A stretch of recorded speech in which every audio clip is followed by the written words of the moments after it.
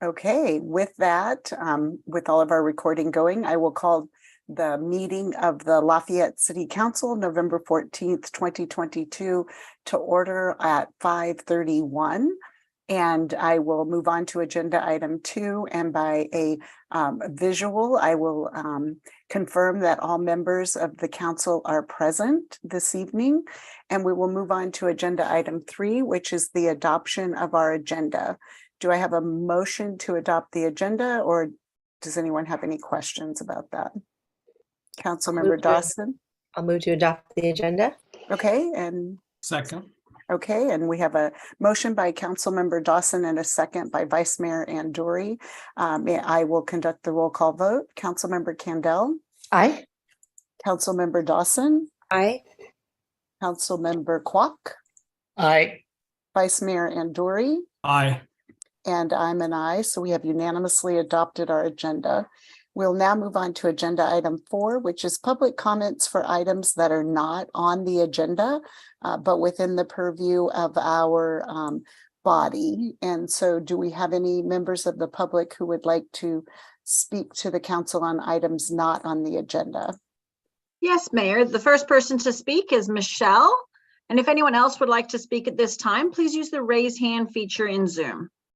And as Michelle's coming over, I will remind everyone that this is items where we can take information, but cannot respond to the items because they have not been noticed. So Michelle, welcome.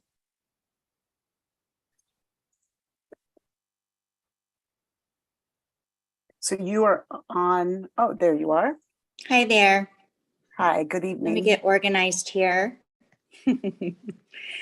Hello, on behalf of Topper Lane and Birdhaven Court residents who met with you, Mayor Garinger, Councilmember Candell, and Transportation Program Manager Patrick Goulier, I hope I'm not botching the name, informally on October 25th, we appreciate that you listened and exhibited an understanding of our many concerns regarding the proposed Class 1 facility on Topper. And the meeting was insightful and informative. We acknowledged the documents we requested and we did receive from Patrick.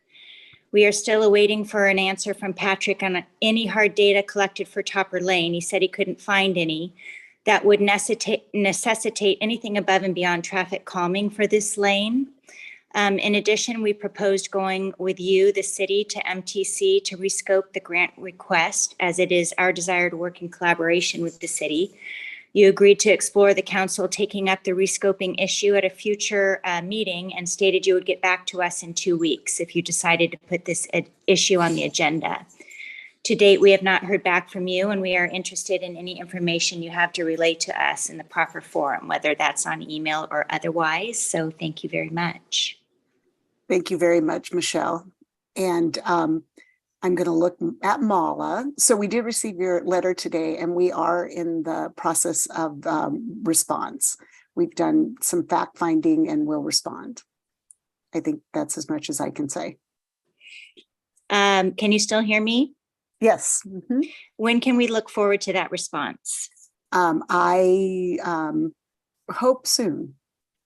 So I don't have a date certain, but we will respond. Okay, thank you. All right, thank you, and thank you for coming.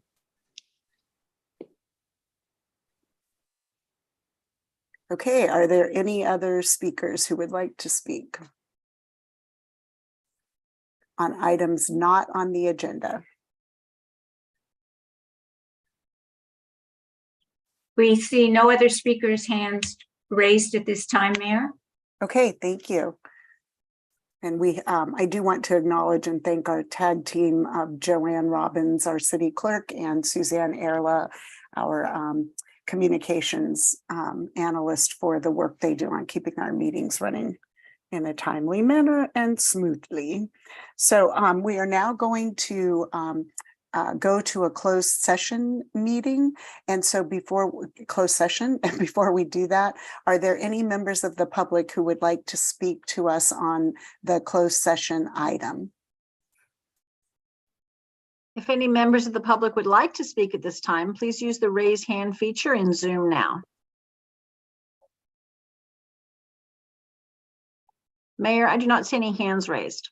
Okay, thank you. So we will go to closed session and then we will be back to resume our open session meeting at 6 p.m., which is earlier than our regular time, but we have a very full agenda. So we will be back in 20 minutes or so. Okay.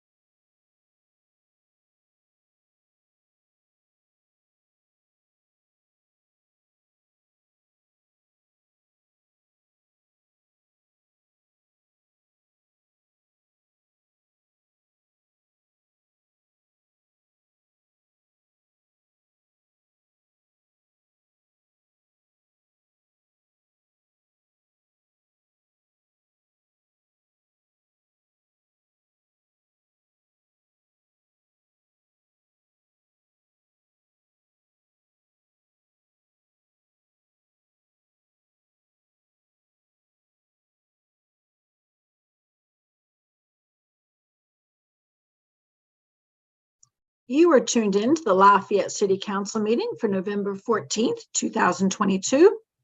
The Lafayette City Council is currently in closed session and will return shortly to begin the open session at approximately 6 p.m. Thank you.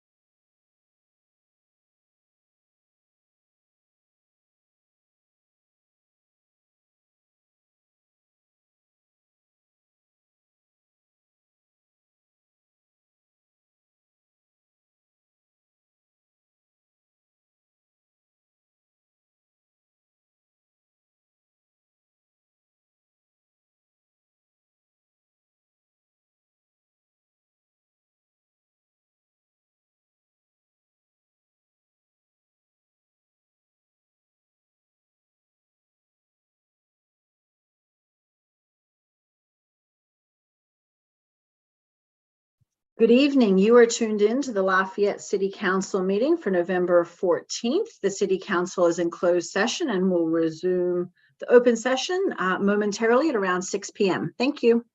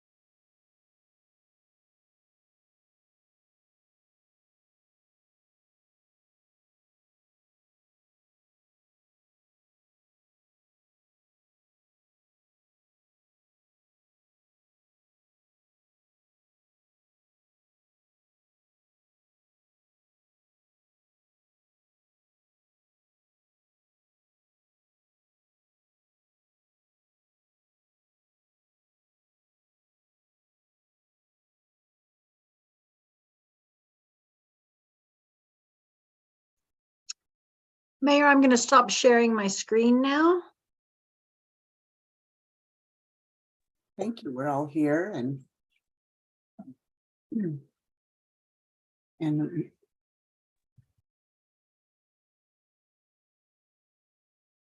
we're just moments away from resuming at 6.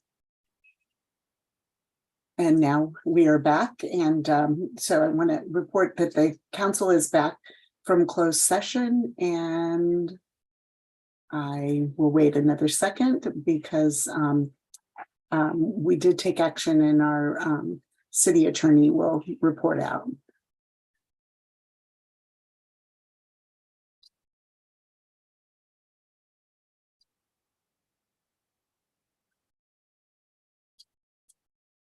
And Suzanne, do you see?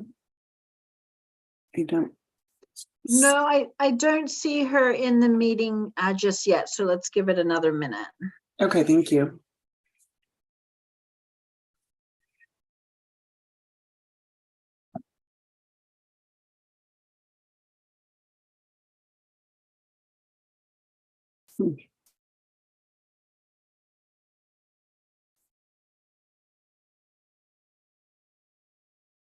Okay.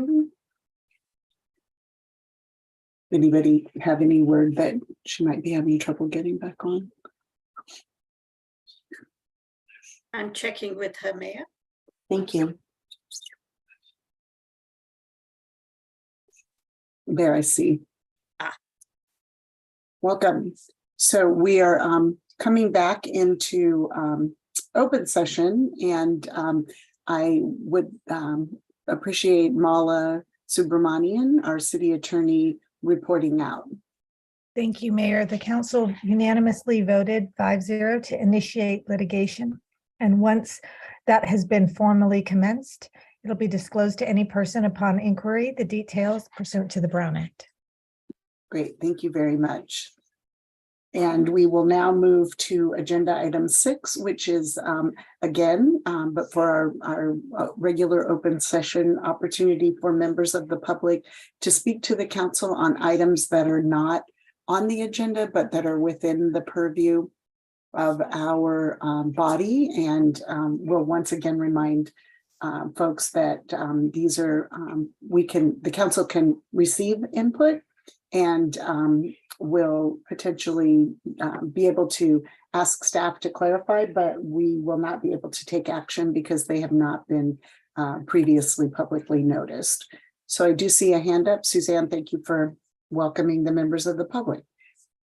The first person to speak is David Clark. And if anyone else would like to speak at this time, please use the raise hand feature in Zoom now.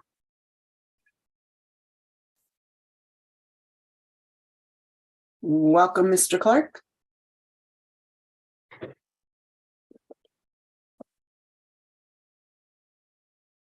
I got to get rid of all these red lines through things, but so thank you. Yeah, And welcome. I do have the agenda tonight looks fascinating. I've got some personal things going on. I'm not sure I can attend the entire meeting. So if I sign off on some of those before the meeting's over, don't take it personally. But that aside, I do have a comment on an item that's not on the agenda, and that is the Downtown Creeks plan. I think there are 2 city council meetings left before the end of the year, one later this month and only one in December. And I imagine that December meeting is pretty packed from what I've heard, but I would strongly encourage the council, if you can squeeze it in, to act on the Downtown Creeks plan before the end of the year. It's been, all the parties that were involved in it are in agreement that the current plan as drafted is fine. The Creeks Committee, including me, unanimously, well, I was part of the unanimous, but unanimously adopted the plan. It's been before the Planning Commission and the public hearing at the Planning Commission, and it was unanimously adopted there. So I can't predict the future, but my guess is it would not, it's not going to take a lot of time, I wouldn't think, at council. And one of the advantages of getting that enacted this year is, none of us knows what's going to happen in the future. And presumably there's a whole batch of state legislation that may come down and impact some of that. And hopefully that state legislation wouldn't apply until next year. So if we can get the Downtown Creeks plan, as it's been agreed upon so far, enacted before the end of this year, we may have some advantage over just in terms of not having to go back and make further changes to the Downtown Creeks plan to conform to state law, if that even happens. So yeah, I think the only person so far in all these meetings that we've had for quite a while that might raise an issue. Well, I shouldn't say it. One of the few people that might have raised an issue was me, and I'm just letting you know that I'm fine with what's in the Downtown Creeks plan. And as I said, it was unanimously passed out of the committee itself, and the Planning Commission similarly unanimously passed it. So if you can find a place on the agenda over the next couple of meetings to get that taken care of this year, I think there's some advantages to doing that. And that's my comment on an item not on the agenda. Thank you. Thank you. Any questions for the speaker? Vice Mayor Endry. Yeah, Mr. Clark, I just want to clarify for my benefit and the council's benefit, the master Downtown Creek plan, that's been adopted. It's in effect. What we're talking about is amendments to existing city ordinances to reflect what's in that plan. Is that correct? Yes, in general, the language, some of the language that you're referring to was in the Downtown Creeks plan as it was adopted in 2000, what was that, 17. So, but it was never codified. So you're right. It's that to be codified language, which has changed since then, because we've had meetings since then. There have been state laws which made some of those provisions they didn't work anymore. But you're right. It's the codification, and there is what you'll see when the package comes from the Planning Commission. There's a red line version with strikeouts and underlines as to the exact down to the letter, the exact changes that would need to be made to the Lafayette Municipal Code. So you're right about the plan itself has been adopted. That's correct. So what we're the point of this iteration is to codify what has been adopted into the Lafayette Municipal Code, and then what's coming out of the Planning Commission includes that language, and the strikeouts. Thanks. Thank you. Thank you. Any other questions? Okay, thank you, Mr. Clark. Mhm. You're welcome. Thank you. Good night. Thank you. Good night. Mayor, I do not see any other hands raised at this time. Okay, thank you. So we will move on now to our presentation section, and we will start, excuse me, with 7A, which is Tracy Robinson and the introduction of a new employee.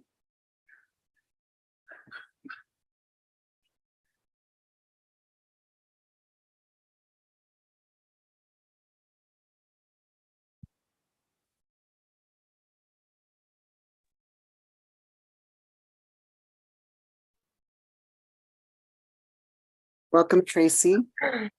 Thank you, Mayor and council members. Ricky, can you put there she is. I just wanted to introduce you to a newest member of the staff.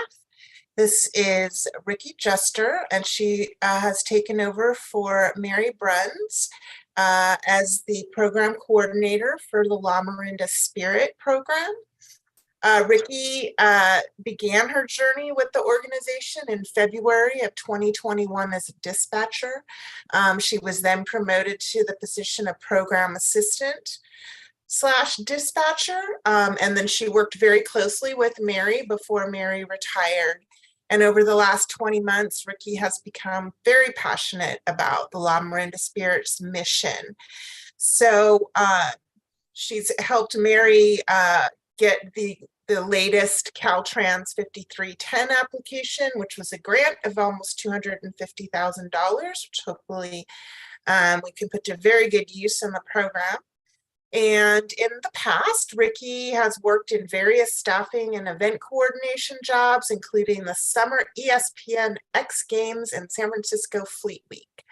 And when she is not occupying herself with the La Miranda Spirit, she's teaching for Music Together or performing at murder mystery dinners. That sounds fun. I'll have to talk to her about a staff mystery dinner. So thank you. Welcome, Ricky. Thank you very much. Welcome, Ricky. Do you want to share a few words, please? Well, I'm very honored and to be on this panel, even if it's 5 minutes. And I just want to say that I know Mary Bruns' shoes are big shoes to fill, but and it's not going to. I'm not going to know everything she knew overnight, but I plan on eventually getting up to speed. And my hope is to bring the Spirit Van back to.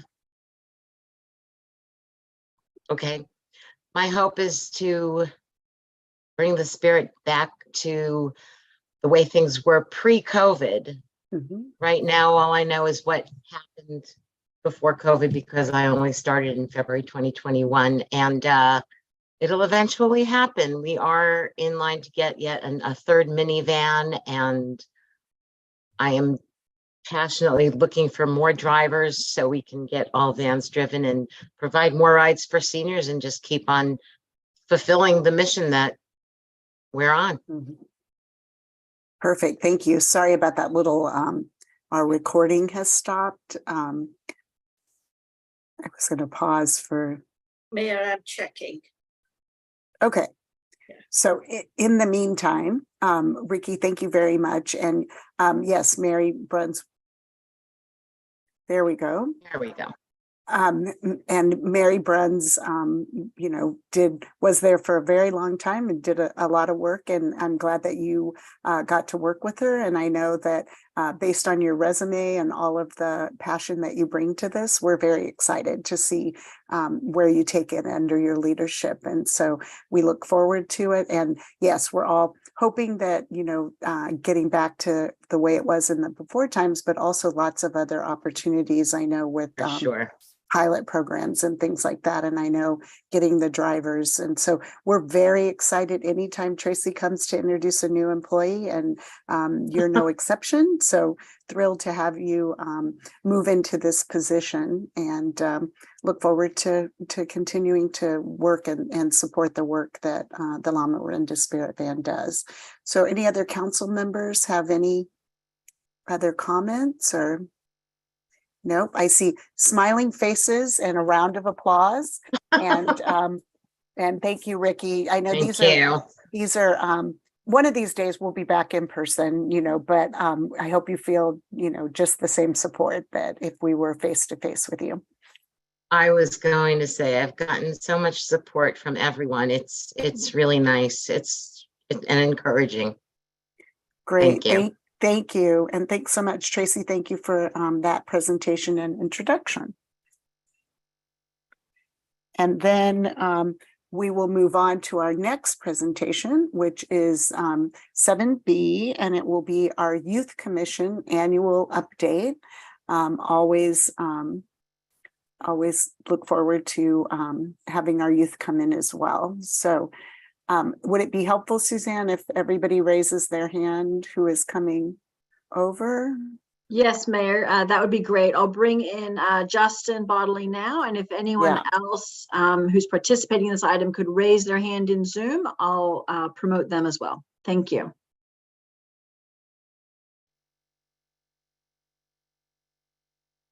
Hi, Justin. Welcome. Hi, everyone. How are we doing?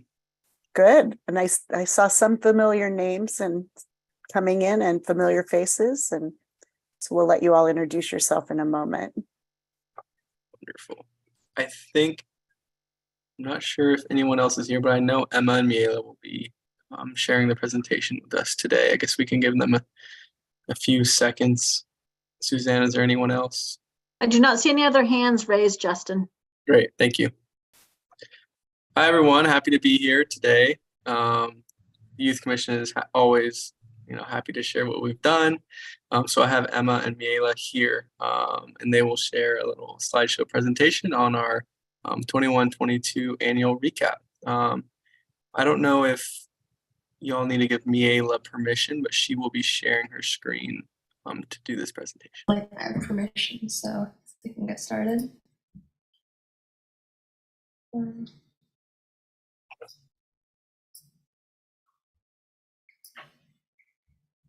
So I'm Miela. Emma, I think you're muted. Oh, hi, I'm Emma. I'm the chair of the Lafayette Youth Commission, and this is our recap of the year and all of the events we did. So our first event, we've hosted multiple movie nights on the patio outside of the Jennifer Russell Building. I think we've seen The Emperor's New Groove, we've done Coco, and we've done a teen movie night for Jumanji. And it was really great for families to enjoy a movie and to come together in their community. And then during the holiday season, we had our Toys for Tots drive, where we publicize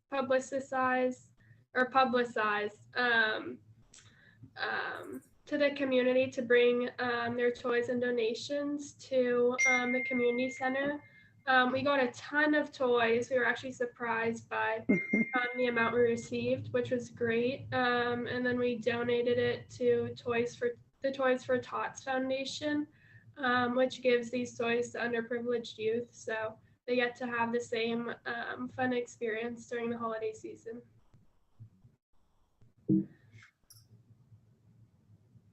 Then next up, we have the family dances. It was actually a huge hit.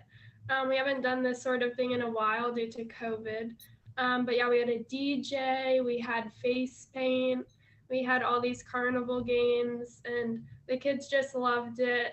I think over 70 families came too, so it was a really good family event. And yeah, the families were dancing all night, And yeah, it was great to see everyone out there again after COVID. And we partnered with the charity A Brighter Day for the Teen Talent Showcase, and multiple youth in Lafayette submitted their performances of various things like instruments, acting, and then they were entered into a competition to win scholarships. And we also worked on Lafayette Community Day. There were over 150 volunteers there, and we partnered with Alpine and the Senior Services Commission, and we hosted the Lafayette Rocks booth, where anyone could come and paint rocks that spread symbols of kindness throughout Lafayette.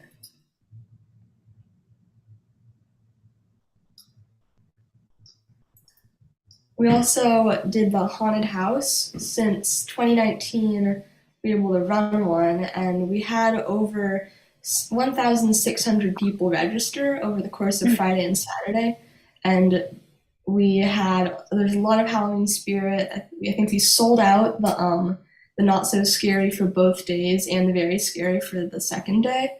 And it was just a really great experience. It was great to finally have it after it was cut off for COVID for so long. And we planned and operated it. We acted in the haunted house. We decorated the whole thing. We've painted tapestries. And then here is our, there's an Instagram post that we made about it. It loads.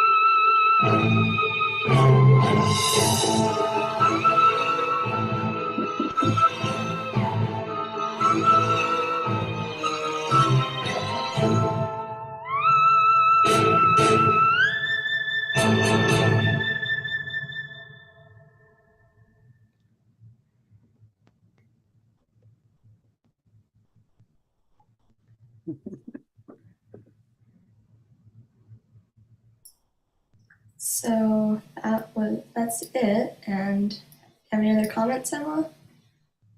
Yeah, I know the haunted house is always our big thing, and we weren't able to do it the past couple years, but yeah, the community really showed up for the non-scary haunted house.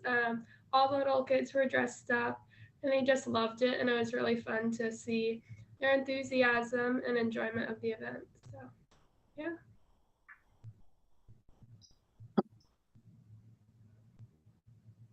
Thank you. Yeah, thank you. Thank you. Thank you very much.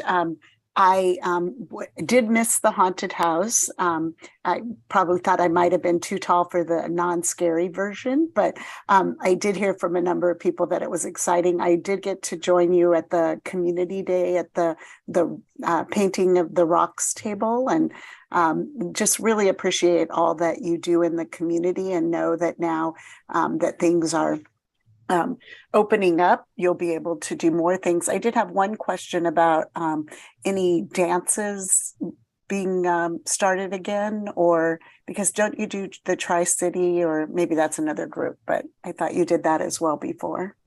Yeah, we do the Tri-City dance. I think that we were planning on it maybe last year, but we had just decided that COVID-wise, it just wouldn't have worked out. Yeah.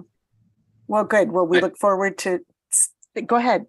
I do know that we will be planning on doing another family dance in the spring, and that'll be in March, and it'll be on St. Patrick's Day. So we'll have a little St. Patrick's green theme day, and we hope to have that indoors and outdoors. Last year, as I heard, it was just out in the patio. So we're going to be getting a DJ and having dancing and the DJ inside, and then fun games, cornhole, and all that good activities outside. So that'll be a big hit. Perfect. I love the evolution of that dance. And so we're moving forward. So any other comments, or I know I was looking carefully at the video because I understand one of our liaisons to the Youth Commission may have been featured at the haunted house, but Wei Tai, Councilmember Kwok, would you like to comment? I was there, but I was only in the non-scary part because okay. I even got scared in the non-scary part. So, but great presentations. I thought you did a great job to show what you did this year. You really use your organizational and leadership skills to engage people of all ages, from youngsters to parents and so forth. And I think you're really doing a wonderful job to create some vibrancy amongst, and getting everybody out and having fun. So I just, look forward to what's going to happen next year. And you guys are on a great track. And I just applaud you for all of this and encourage you to just keep doing it. It's really an enrichment for our community. And I know we're all grateful for you for the time you're spending to do this. So, and I hope you feel rewarded by all the smiles on the faces of all the kids and parents that are coming by and participating in the great things you're doing. Well said. Any other council members? Okay, I think that thank you very, very much. And please extend our gratitude to your colleagues on the commission. And Justin, thank you. I know that you rejoined, but in a new role just around the time of Community Day. And so excited to have your energy at the Parks and Rec and with the Youth Commission. Thank you. So thank you. And with that, we'll do a round of applause. And we will move on to the next item on our agenda. But thank you. Always a hard act to follow. So thank you. Thank you all.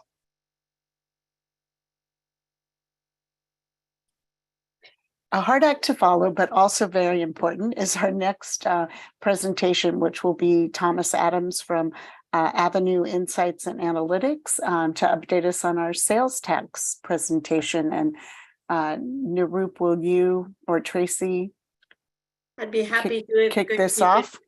Really short, Mayor. You have had Thomas come before you a year ago.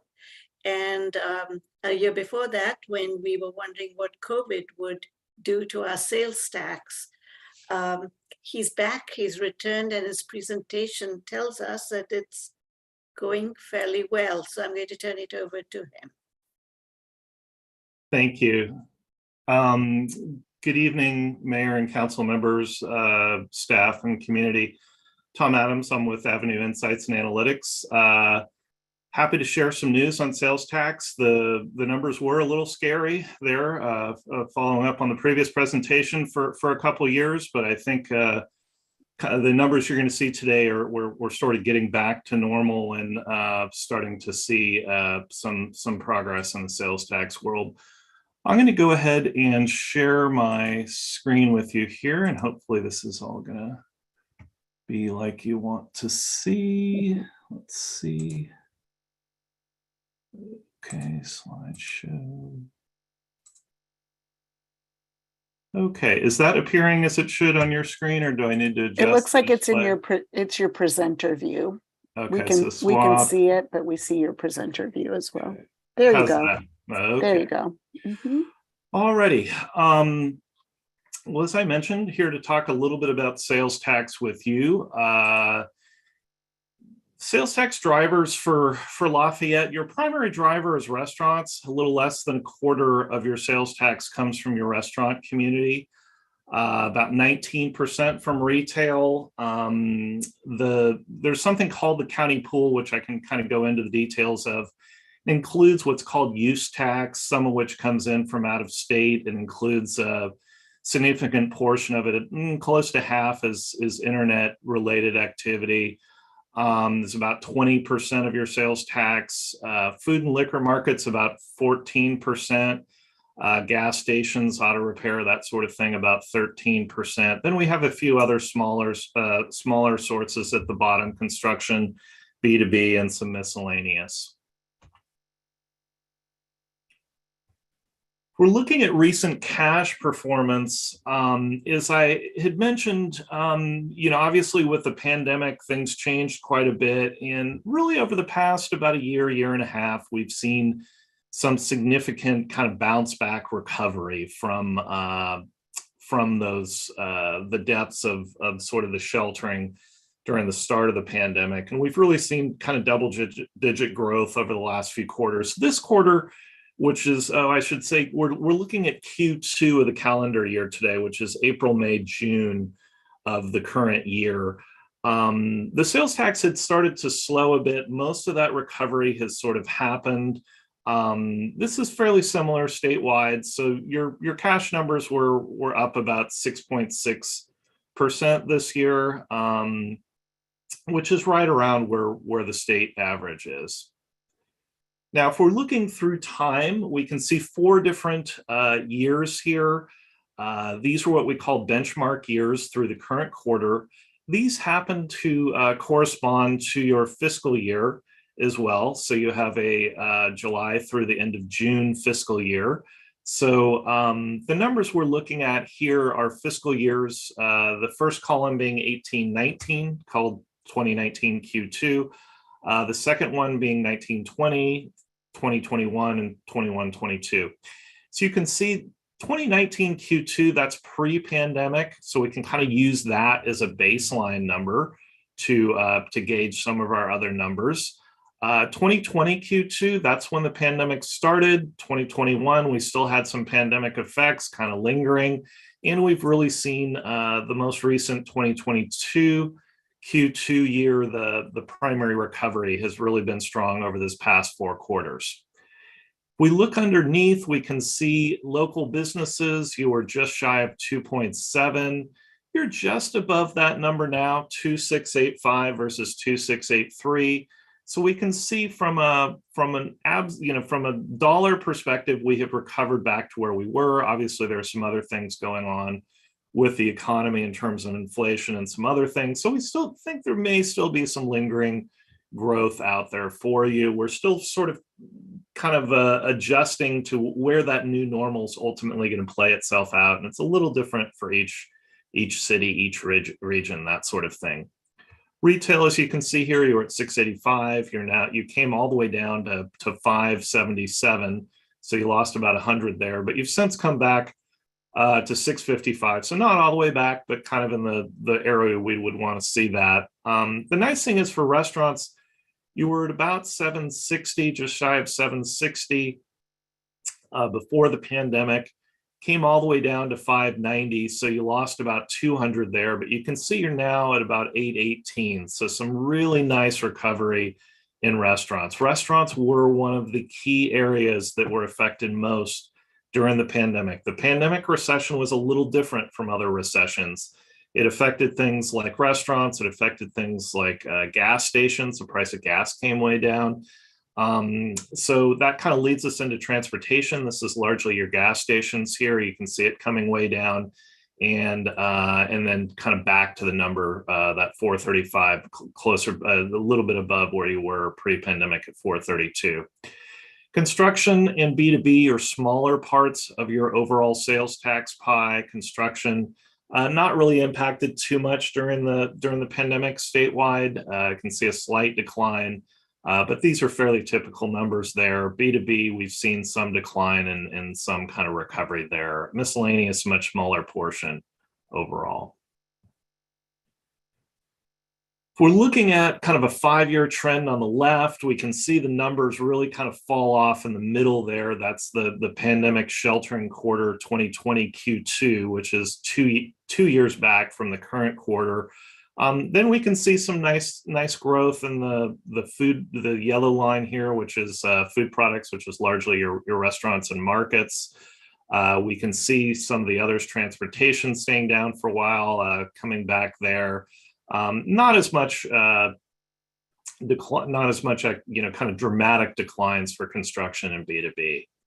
Overall, as I mentioned, decent growth, about 8.8% for your, this is your local business community, which is kind of about 80% of your sales tax. And we also have the county pool, which I'll get to in just a minute. Well, we'll get to it in the next slide.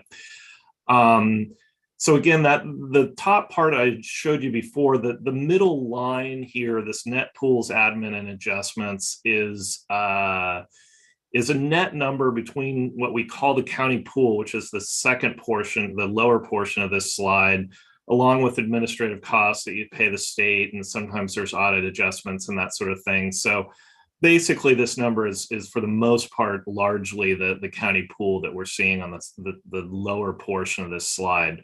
For this quarter, we have been seeing a bit of slowing with the county pool, down about 9.5%. Your jurisdiction share, however, wasn't down quite as much. The way the county pool is calculated is it's how your business's sales tax receipts are compared to all of the jurisdictions throughout the county's sales tax receipts. So you can see you were at pre-pandemic, you were at 1.9%. That means your sales tax receipts were just shy of 2% of all the sales tax receipts throughout the county. You came down to about 1.4 a year ago, and you've since come down back a little bit to 1.5, which is good. It means that relatively you're getting a little bit larger share overall of the county pool. However, your share again is just down slightly. Again, some of this activity, the internet, some of that is sort of slowing down, kind of coming out of the pandemic, people switching back to brick and mortar and some of those things. If we're looking at your sales tax future, I wanted to give you an update. I think my last time I was there speaking to you was about 6 months ago. This would have been 2 quarters back. We had you, you can see your number here for 2021 was fairly flat. We had you growing at about 18% for the immediate prior fiscal year. We just got the final number for that in the Q2 report that we're going through today. Going forward, we had you growing a decent sort of growth for the current fiscal year, 22-23, at about 5.3%. Next year, we thought things might slow down a little bit, kind of coming off of some of that recovery, about 3.5%, and you can see it sort of growing out from there. We've since sort of moderated our growth numbers. The final number you came out at for 21-22 is pretty close to what we had thought. We thought 3361. You came out just about 13,000 higher, 3374. So we were pretty close on that one. Going forward, if we're looking at 22-23 and going forward, we're slowing that growth down a bit. The reason we're doing that is just some of kind of the macroeconomic numbers out there in terms of increasing likelihood of recession or some sort of downturn, slowdown, that sort of thing, as well as sort of the inflation out there, consumers sort of slowing perhaps some of their purchasing related to high price of goods and that sort of thing. You guys overall are a little bit more insulated from the volatility of a recession, just because you don't have, say, things like new car sales or appliances or large construction community that are often during a typical recession, those kind of larger ticket items where people might tighten their belt on spending and you would see more fluctuation. You don't have as much of that. We think that, again, I think these numbers are fairly conservative for you guys. And to put it in context, inflation this year is we're projecting it'll be similar to last year, maybe an average of around 7% over the year. Hopefully it'll be less, but that's kind of what we're thinking.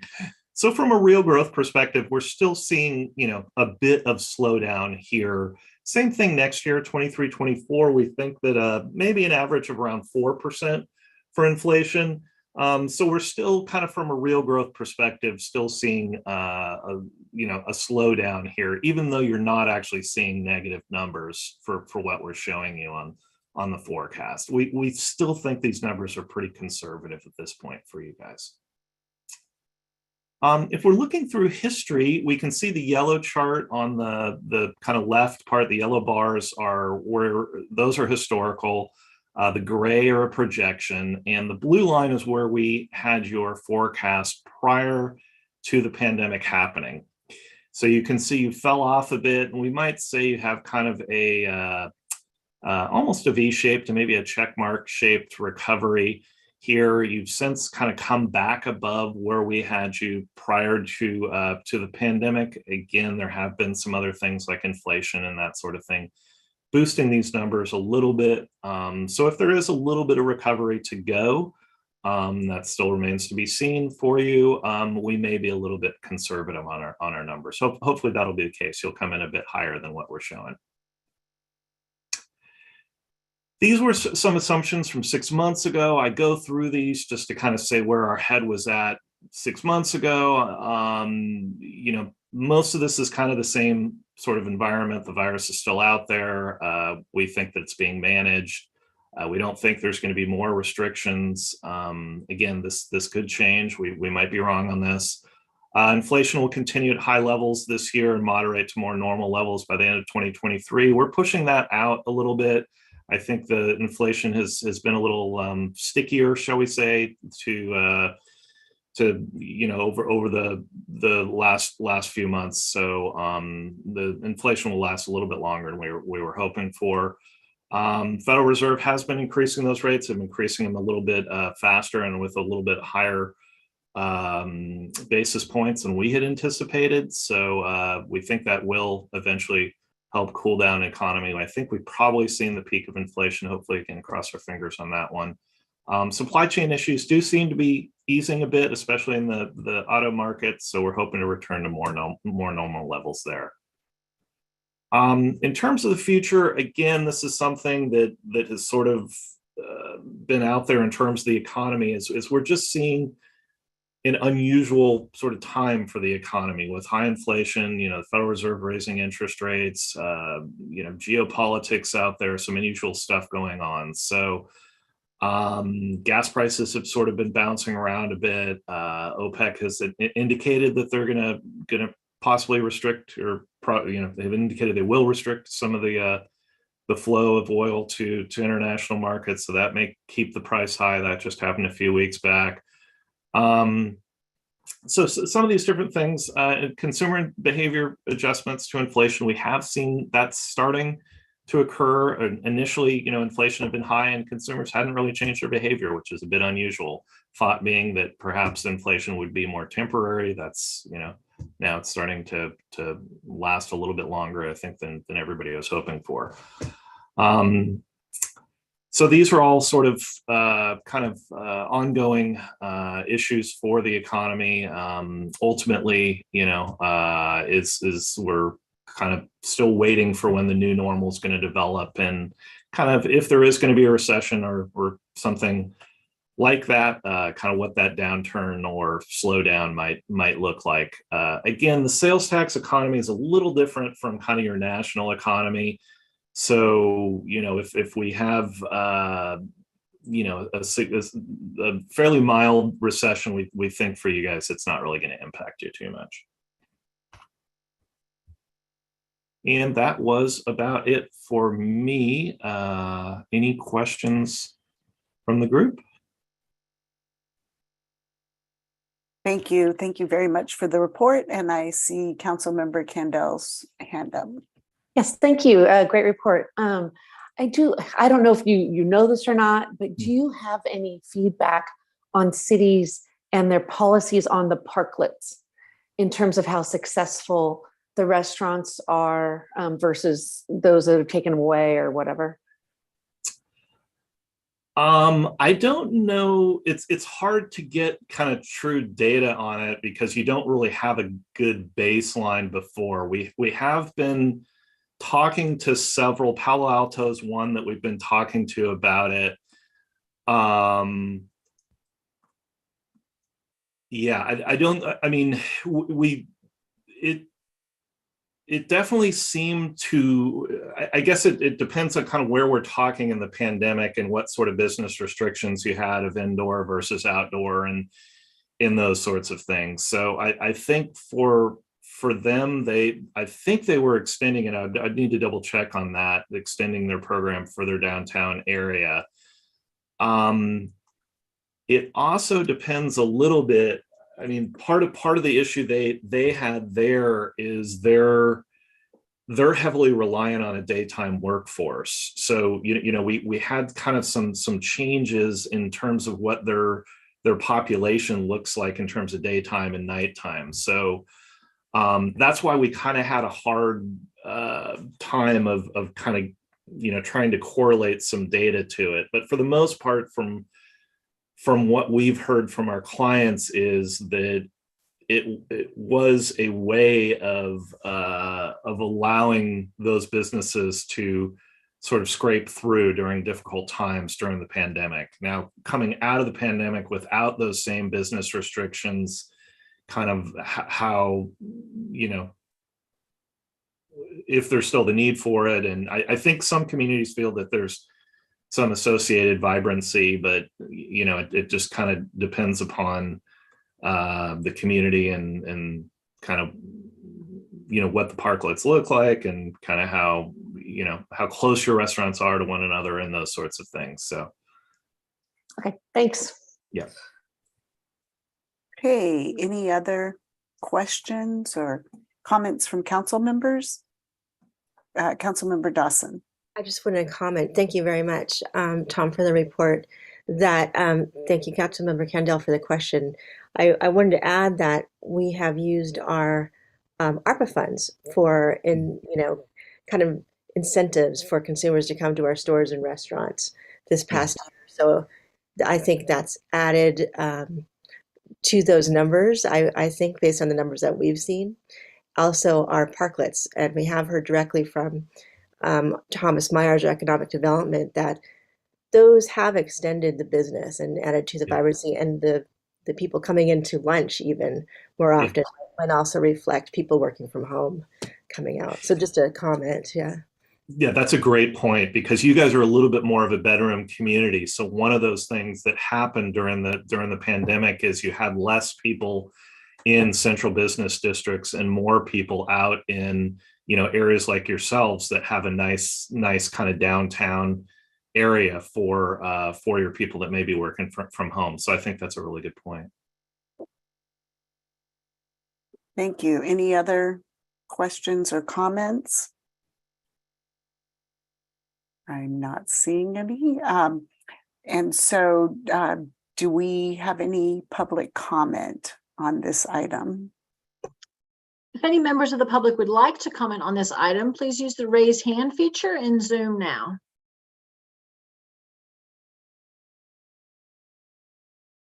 And I'm not.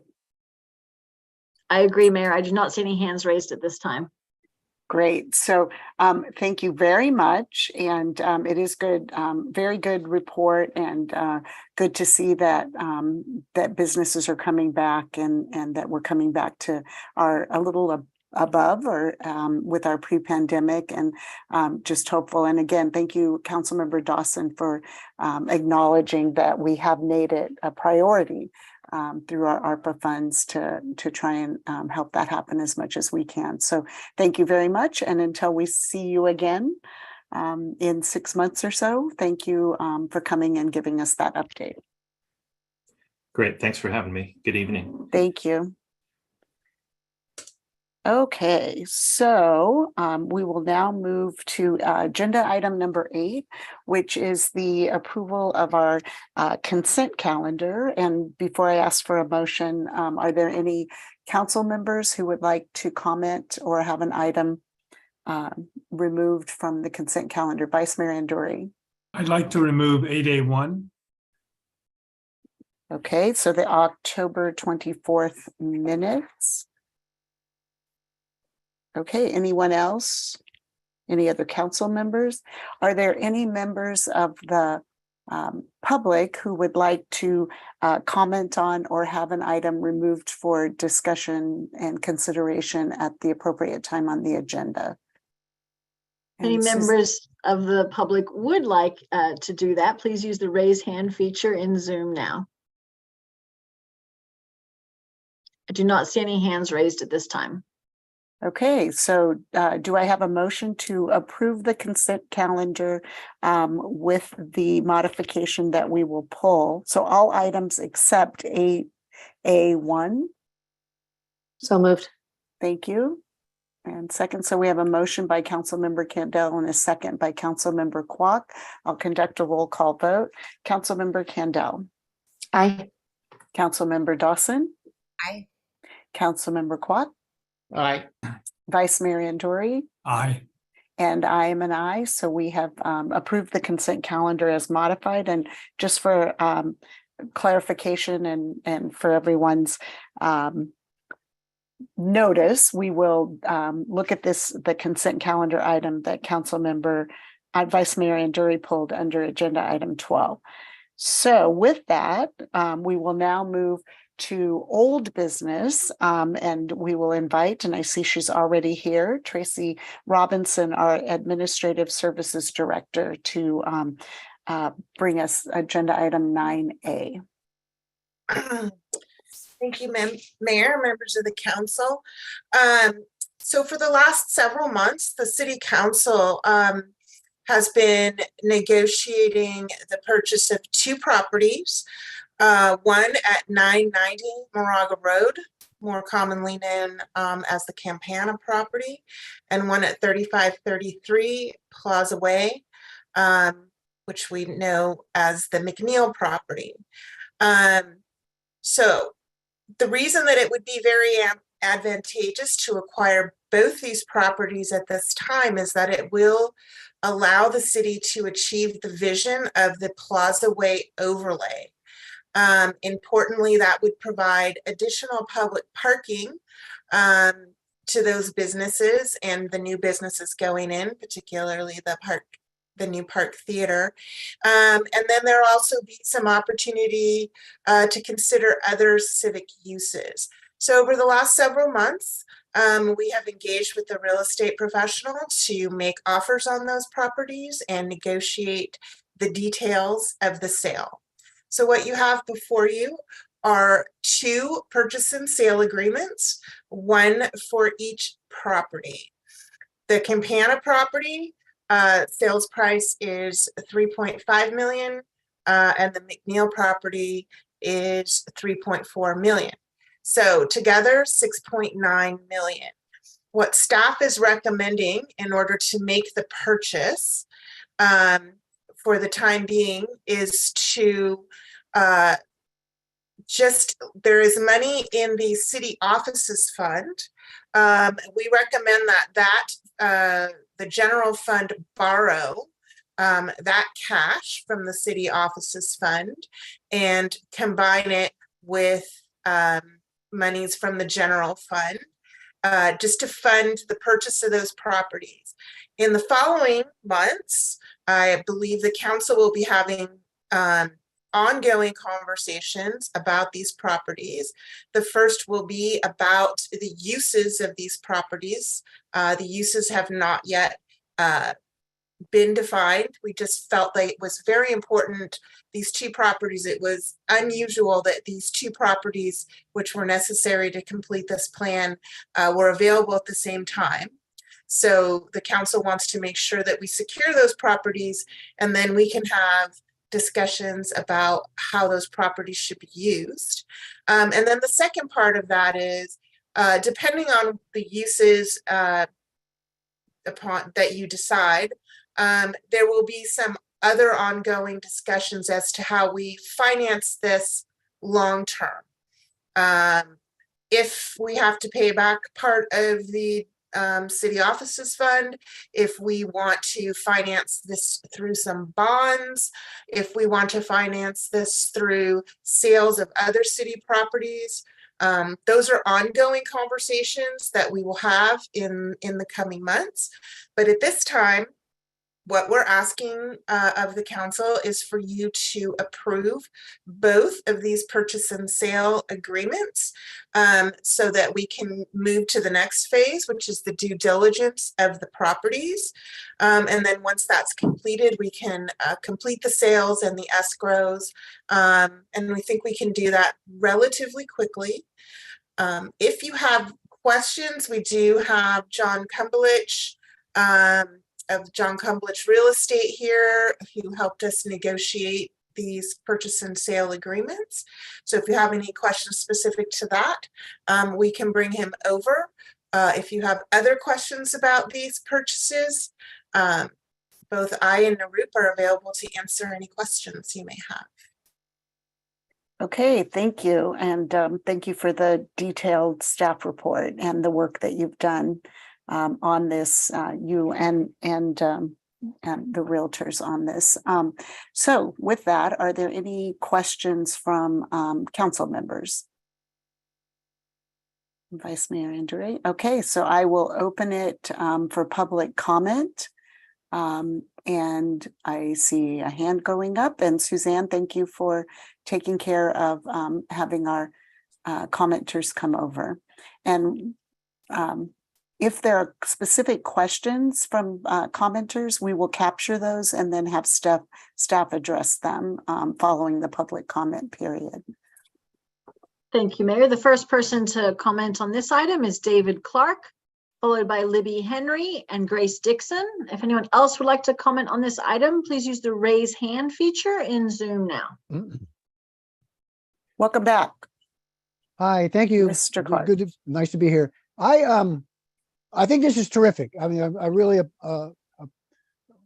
strongly encourage you to adopt this. I'm not being overly facetious, but it's far easier to accomplish some of the goals, for example, with the Downtown Creeks plan, if we own the properties outright, as opposed to going through a no net loss provision. So I'm all in favor of this. And if you could find the money to buy all the parcels on both sides of both sides of the channelized creek, that'd be even better. But seriously, I applaud this.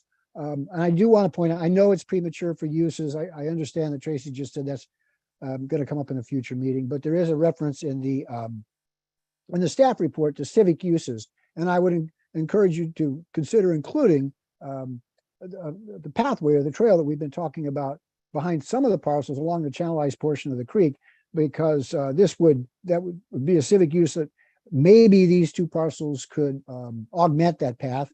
Depends on the location and the siting and all of that. I understand that, but we've got a piece of that behind the Madison Park property. The rain garden that's under construction now is designed to accommodate a path at the rear portion there. We've got an easement behind the Park Theater. So some of these pieces are already in place, and I think the acquisition of these two parcels may augment or be able to add to those pieces. So I'm highly in favor of this, the purchase and sale agreements as are indicated here. Thank you. Thank you. Any questions for the speaker? Okay, not seeing any. Suzanne, thanks for welcoming our next speaker. The next speaker is Libby Henry, followed by Grace Dixon. And if anyone else would like to speak on this item, please use the raise hand feature in Zoom now. Currently, there are no other speakers after Grace. Welcome, Ms. Henry. Hi. Hi. This was a surprise to me. I kind of have a couple of questions, because it has always been my understanding, and I believe there is a marker on the property at 990 Moraga Road as being a historical landmark in Lafayette. And so I'm wondering, I don't know about this this other development that but I'm wondering, I'm assuming that it means that that building will be torn down in order to make room for whatever the thing is that you have in mind for behind it with the other property on Moraga Boulevard. But so it just appears to me that the historical status apparently is being ignored. And I'm wondering why that is. And Campana Music, I know, has been here, you know, I mean, what are the plans to relocate or whatever the businesses that are there? I mean, we've lost so many businesses in total with all the development that has gone on, and to lose even more business with a project done by the city itself just seems counterproductive. And it kind of scares me that it's so cavalier. They don't matter. Let's just get rid of them. Just the attitude. I don't understand it.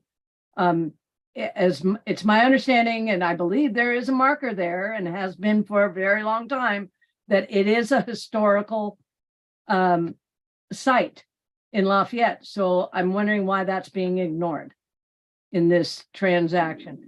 And I'm also wondering, I didn't know that the city of Lafayette had any money to buy any properties. If that is the case, why the heck haven't we bought more? That's what I have to say. Okay, thank you. Where we can, we'll answer questions after. Thank you. Any questions for the speaker? Sorry, Vice Mayor Anduri. Yeah, I have to admit, I was having a hard time following. Where is this historical marker? You mentioned it right after mentioning Campana music, but I don't think you meant that. It's when you enter the little parking lot, right there. When you enter what little parking lot? The parking lot in front of Campana Music.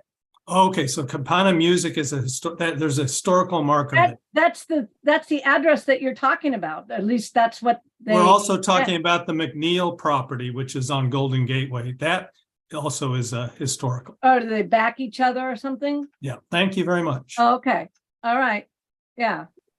I mean, you got the Park Theater as a historical monument, so I'm wondering. Thank you. Okay, thank you. You've answered my question. Thank you. Okay. Thank you. Okay, and the next speaker?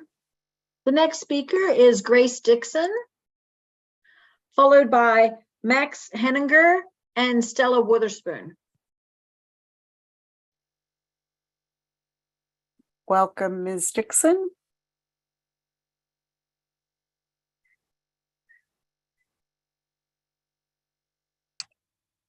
I'm sorry, can you hear me? Yes, we can. Wonderful. Just a quick comment. I am in full support of the purchases of these two properties. I know that the city, it's a small miracle that the city is able to obtain these properties. They're right in the middle of town. And I am in full agreement to David Clark's comments that I'm hoping that we can preserve civic uses from these central locations to encourage walking, biking, and the community. So thank you, and hoping this happens, and congratulations. Okay, thank you. Any questions for the speaker? Okay, and seeing none, thank you. The next speaker is Max Henninger, followed by Stella Witherspoon.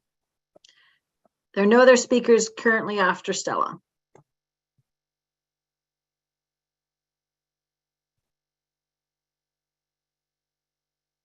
Welcome, Mr. Henninger. Hi, good evening, everybody. First, just a question that I'm hoping either council or staff can answer. So by borrowing around $5 million from the city offices fund, is the council considering a shift in policy where we're no longer prioritizing eventually purchasing a city hall, or at the very least deprioritizing it? I think it would just be helpful for the public to know if it's an official shift in policy, because it would seem like a pretty big, it would seem like a challenge to not have a quick timeline to pay the money back. And then the second piece is around the uses, and it sounds like that's going to be determined later. I do think, though, that in order for the public to know how we should comment on this item, we really need to have an idea about what the council is thinking for the uses, because $5 million of city money is a big decision. And I think Inclusive Lafayette needs to think a little more about what our stance would be personally. I think if the intention is to eventually use this to develop 100% affordable housing with a nonprofit partner, I think it would be a great idea, a great use of city funds being less than a quarter mile from BART. Or, alternatively, it could be with the market rate developer and unlock some value capture and maybe even be able to put a city hall at the site if you were partnering with a commercial developer that was able to make enough money on a commercial piece that they could pay for a city hall or maybe even pay for it at an alternative site. However, if the intention is to use it primarily for 100 surface parking spaces and to preserve existing retail uses, to use $5 million of city money for that, to me, would feel like a historic mistake that we would look back on and wonder why we did that. So I'm hoping that council can shed a little bit more light on what the thinking is around the uses so that the public can be informed about whether this is a good use of $5 million.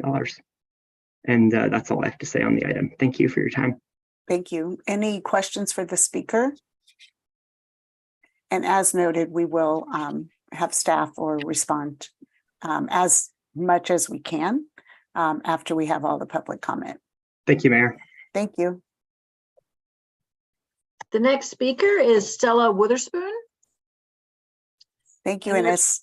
Oh, sorry. And there are currently no other speakers. So if you'd like to speak on this item, please use the raise hand feature in Zoom now. Sorry, Mayor.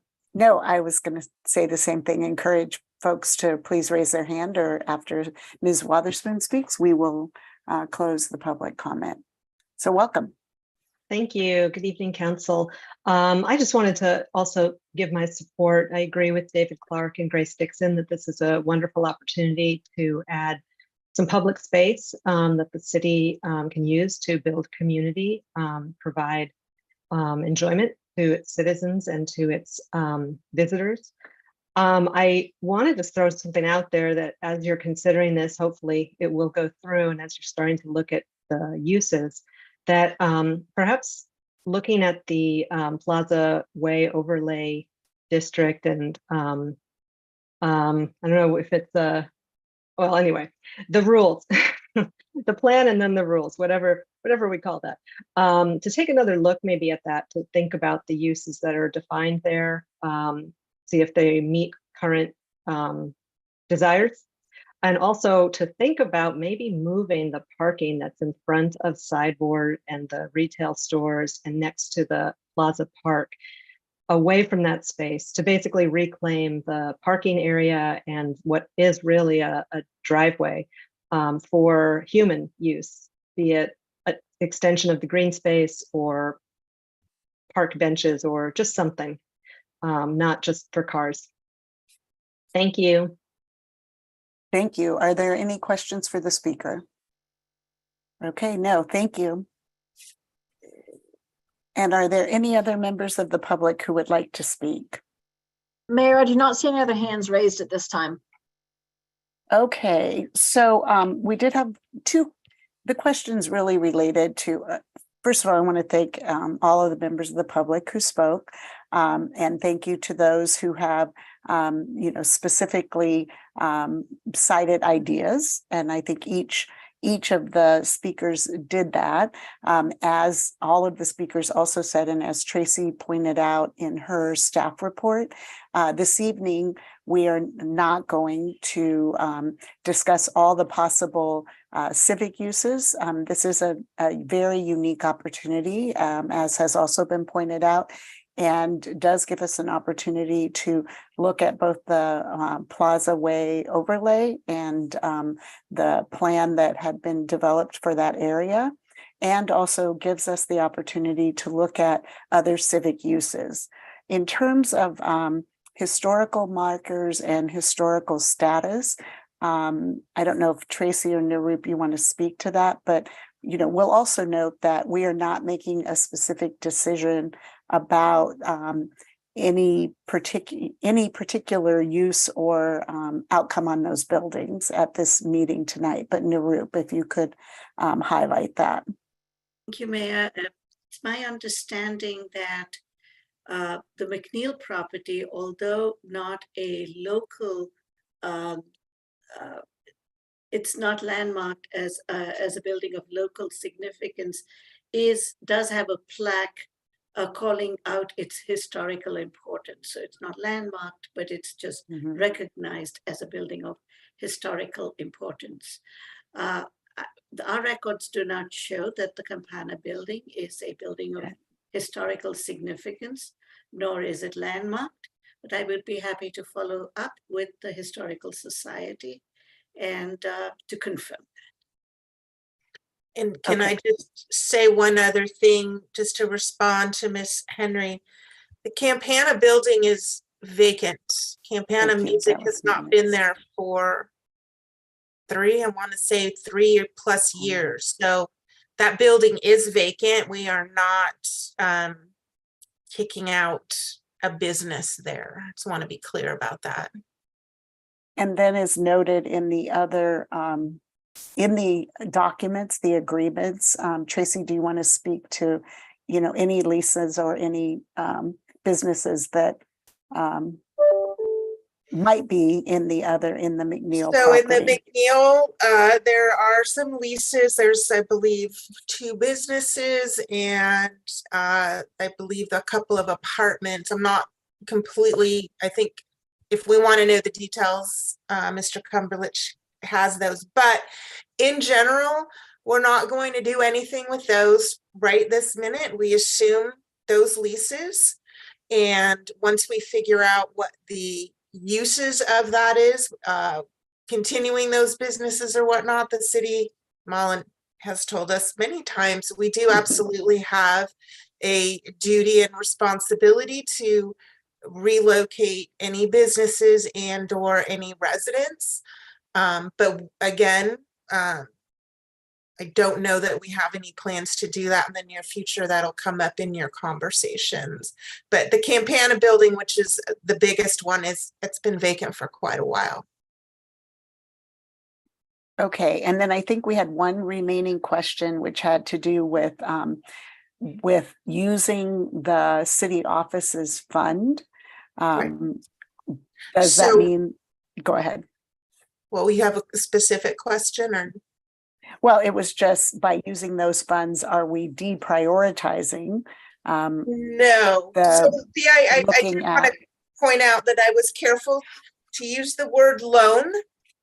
We were loaning the money. The city offices fund has been built up over more than 25 years. As everyone knows, we currently rent city offices. The council's policy has been for the last 25 years that whenever any of the city's property is sold, that the proceeds of that sale go towards building a city office. So it's probably, I'm not going to, let any cats out of the bag, but obviously that is one of the things that the council is going to consider. If the council decides that they are not going to put city offices on that property, they would then make the decision or have to figure out how they would pay that money back. So to my knowledge, the council's not made any major policy shifts, but the council is free to do that. But I think those will be some very substantive conversations that we'll have over the next several months. Okay, Vice Mayor Nduri, I was gonna, go ahead. Well, if I can just embroider on that, there's never been a cat in the bag. Let me assure the public that there's been no discussion at the council level about the use of these properties. Every discussion will be fully transparent and available to the public. And of course, we welcome your input.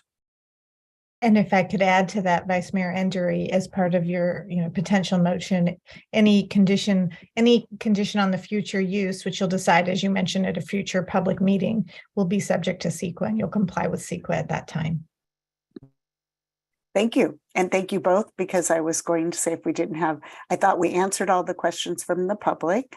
As we move forward, the motion, the action ahead of us tonight is to approve the purchase and sale agreements for the McNeil and Campana properties and to direct staff to begin the due diligence process to move forward with closing those transactions, or what what we find out of our due diligence. And I know that one of them is 45 days and one is 30. And so staff and our representatives will be working very hard to make sure that everything is as we believe it to be. And then after that, as has been said many times, we will have discussions about what the use will be. And so I won't reiterate it again, other than just to say that there will be, as Vice Mayor Anduri said, plenty of opportunity for public input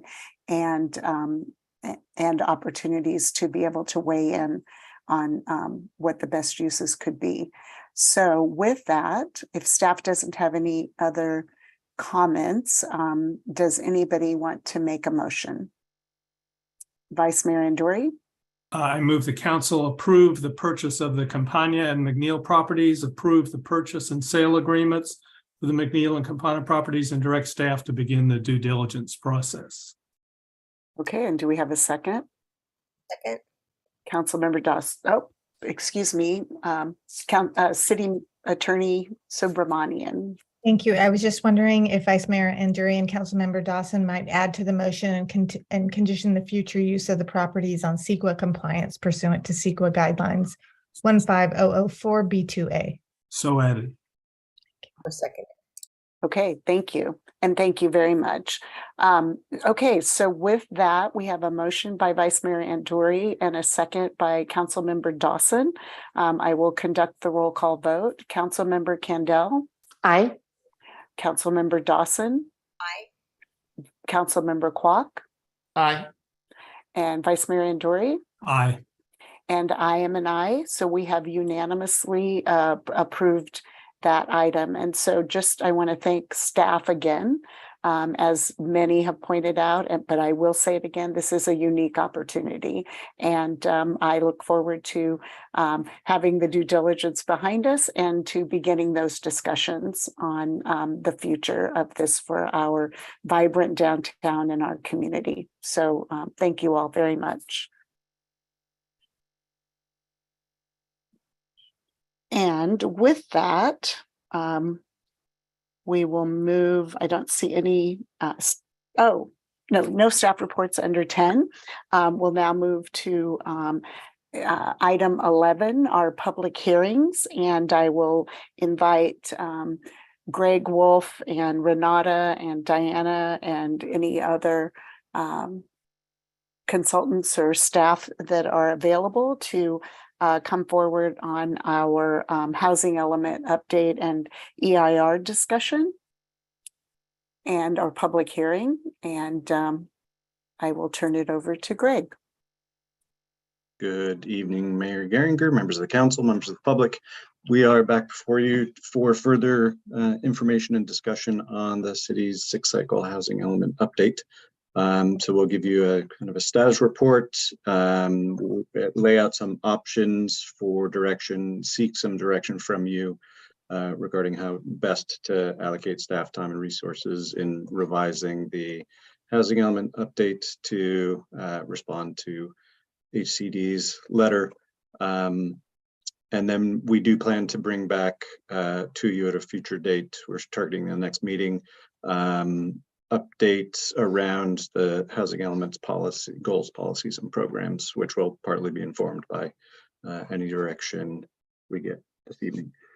So are you, I'm seeing a resting slide. Yes, we are. Looks good, thank you. So we did publish a staff report. We'll summarize it here. Largely tonight's topic is with respect to opportunity sites and options therefore, as well as some additional information on timing. So we'll ask that you conduct the public hearing and discuss the options and provide direction to staff. So just as a very quick refresher, the 6-cycle housing element, as required by state law, identifies programs, goals, policies, and programs to promote housing. Housing is a statewide concern, considering the deficit and housing crisis. For 40 plus years, I think, the state has had the requirement for housing elements and has conducted a regional housing needs allocation process whereby each region or council of governments, in our case, the Association of Bay Area Governments, is allocated a gross number, and then that gross number is further sub-allocated to each individual jurisdiction, and each jurisdiction does have some share in that. And we've gone through that process over the last 18 to 24 months.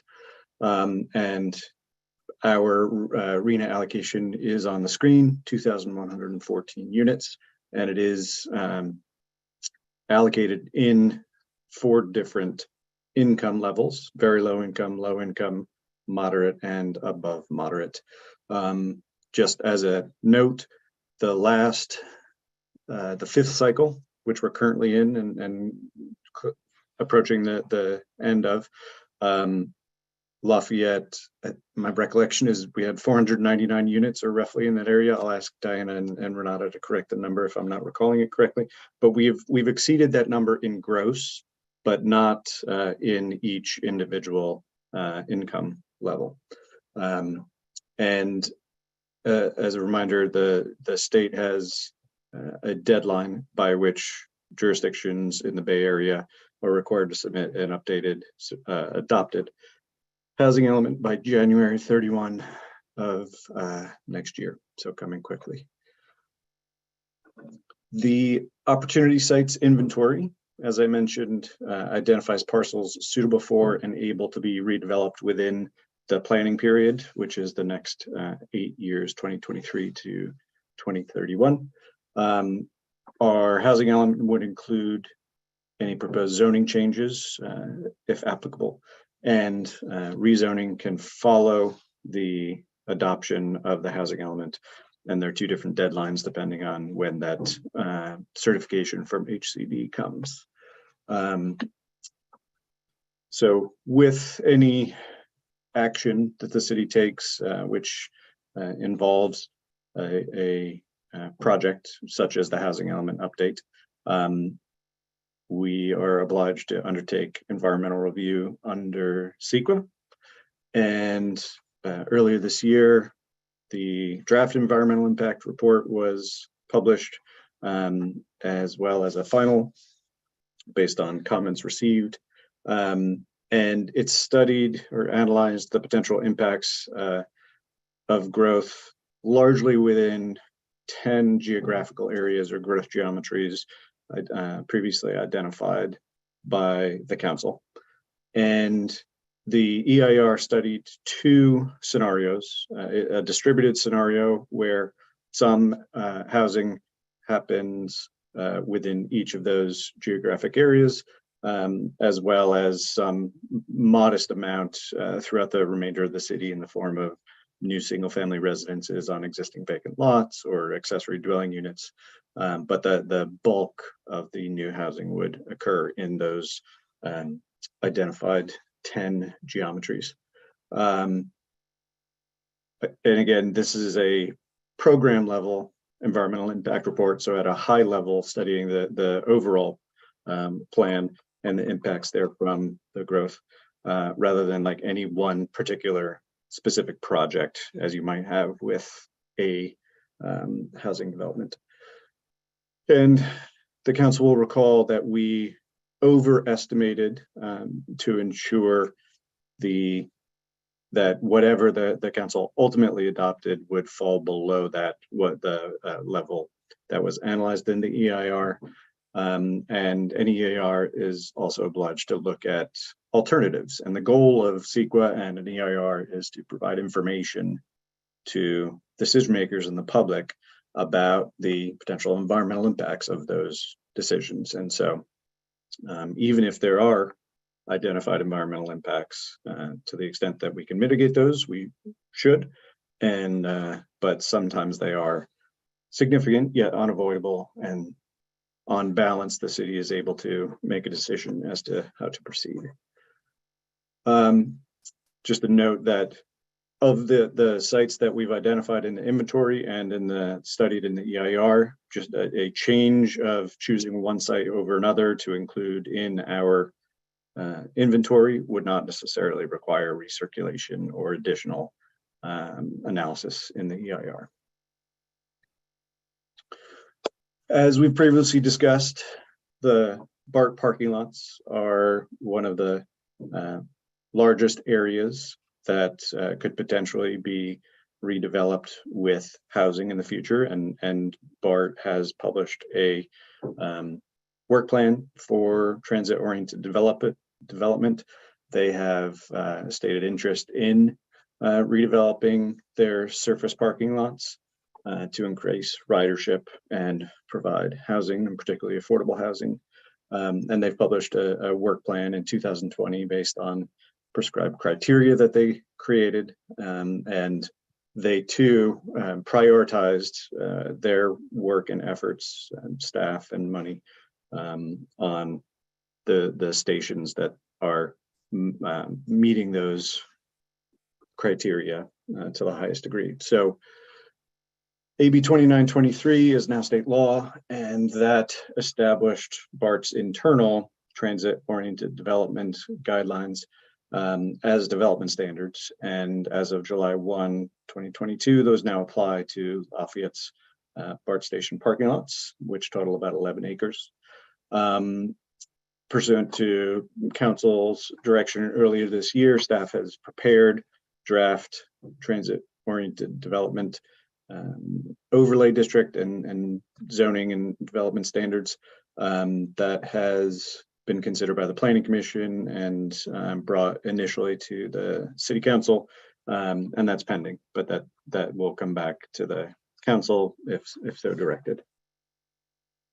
Right now, in BART's TOD work plan published in 2020, Lafayette Station parking lots are slated for post-2030 redevelopment, and BART has indicated to us that they intend to periodically revisit the prioritization in the work plan, and that their next, I guess their first and next update will start after the first of the year. And so the priority list may change based on new information available.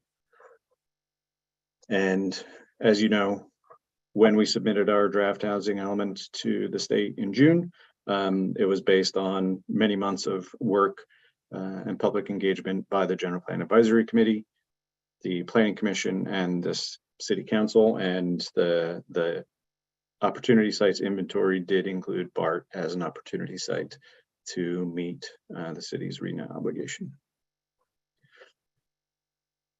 With respect to BART, I think we can all agree that it is an opportunity site. Its existing surface parking lots are not the highest and best use. Promoting housing and other uses near transit reduces vehicle miles traveled and greenhouse gases. And it would accommodate a significant number of housing units towards meeting our RENA allocation. And there is an opportunity for mixed use development if the council and BART see fit. BART has indicated one of their highest priorities is to work with communities to develop a project, and certainly not against a jurisdiction's wishes. So if the jurisdiction desires to see certain things and it aligns with what the BART's goals are and the TOD standards, they're happy to accommodate that. So as I noted, the work plan for BART currently has Lafayette stations post 2030.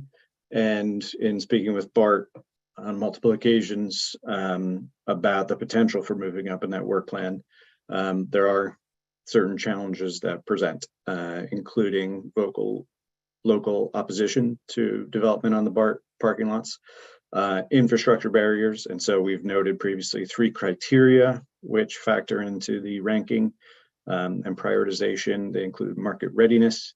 Lafayette's market, we think, is clearly ready for new housing on this site. infrastructure and local support. And so infrastructure would include, in BART's parlance, parking and station access. So knowing that the parking spaces that currently occupy the site, it would likely be prohibitive to replace all of those in kind in a structure. Utilizing other parking opportunities and other means by which people can get to and use the system and the station. So that would be part of a station access plan, which would be part of any redevelopment of the site. BART did note a concern about that our draft overlay zoning has an expiration clause, wherein the zoning would revert if AB 2923 sunset or otherwise was no longer in effect. In that, the clause doesn't show a long-term commitment to housing. To date, we've not had developer interest, which makes sense. BART has not solicited that, nor has the city, and there have been no unsolicited offers or interest made. As I noted, the TOD reevaluation will start after the first of the year, which does pose a short timeline to make what would need to be very significant moves in order to move the needle for BART, and those would include primarily resources around staffing and the ability to take on a station access plan and provide funding towards the project and the infrastructure around it. And as I noted, BART has limited resources. The city has limited resources. However, we've continued to explore possible funding sources out there in the form of grants. So if and when they become available and the city is interested in doing that we can pursue those. So in the staff report, we lay out 4 options, and we're not limited to those 4, but those are 4 that staff identified with respect to opportunity sites and next steps for revising the housing element. Option 1 is what we submitted to HCD, and HCD initially commented on requesting additional analysis and a body of evidence that supports the city identifying it as an opportunity site. And short of a written letter of interest from BART that we could likely do a project in the next 8 years, it's not entirely clear what HCD would accept as such a body of evidence. And we probed, but that is essentially on the city and staff to develop and not on the state.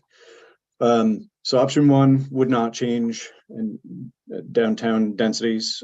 It would upzone, as 2923 did, the BART station parking lots to 75 dwelling units per acre, 5 stories, FAR of minimum of 3. And this scenario would not include the De Silva South site. So the acreage to the south of Mount Diablo Boulevard between El Nido Ranch Road and Acalanes Road. So that is what we submitted to the state initially. HCD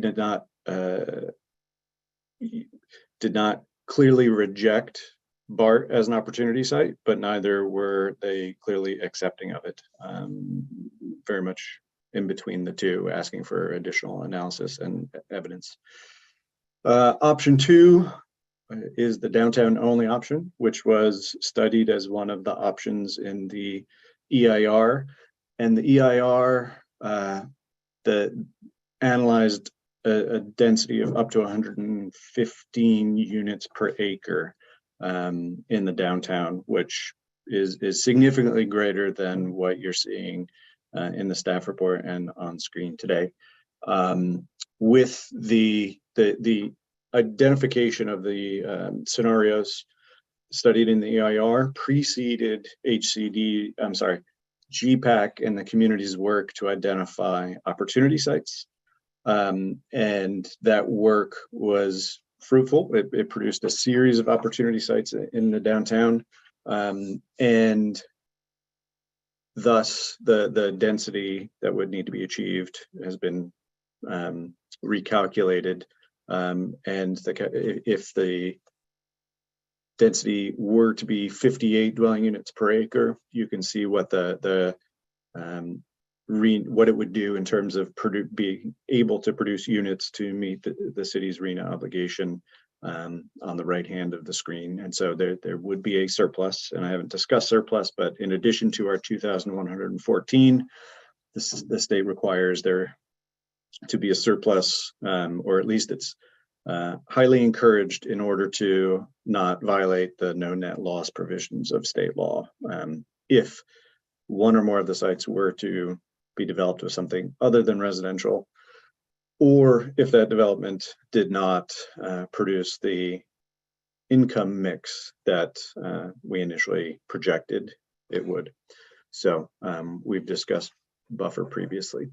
And so I'll rest at the end on a slide which shows the growth geometries, but essentially the downtown in areas 1 through 6, which are north and south of the boulevard, from Risa Road to Pleasant Hill Road, in this proposal, in this scenario, would be zoned at 58 dwelling units per acre, and then area 13, which is south along south of the boulevard in the center of town, would remain at 35 dwelling units per acre. Option 3 would remove BART as an opportunity site and would instead add the De Silva South property and upzone that to 30. We could also go to 35 dwelling units per acre, but in that vicinity, 30 minimum to meet state law and be able to use it as a site to accommodate some below market, some affordable below market rate units. Below that, we would need to project 100% above moderate, and it wouldn't help with what are the more challenging income levels of very low, low, and to some degree mod. And this would also increase areas 1 through 6 to 58 dwelling units per acre. I'm going to double check that, and would keep area 13 at 35 dwelling units per acre.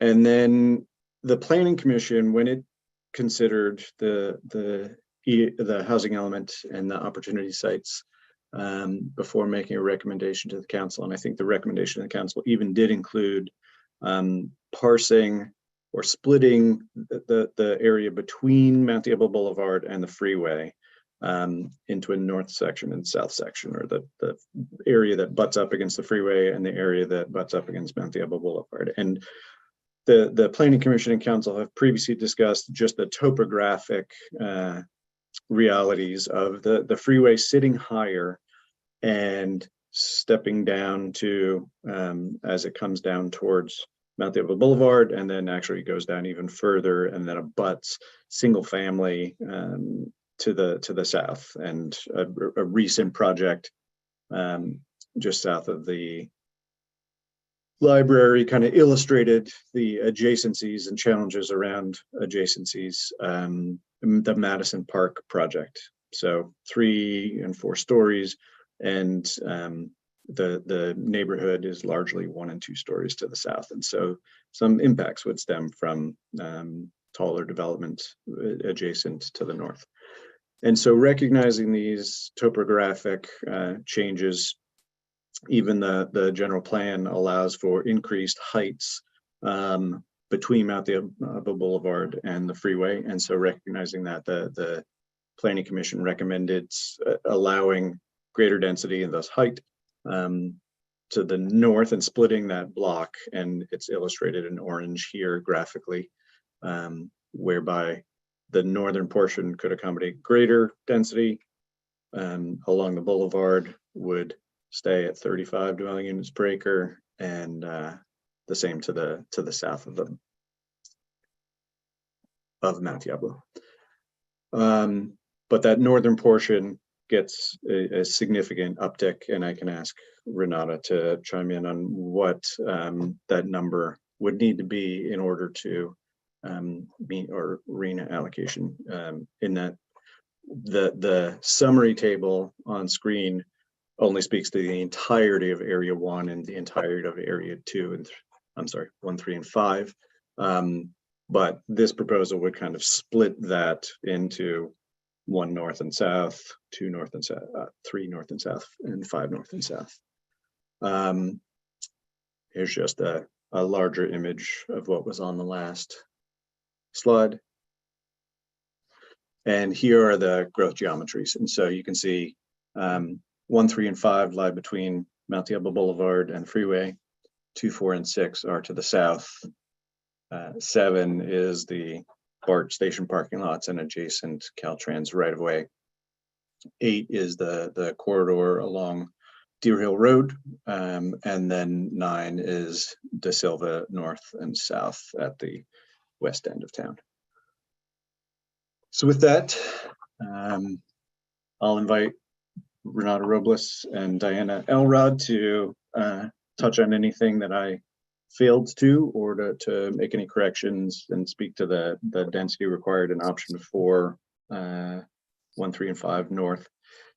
And we ask that the council discuss and direct if you would like to see any additional information on the options, as well as any additional analyses or information that the council would like staff and to undertake, and with the consultant with respect to the environmental impact report. We're happy to take that direction and proceed accordingly. And I'll just jump in with option 4 in order to have a buffer sufficient for to meet our RENA allocation. The areas approximate to the highway in that kind of split area model requires 125 dwelling units to the acre, just because there are so few parcels in that orange area that the yield isn't substantial in nature. Thank you, Renata.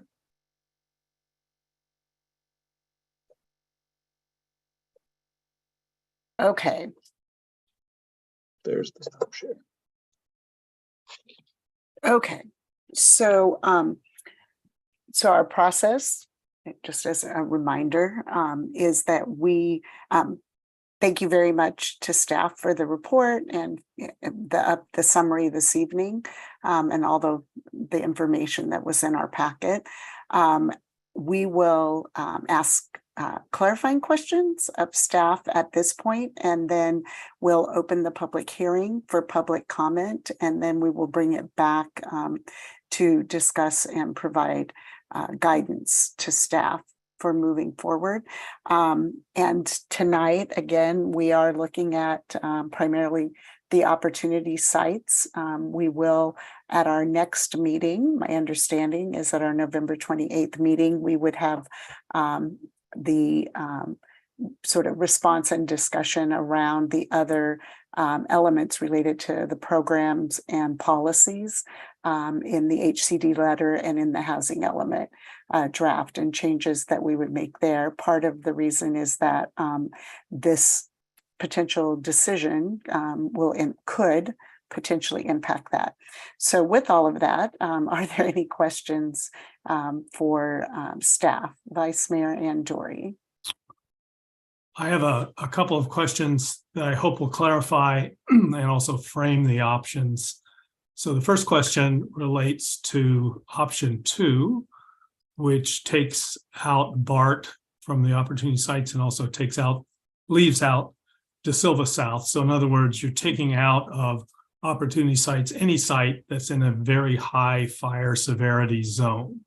So my question is, what does that do then to our further actions on the EIR?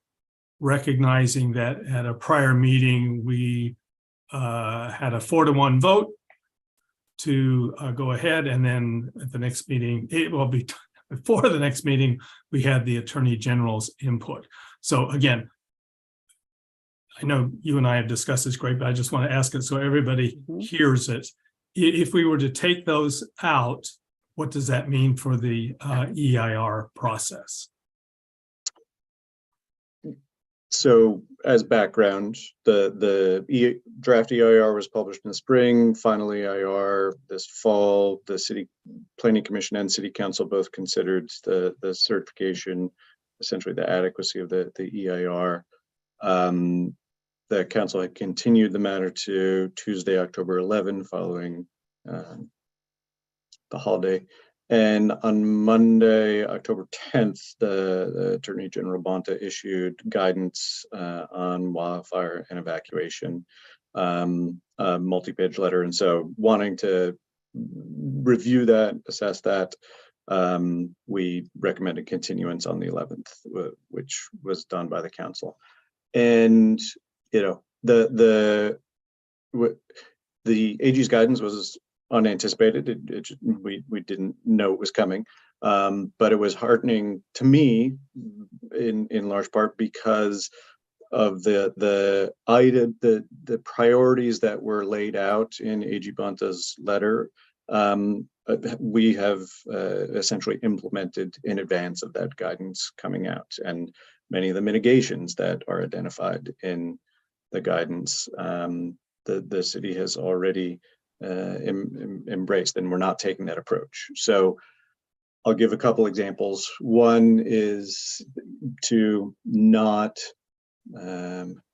promote or plan for significant new single-family residential low density out in wildfire-prone areas that are, have limited ingress egress that would be challenging to get to, fight a fire, et cetera. So the guidance suggests not having low density growth in high fire hazard areas, but rather to concentrate it, cluster it in, and promote higher density development, which is what the city's plan does. It's higher density. It would place, the guidance suggests putting new development near adequate emergency egress and facilities, closer to fire stations, not further from them, near evacuation routes, not distant from. And that's what the housing element and opportunity sites do. And so there are other examples. Part of the analysis recommendations with the modeling that the city has done with respect to evacuation was an example. Don't presume that an evacuation can happen where the zones are rolled and one zone called after the next, Presume, there might be a case where everyone has to evacuate at the same time. And that is an assumption that we had already embraced and built into our modeling. So it was good to see that Lafayette was already kind of ahead of the game on that. And so I think the, overall purpose and intent of issuing that guidance that our analysis aligns with.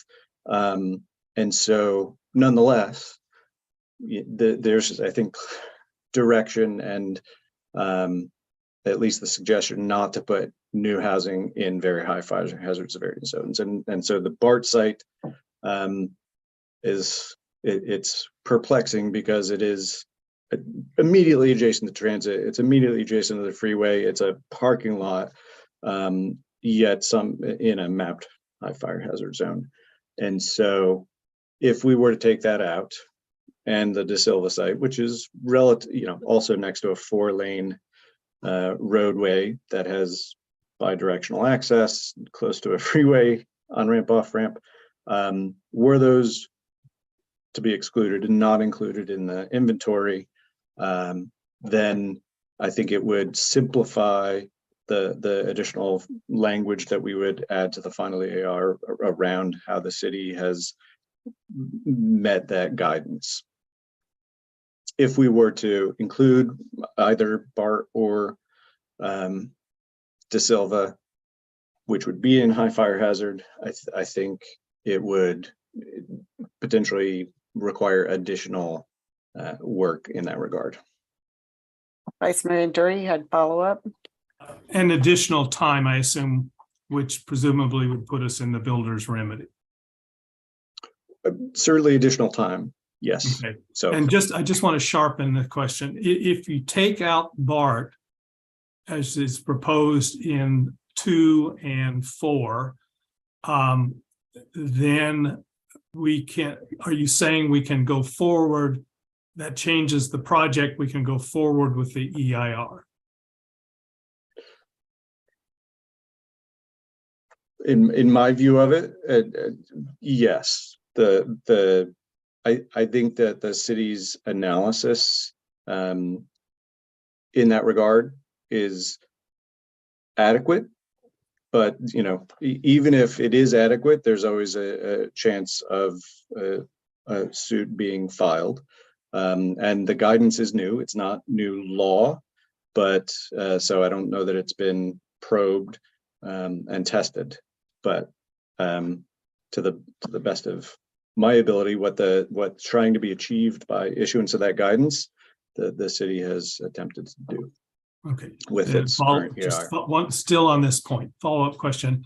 If we were to remove the BART opportunity sites, and therefore we're changing the project, and we would not be making CEQA findings with respect to significance with respect to Happy Valley and the Glen, as an example, and we were then to adopt the housing element update without the BART properties and approve an EIR at the, well, EIR first, then the housing element update, or at the same meeting. Then if we wanted to proceed with BART at some point with the housing overlay, is it correct that we would need to have a update to the EIR in order to adopt the BART housing, the transit-oriented development overlay? Correct. If the council directs that the project description in the EIR and the housing element doesn't include any sites in high fire hazard, which includes BART, any future action to adopt zoning for the BART parking lots is subject to CEQA and would need to be adequately analyzed. So yes, an addendum or other EIR document would need to be done for that. Okay, thank you. Okay, Councilmember Kendall. Thank you.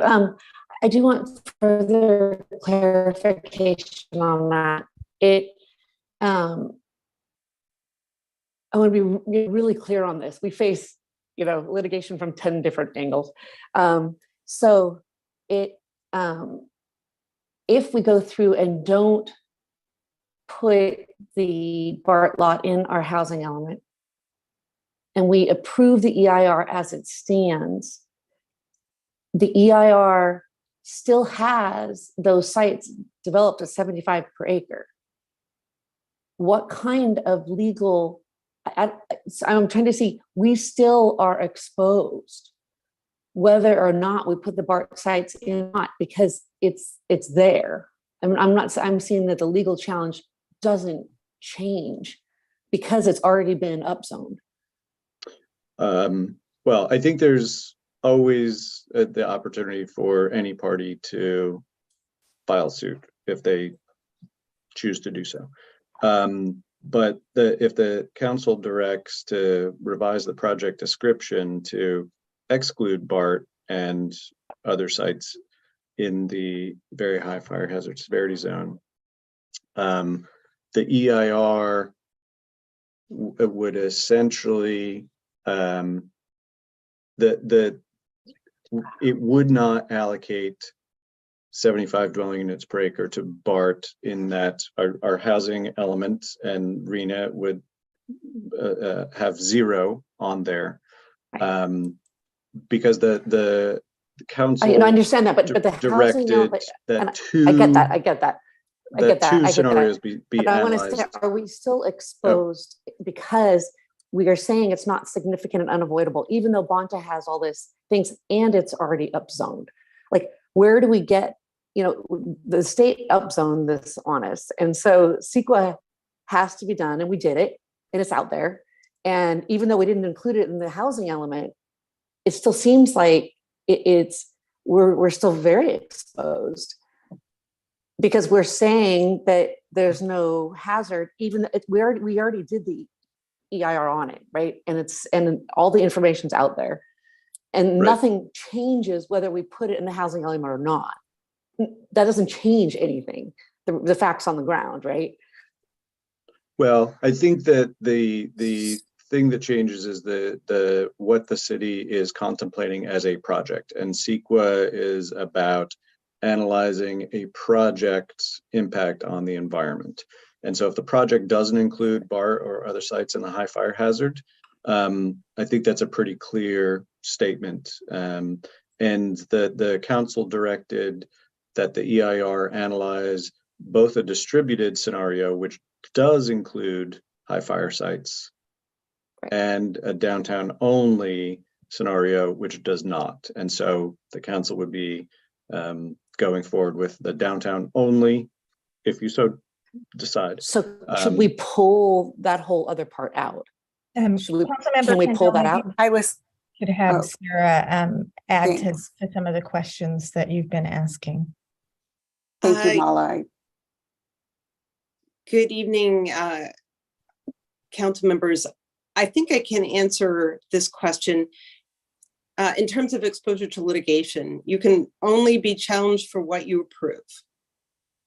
So if you do not approve including BART or the De Silva South property in the housing element as an opportunity site, you have not included it. State law might have upzoned it, but you wouldn't have taken any action regarding those properties. And you can't be challenged for something you didn't do. But we created an overlay district. Does that matter? We have not adopted that. Go ahead. I think that's what is being referred to. I think what would be proposed, obviously, is to remove them from the housing element opportunity sites.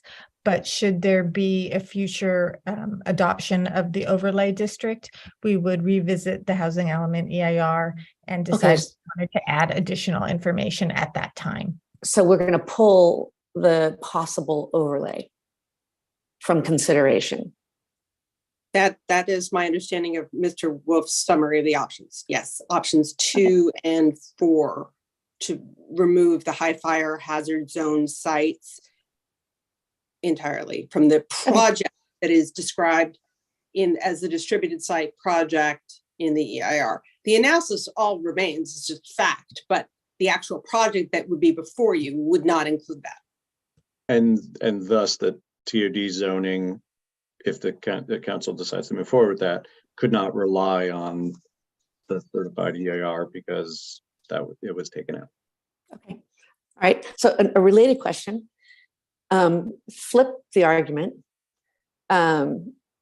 If we keep them in, can we, I'm saying, can we, not should we, can we modify the EIR, include Bonta's advice, and us as city council's lead agency, we could approve it by the deadline.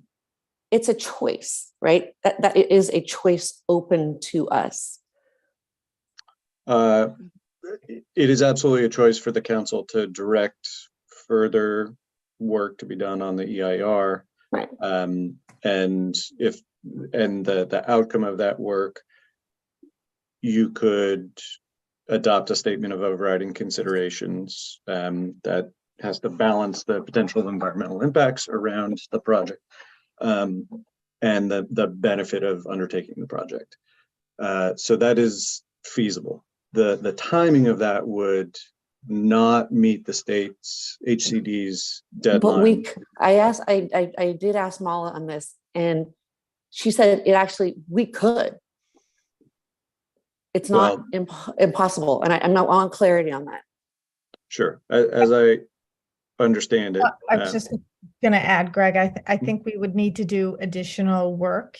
And then I think that would delay, the timing of it would be delayed such that we wouldn't meet the January 31 deadline. So adding a significance of thresholds of significance of if it's more than 15 minutes, it's significant and unavoidable. We can't get that done and approve it in time. I know that there's some ways you're supposed to do CEQA, right? But we as a lead agency can choose not to do that. We could choose to put those changes in and approve it in time and not redistribute. Is that illegal? Mala? You can, That's not my understanding. It's your decision as a council if you would like to do that.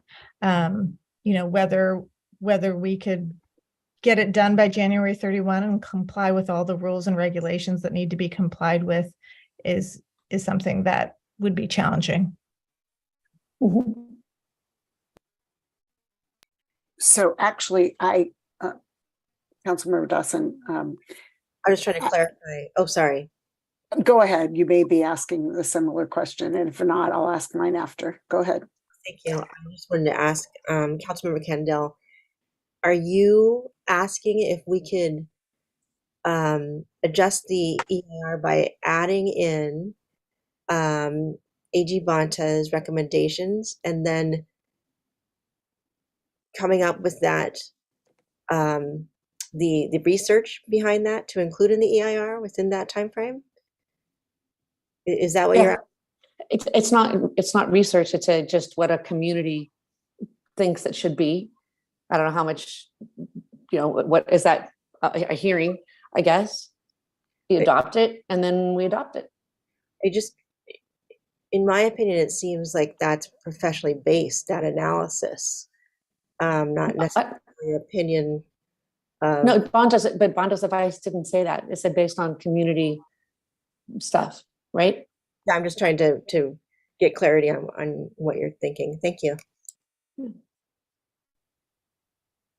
And my clarity question had to do, and I think that Mala covered it, but my understanding is that if we do make changes and we move forward and have direct staff to do additional work, that there is, to Councilmember Dawson's point, consultant, staff time, other things like that, that it is more than one hearing and that it needs to,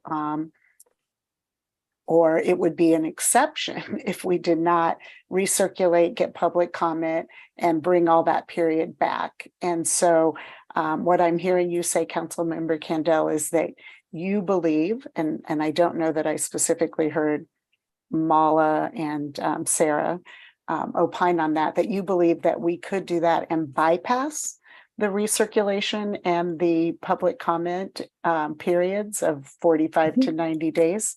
Yes, correct. And so I would say that is somewhat news to me. So, and what exposure, I guess, do we have if we make that decision? I want to come back. I think there are a number of things relative to the BART sites that aren't specific to just, in terms of including them, but it's not a specific question related to those. I will probably comment on that after public comment. I think there are other concerns, but Sarah, I'll go to you first.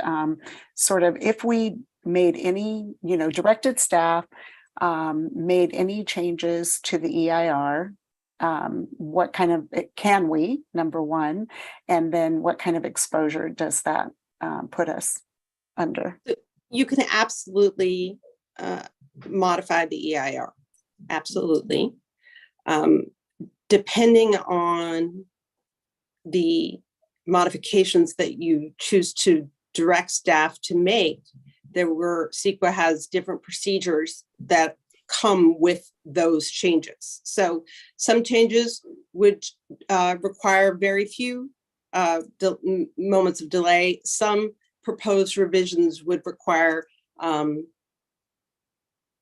considerable procedural delay under the California Environmental Quality Act. Okay. Thank you. Other questions? Councilmember Candell, did you have other questions related to that? Other questions from other council members of staff? Councilmember Quat. Sure. We met 3 weeks ago in our last city council meeting, and I wanted to ask the staff, what meetings have you had or correspondence with HCD or BART that have been substantive in those three? What's transpired in the last 3 weeks since we met and that have influenced your decisions, or that have been substantive, or that have sort of really played a part in influencing what you're presenting today? What learnings did you find out that you could share with us? Thank you. Staff met with BART and HCD, separate meetings. So we had a follow-up meeting with BART. We have met with BART a few times. Their transit-oriented development program coordinator, and they have a new staff member as well. And I would say no, bright new information was provided. However, what we have shared previously was reinforced by BART regarding their TOD work plan, their timing regarding revisiting that and reprioritizing, the criteria that they use and have established for evaluating the TOD work plan and stations for prioritization, and essentially the lift that the city would need to do regarding infrastructure and community support for that. It is very important to BART for the community that they are going to spend a tremendous amount of effort working on a TOD project with, to have local support and to have a commitment to housing and a commitment in the form of resources. And I think anecdotally, BART has been working with the city of Berkeley for a couple of years now on the North Berkeley and Ashby BART stations. Berkeley committed in the realm of $50 million to those projects, has done the station access plans. And so we're not there yet in that regard. And I don't think we can be in the time frame that we're talking about. So we had that meeting with BART, and we had an opportunity to ask our HCD reviewer some follow-up questions on some of the, I think, 4 or 5 comments in the HCD letter, and get clarification as to kind of what are you trying to get at with this comment, and how might the city respond. And maybe I'll ask Diana to speak to that as well. I don't think anything earth-shaking or incredibly illuminating came out of that, but we got some clarity. And so kind of based on those 2 things, seeing what would need to happen in order to even move up in BART's work plan, and then further to convince HCD that this is a acceptable opportunity site in their view. It certainly is in our view. I mean, it's a surface parking lot. The owner has expressed interest in developing housing, and it's just it comes down to resources, and if the state wants to see TOD zoning and housing built. They've already acted in the form of 2923. What's lacking is the funding and resources to make it happen sooner than later. So any additional follow-up, Councilmember Clark? Or Do you any- have a sense that HCD is telling you that you need to get the BART to agree to move you up in the TOD plan? Otherwise, we definitely cannot include you. Is that, a precondition, a mandatory, in order to be for us to include it in the housing element update? Have they specifically said you've got to get that BART to agree to pull you up, or is that not said? They have not said that explicitly. No, that is my read of the tea leaves. And I could be wrong. The HCD may be willing to accept other forms of analysis and evidence. But I think it remains to be seen. And we could certainly continue to make an argument and best case to demonstrate what I think is obvious to staff about it just clearly being an opportunity site of a surface parking lot next to transit and a supportive owner. Again, I think it comes down to resources and the timing of being able to do a project there. And whereas I think the state sees private development in a different fashion, that there can be a faster timeline associated with doing projects that are under private control and perhaps longer timelines and lead times associated with public entities and funding. Because I mean, BART would need to, or the city would need to go out with an RFP and funding for affordable housing projects takes time sometimes. Thank you. Thank you. Any additional questions of staff before I open the public hearing? Okay, I'm not seeing any. So we will now open the public hearing on, Councilmember Kwok. As a matter of personal privilege, should we take the 2-hour break now before we do that? What is I would like to get through public comment, I think, and then when we come back, but if everyone else is ready, I did start a protocol at the beginning of the year and it is 2 hours and 8 minutes. So Vice Mayor Anduri. Yeah, I support sticking with the protocol and taking a break.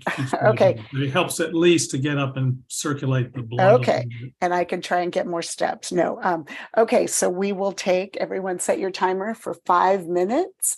And thank you, Councilmember Kwok, for holding me to our protocol.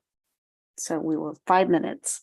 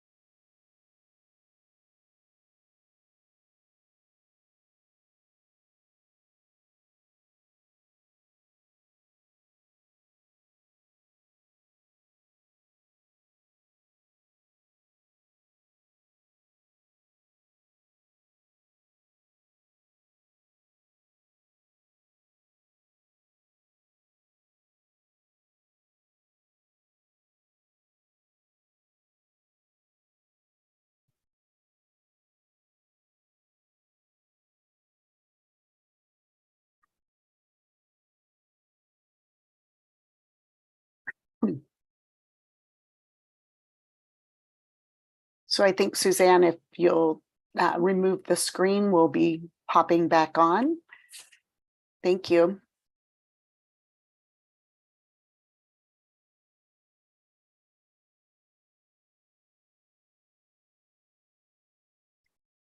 And welcome back, everyone. So where we are now is we will be, excuse me, opening the public hearing for the item on the agenda regarding the housing element update and EIR. And I officially opened, and we now invite members of the public to speak to us. And as Suzanne, before Suzanne gets ready, reminder that what we've been doing is if we have questions, we will capture those and get them answered as we can after we finished all of the public comment. And then also we'll give each council member an opportunity to ask a question of a speaker after each speaker has spoken. So with that, Suzanne. Thank you, Mayor. The first person to comment is Matt Pease, followed by Alon Yu. And if anyone else would like to make a comment, please use the raise hand feature in Zoom now.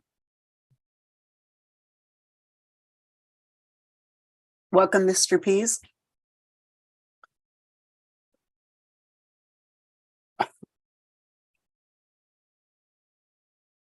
You are muted. If you're here in the room, you're muted. Thank you.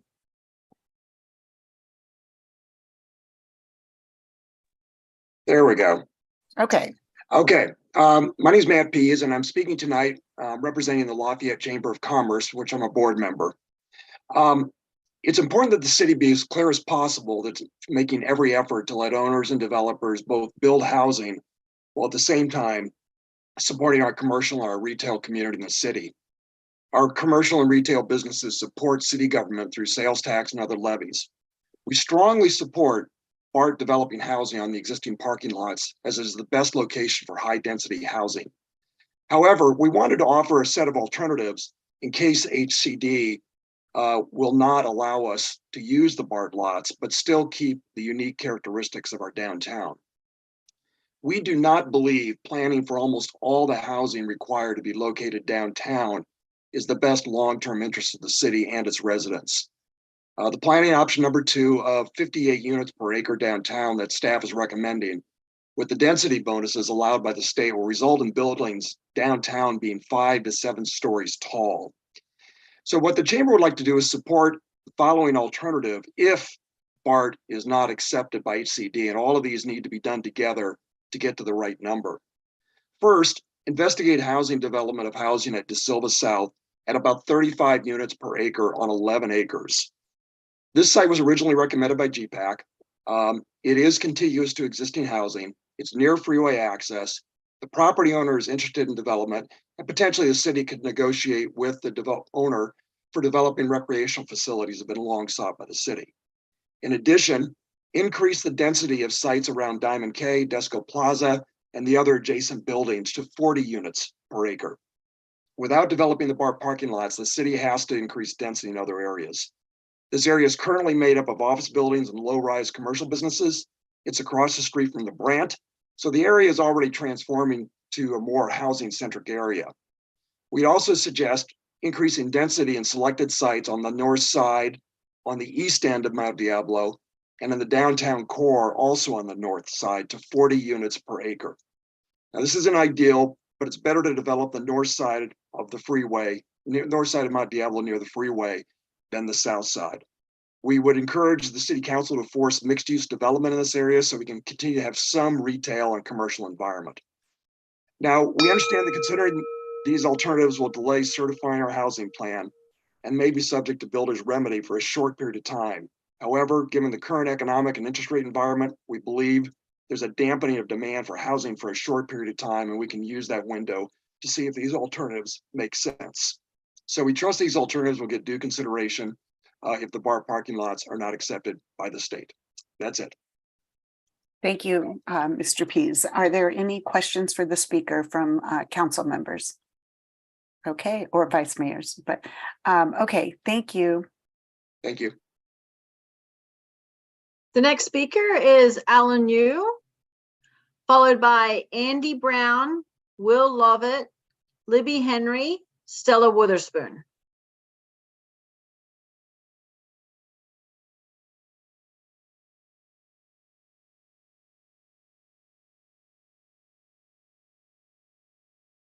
Welcome. Am I unmuted? You are, we can hear you. Thank you. Oh, okay. My name is Alan Yu. I live at 3681 Nordstrom Lane, Lafayette, and I have lived in the Glen for over 30 years. I am concerned and frankly a bit dismayed that you do not consider the Happy Valley Glen, which has been designated a severe wildfire hazard zone, to be significant, especially since Brioni's borders our neighborhood on the north. And with tall pine, redwood, and oak trees so abundant throughout the area, any wind-driven wildfire would result in a catastrophic conflagration, devastating not only the Glen, but potentially other parts of Lafayette as well. I'm sure you are well aware of the recent series of devastating wildfires in Northern California, which destroyed thousands of homes. Tens of residents had to evacuate through tens of thousands of, in Northern California, which destroyed thousands of homes, tens of communities, and many lives. The fire spread so quickly that residents had to evacuate through clogged roads and with fire surrounding them, many in the middle of the night. When my neighbor, Don Walker's home caught fire several years ago, Con Fire responded with 5 pieces of equipment and a CAL FIRE helicopter. Why such a massive response and concern for a small home fire? I was told that the fire got into the numerous trees throughout the neighborhood. The fire would quickly spread to nearby homes if there was any wind. Just 2 weeks ago, my neighbor across the street's home caught fire at 1 a.m. 7 fire units responded, blocking the entire street. Fortunately, there was no wind, which could have spread the fire. Furthermore, I don't believe that it's been mentioned before, but if multi-story, multi-family housing is built on the cross property by BART, the driveway and entrance to that building's garage would be in back, off of North Thompson Road and not on Deer Hill Road, thereby increasing by hundreds more people trying to evacuate the neighborhood on the narrow 2-lane road, significantly exacerbating an already limited exit route. When I raised this issue with a council member before, I was told that no designs had been submitted yet for any development, that my concerns were premature. But I call your attention to 3 recent large housing developments on Monte Alba Boulevard, the one at Brown, the one at 2nd Street, and the large complex under construction across from Diamond K. None have garages fronting on the main thoroughfare, but up on the side streets. We have been assured by the fire chief that he could quickly evacuate the neighborhood when necessary, but would he have the sufficient advance notice, enough time, equipment, and personnel to do so? Therefore, I respectfully but strongly urge you not to improve this EIR until the many significant and relevant can be reviewed and considered before a decision is made. This is not a NIMBY or a political issue, but a life safety one. Thank you.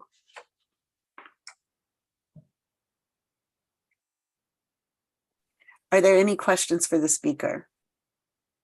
Thank you. The next speaker is Andy Brown, followed by Will Lovett, Libby Henry, Stella Witherspoon, and Kevin Burke.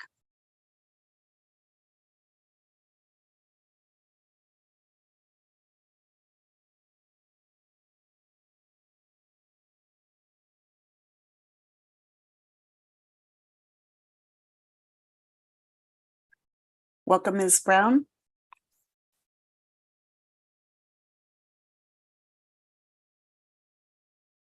You're on mute if you have made it over. Thank you. Welcome. Hi, sorry, I'm having a lot of delays. Hang on. Hi. Hi. That took a long time. Sorry. No, good evening. Welcome. Hi, thank you. Thank you, everyone. I just wanted to say I've always been I've always had a pro-growth mindset when it comes to thinking about our city. And for context, I'm a lifelong Loma Linda resident, as well as the daughter of a real estate developer. And yet, even for me, reading the staff recommendation to blanket upzone all 6 downtown sections felt like a punch to the gut. It felt like the past 2 years of our city's responsible civic engagement, administered by GPAC and staff, and supported, debated, and advised by council and the Planning Commission, was a waste. But never have I been more impressed with the city of Lafayette as I've been these past 2 years, observing the educated, democratic, and compromise-oriented process that was put in place to handle this massive uplift of units required by RENA. The city was handed something many in our community felt was severe and unjust, and given our city's size, topography, and tangible track record for fostering a housing environment. And yet, the city process remained organized, timely, transparent, and produced a plan that made sense to many.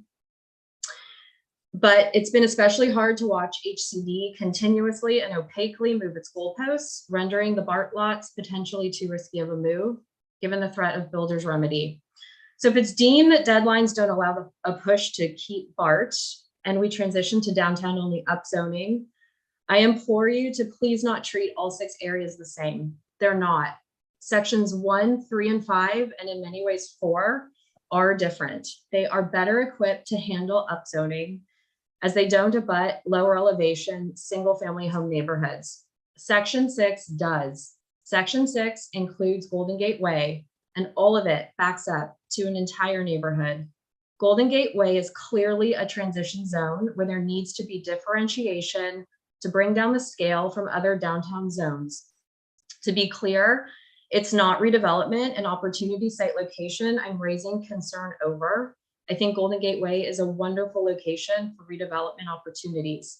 It is the upzoning from 35 to 58 units per acre, knowing that with the density bonus and building height and setback waivers, that this section of town is going to be significantly impacted above all other parts of town. A shear wall of a building that is a 58 to 80 unit per acre building feels a lot different when it abuts your home and your yard than if it abuts higher elevations, hillsides, and commercial and other multifamily buildings. I remember at the beginning of this process, city staff explained how good quality planning zones and tiers. In transition zones, you pay attention to which parts of the city can better absorb density while maintaining neighborhood context. With all the competing interests rendering Plan A potentially unfeasible, recommended pays no heed to the sound city planning practices of tiered wedding cake style zoning that we discussed and valued so many times throughout the dialogue in GPAC, Planning Commission, and City Council processes. I don't believe the neighborhood behind Section 6 needs to be sacrificed to comply with HCD. Thank you. Thank you. Are there any questions for the speaker? Okay, thank you. Thank you, Ms. Brown. The next speaker is Will Lovett, followed by Libby Henry and 4 other speakers. Thank you.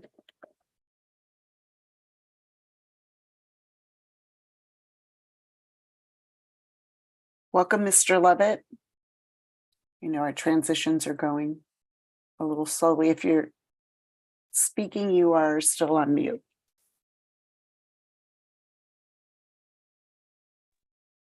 Can you see me or hear me? We can hear you. Thank you. Okay.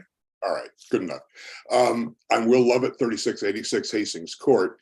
For those who don't know me, I have worked on CEQA and on EIRs for 15 years for the city while I was on the Planning Commission. I've been in recovery ever since, and this is a relapse. I wanted to talk a little bit about the EIR just very briefly. It appears that you might be reviewing the EIR, and I wanted to talk about the not significant designation north of the BART station. It was at least partially, if not fully supported by testimony that the designation wouldn't change the evacuation plan and that any proposed projects would have project EIRs. The problem is, in my view, there is no evacuation plan. It's one way in and one way out, and that cannot be changed. And it's not a plan, it's a choke point. This plan can't ever be changed, no matter what happens here. And because we don't know where fires may start, as Alan, you just mentioned, many of us consider that the current estimate of a 30-minute evacuation period to already be problematic. And the same goes for project EIRs. New projects can't change an evacuation plan that simply can't be changed. And if this area remains in the draft, I do ask that you address this in your review. Thanks very much. Thank you. Are there any questions for the speaker? Okay, thank you. Thanks. The next speaker is Libby Henry, followed by Stella Witherspoon and 3 other speakers.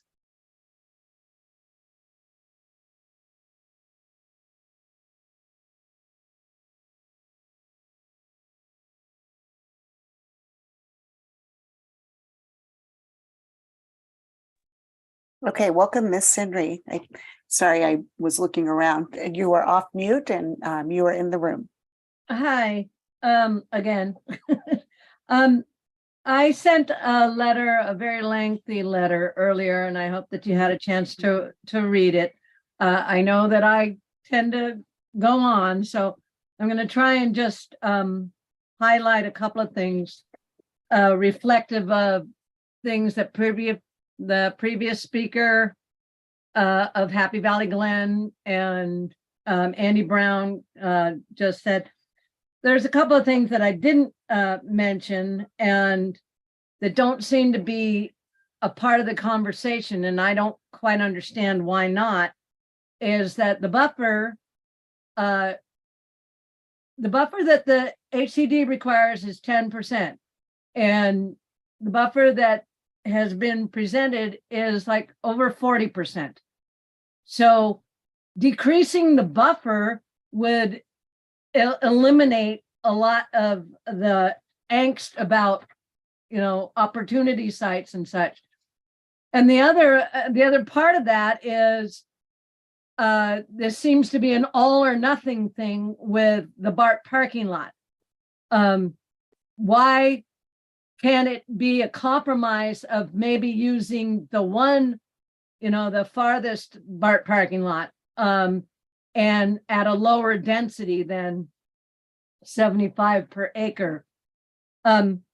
It seems to me that since the AG's report came out after our EIR was done and sent back by HCD, that would give the city of Lafayette very good grounds to go back to the AG and to HCD and first of all request more time to get the job done. This arbitrary January 31st deadline didn't, this report didn't come out until after all of that. So to expect people to just adhere to a deadline that's not reasonable in the first place and arbitrary in the second, it seems to me it would be appropriate and reasonable for Lafayette to approach the AG and say, your report came out and we understand this, we've got this situation. So why not ask them for more time?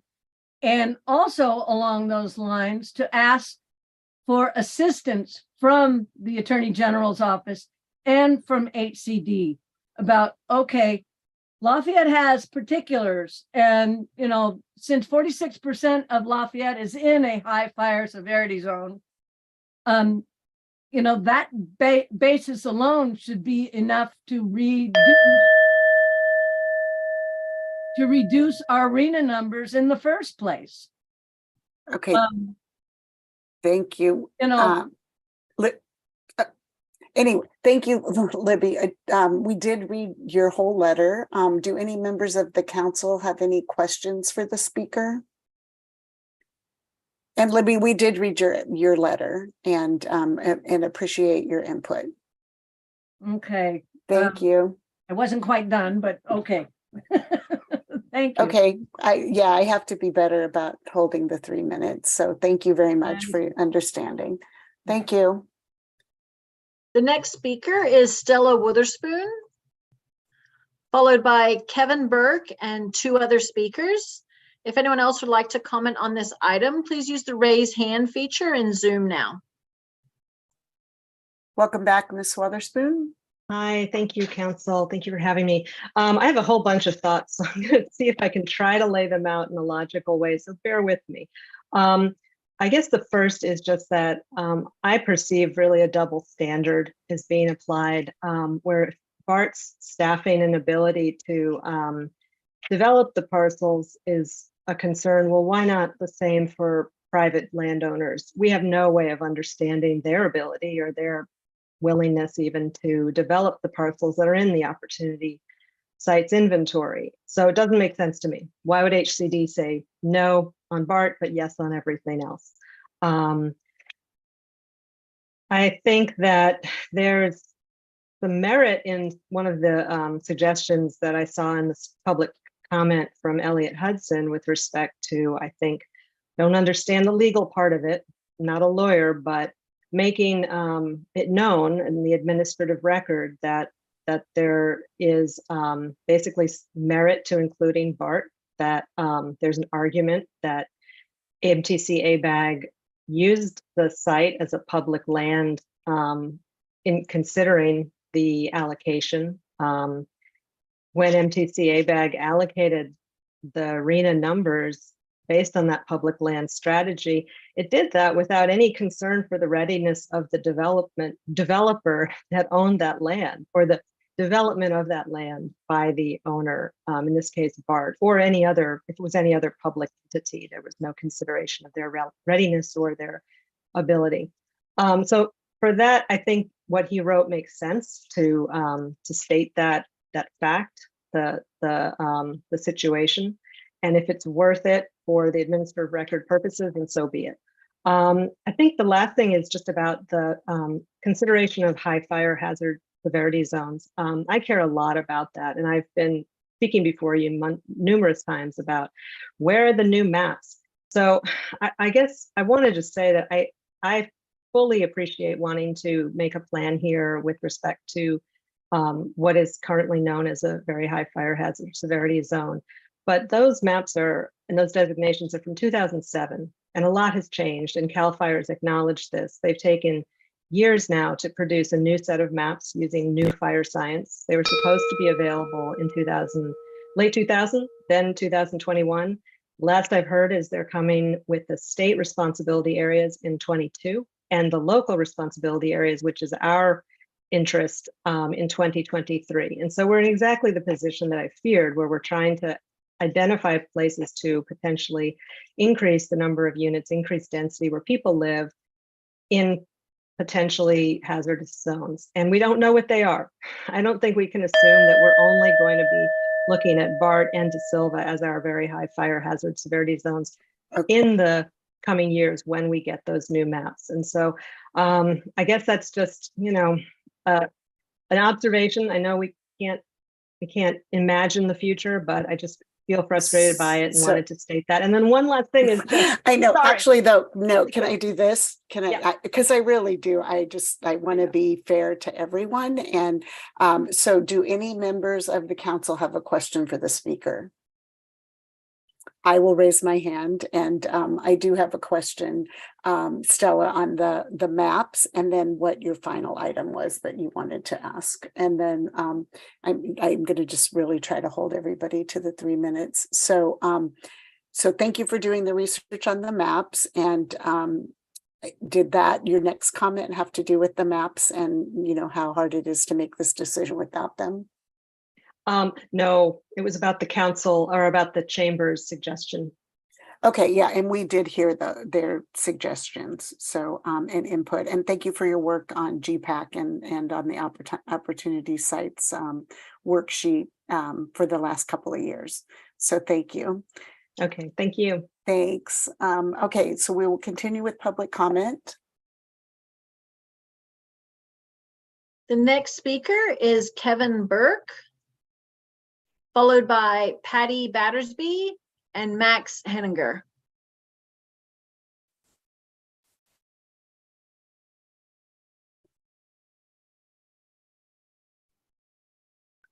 If we can give the mayor a minute to come back in.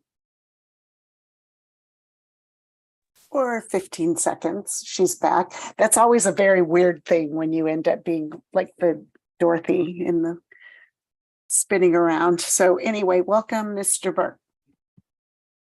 Hi, good evening. Thanks very much to staff for trying their best to balance what everyone's saying and putting together a pretty good report. My name's Kevin Burke. I'm here tonight because I grew up in Alamo and a lot of my friends and family can't afford to live in this area anymore and have moved out. Like my dad came over tonight to help us with childcare.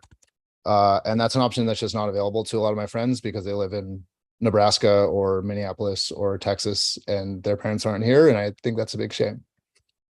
I just want to say, I think option one is a really bad idea. I know staff said the lots are vacant, but they're not vacant. They have solar panels on them. The contract with Solar City is going to cost about $2 million to break. Plus BART's going to have higher energy costs that you're going to be on the hook for. So you're already in the hole, probably $2 to $3 million before you even get started trying to develop that property. BART also said they want to see local support. You had 10 letters in your packet from extremely active political residents, including one who's currently suing the city, opposing new development at BART.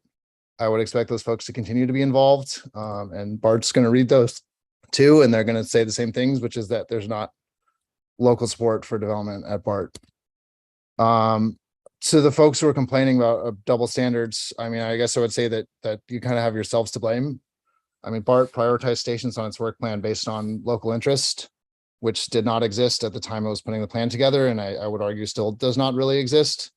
BART chose to put solar panels on Lafayette's parking lot and not any of the other lots in its system because it didn't think there was local support for redeveloping those lots at higher densities. So I guess to turn around now and complain about BART is a little bit rich. You have the opportunity, I guess. The other thing I would say about option one is you're kind of sleeping on the fact that you're leaving the downtown densities at 35 DUA and 35 feet of height. And I don't think that's enough to support turnover of the parcels in the sites inventory, especially with at least 1.2 parking spaces per apartment. At those height and density, you're going to need to dig underground to fit parking, which is going to increase the cost of development by a lot, and it's going to make smaller sites a challenge. We submitted a letter expressing concern about a lot of the sites. If you're going to leave the densities the same, all of our comments in the letter are still going to apply. I really think you need to be looking at higher densities there. Option 4 is also really bad. It's putting all of your low income housing right next to the freeway, which is really bad from a fair housing perspective. And you're going to get dinged by HCD for that too, that you're putting your low income housing right next to the freeway. The good news is staff put together an option that's really close to what you're looking for. It's option 2. I think just with some small tweaks that is really going to get you there. And I'd encourage you to pursue that instead of submitting something that's going to get rejected and then going for option 2 in March of next year. Okay, thank you. Are there any questions for the speaker? Thank you. Thank you, Mr. Burke. Thanks very much.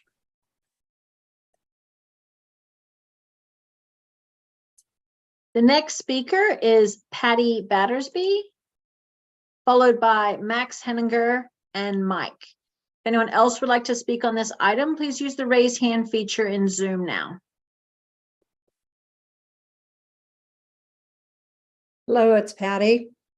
Hi, Patty. Welcome, Ms. Battersby. Thank you. I will be quick this evening because I've already submitted a long letter. But whether or not BART is included in the housing element, the EIR has to be amended to accurately affect our high fire severity zone.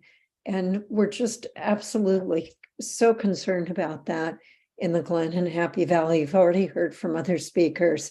The EIR attorney tonight said you can absolutely modify the EIR. And again, we're just really think that it's important. The second point I didn't make in my letter was I had the opportunity a couple of weeks ago to speak to a third CEQA attorney. And he actually wrote the book on CEQA. And he commented, he has reviewed Scott Summers' letter that was submitted last time. He said it was absolutely right on. And I just want to really thoroughly support Elliot Hudson's letter that was presented to you, particularly when it comes to Reno's allocation if the BART is removed. And I think we've got some wonderful resources with Mr. Hudson, Mr. Elliott, Mr. Summer, Mr. LaHoy.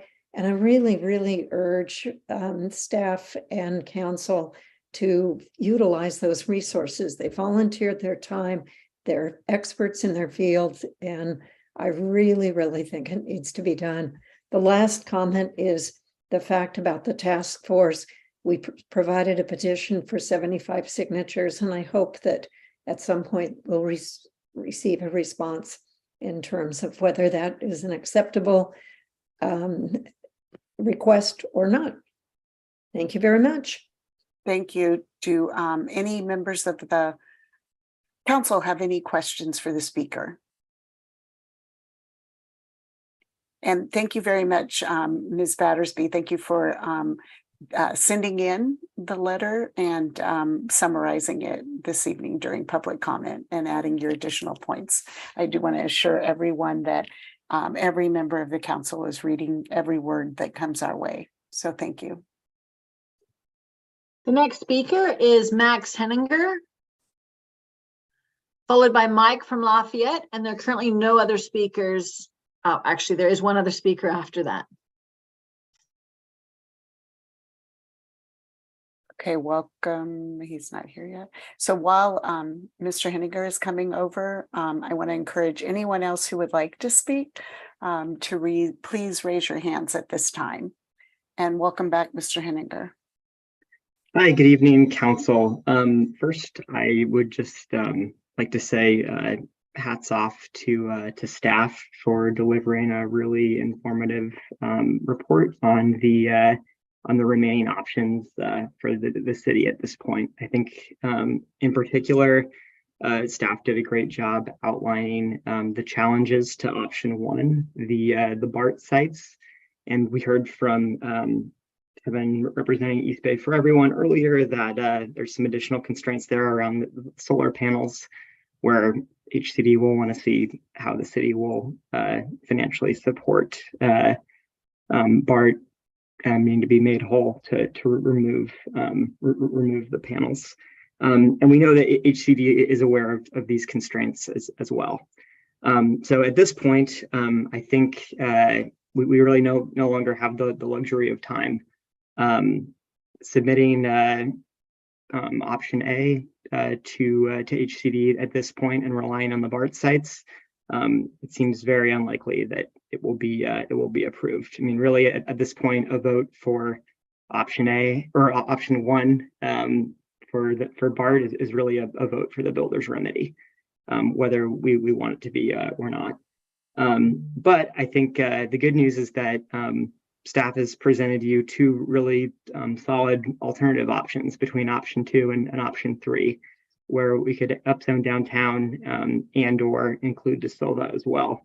Inclusive Lafayette is looking at both of those two options really closely, and we will deliver some thoughts between those two in the next couple of weeks.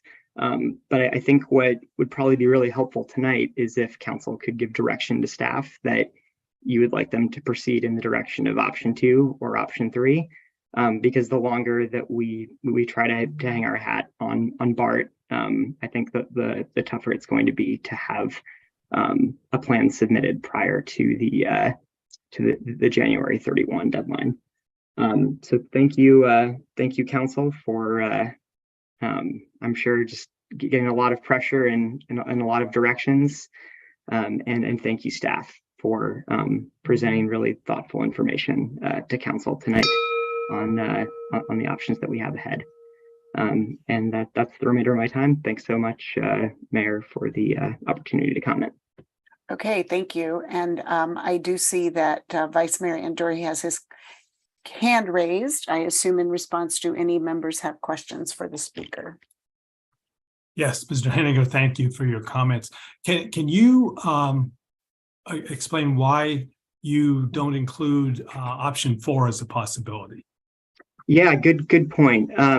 We need to look at it a little bit more. I think Kevin's comment about the affirmatively furthering fair housing implications of option 4, that holds some water with us, I think. And I think there's more of an opportunity right along the Mount Diablo Boulevard. I think there's an opportunity on mobility there, some protected bike parking lanes that could be included. So I think that would be a better direction for the city. Okay, thank you. Thank you. Any other questions for the speaker? Okay, thank you for your comments. The next speaker is Mike, followed by Cheryl and Grace Dixon. There are currently no other hands raised after Grace. And now there is. So welcome, Mike. Hey, thank you very much for taking my input here. And I'd like to thank the mayor especially because I know these are long evenings and they seem to happen very frequently. So encouraging the residents to make their comments is very much appreciated. In that regard, as you probably know, we've had residents' input on this topic and related topics like GPAC for about the last 18 months. So contrary to what a non-resident said a few minutes ago, where he thought there was very little local input or interest, someone else had remarked the fact that there is actually a large base of expertise available that's volunteered itself in the past to the city and continues to make itself available. For example, I think Elliot Hudson has some good ideas given the ill-defined situation vis-a-vis BART, where it was arbitrarily included by HCD, even though BART itself had no interest in including it or developing it. So it's something to consider. And again, free pro bono expertise is available to you. With regard to the various sites, I think one thing to consider is when you go to 125 units per acre, if you were to adopt the idea of putting high-rise buildings next to 24 to the north of Mount Diablo, the fire service would have challenges, not necessarily from wildfire, but from the fact that it only has 35-foot ability in terms of its reach. So anything over 3 stories is out of reach. So 4 stories, 5 stories, 7 stories, it's all out of reach. So those people are going to have to jump or run very quickly down the stairs. So that's something to consider. Similarly, air pollution, even though there were MRF filters referenced, if you remember in the terraces, there was a comment that people shouldn't go outside for more than 2 hours and they shouldn't open their windows. That's because a lot of pollution comes off the freeway, off 24. So those are considerations to take into account that apply to virtually all the sites. Therefore, an EIR is not simply delineated because it's BART versus the other sites. You still have to do a more complete job on EIR. So that's something to consider as well. Finally, again, many resources are available. We want this to be successful for the city as much as anybody. So in that regard, I would encourage you, if you feel that you're challenged for resources, to adopt some of those pro bono resources that you can still oversee to make sure they're not poisoning the pot, so to speak. But, you know, there's some great resources here, and I just encourage you to adopt them. Thank you. Thank you, and thank you for adhering to the bell. Are there any questions for the speaker? I'm not seeing any, so thank you for coming in and providing comments to us this evening. The next speaker is Cheryl, followed by Grace Dixon and David Clark. And after when Grace Dixon starts, if David Clark's hand is the last hand up, I think that we will close the public hearing after that. I want to encourage as many people who want to address the council and encourage you to raise your hand at this time. Thank you, Ms. Farley. Okay, so welcome, Cheryl. Good evening. Can you hear me? Yes, we can. Welcome. Thank you. And thank you to the council for these long evenings. These are hard discussions, and I appreciate your time and effort and everybody that's speaking. Some people have spoke some wisdom tonight, and one of them was Patty just talking. Actually, I'll go back to Andy Brown. She talked about the south side of the boulevard in Area 6 being affected. I'd like to add that Area 5, which is kind of Carroll Lane and behind Dyer on the south side. That whole area is a whole story below the boulevard.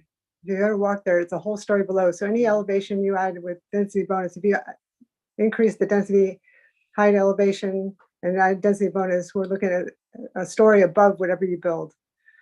So Area 5 needs to be really well protected. That's the south side of the east end of North Isle Boulevard. I think what the chamber talked about is very relevant, and it hasn't really been talked about too incredibly much.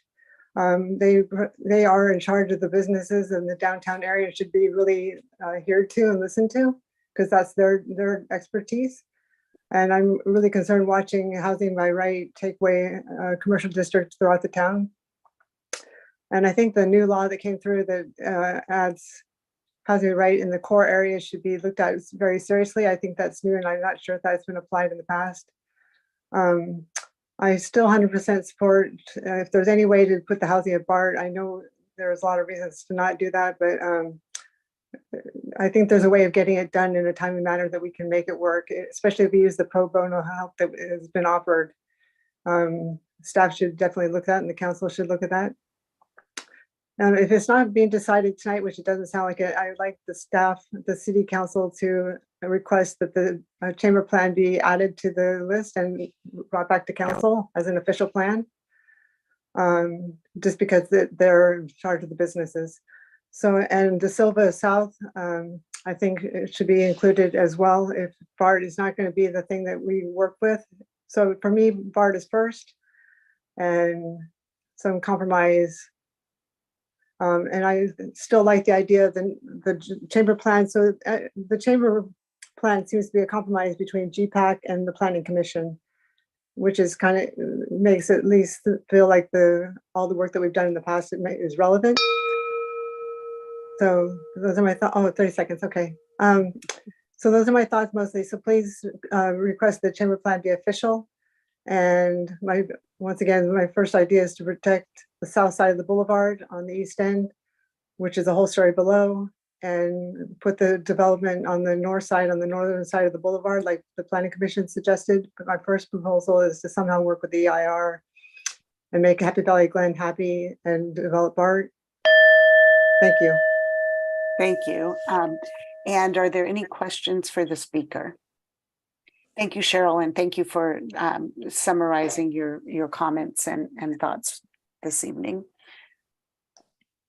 And our next speaker is Grace Dixon, followed by David Clark and Sharon Farley. Good evening. I would like to encourage the pursuit of the BART lots as number one, and then secondarily the chamber plan. I do feel as if the BART lots, since they are upzoned by state law, this is something that we need to do anyway, and then have a fully fleshed out plan. And by fully fleshed out plan, I mean to create an evacuation route and standard, and to work with BART for a transit access plan. I really think of this, even though we didn't want this or ask for it, housing does need to happen, and we are the BART lots are upzoned. And so I think this is an opportunity for us to pursue the safety and the reduce fatalities with bike and ped. And I really want to encourage the city to work on the BART lots, but secondarily pursue the chamber plan if BART lots are impossible. Thank you. Thank you. Are there any questions for the speaker? Okay, seeing none. Thank you, Ms. Dixon. The next speaker is David Clark, and the final speaker is Sharon Farley. And welcome, Mr. Clark. And really, we're going to have every speaker speak who wants to speak on this item. And I encourage you again to raise your hand just so that we know how many more there are. If you know you're going to speak or you think you might want to speak, I really encourage you to raise your hand at this time.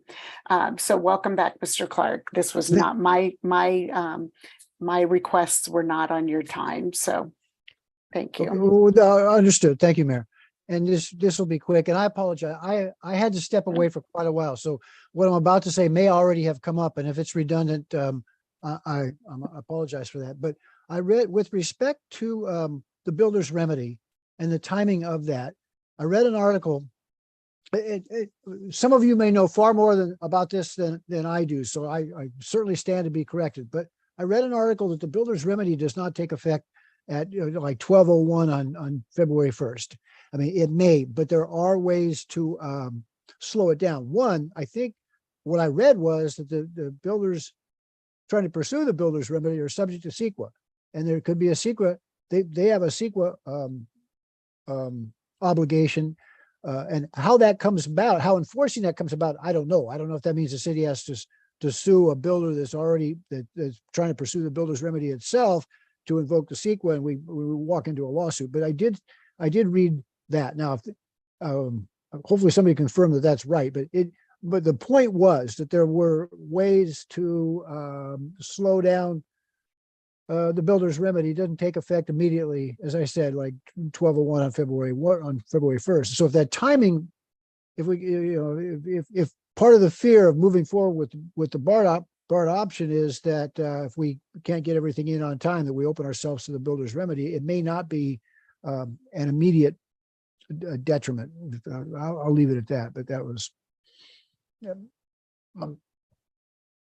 thank you. Thank you. Are there any questions for the speaker? Okay, not seeing any. Thank you. Thank you, Mr. Clark.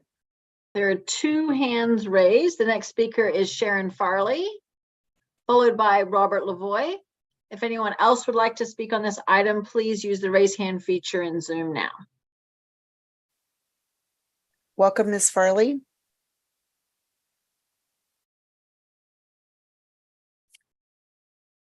You are on mute, but we can see you. There you go. Made myself be unmuted. Now we have both. Thank you. Great. Hello. A specific question. Did HCD reject our proposal to develop BART as housing? That's one question. Okay. It's my understanding that the vocal locals are Happy Valley Glen, and the letters that I've read that they've sent to the council haven't said they don't want BART developed, because you can't say you don't want BART developed because AB 2923 says BART can be developed. My understanding is that they really want the EIR to say that that is a high fire risk area.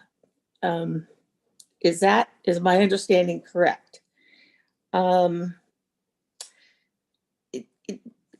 Tonight, I heard Greg say that the Attorney General said the cities shouldn't encourage single-family home development in high fire risk areas, rather encourage high density housing in high fire risk areas.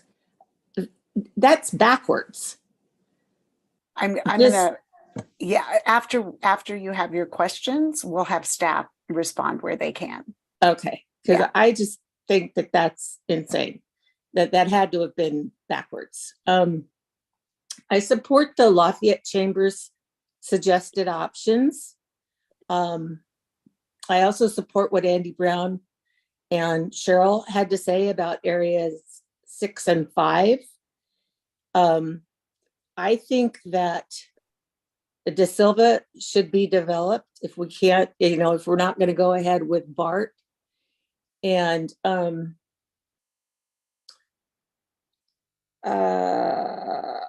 that's it. That's what I think. Okay, thank you very much. Thank you. Thank you very much. And thank you for hanging in there and making your comment. Yes. Thank you. And now, The next speaker is Robert Lavoie, and there are no other hands raised after this speaker.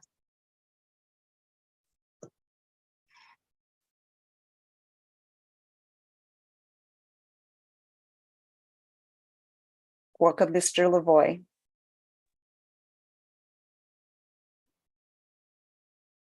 Thank you. Welcome. Mhm. Welcome, everybody.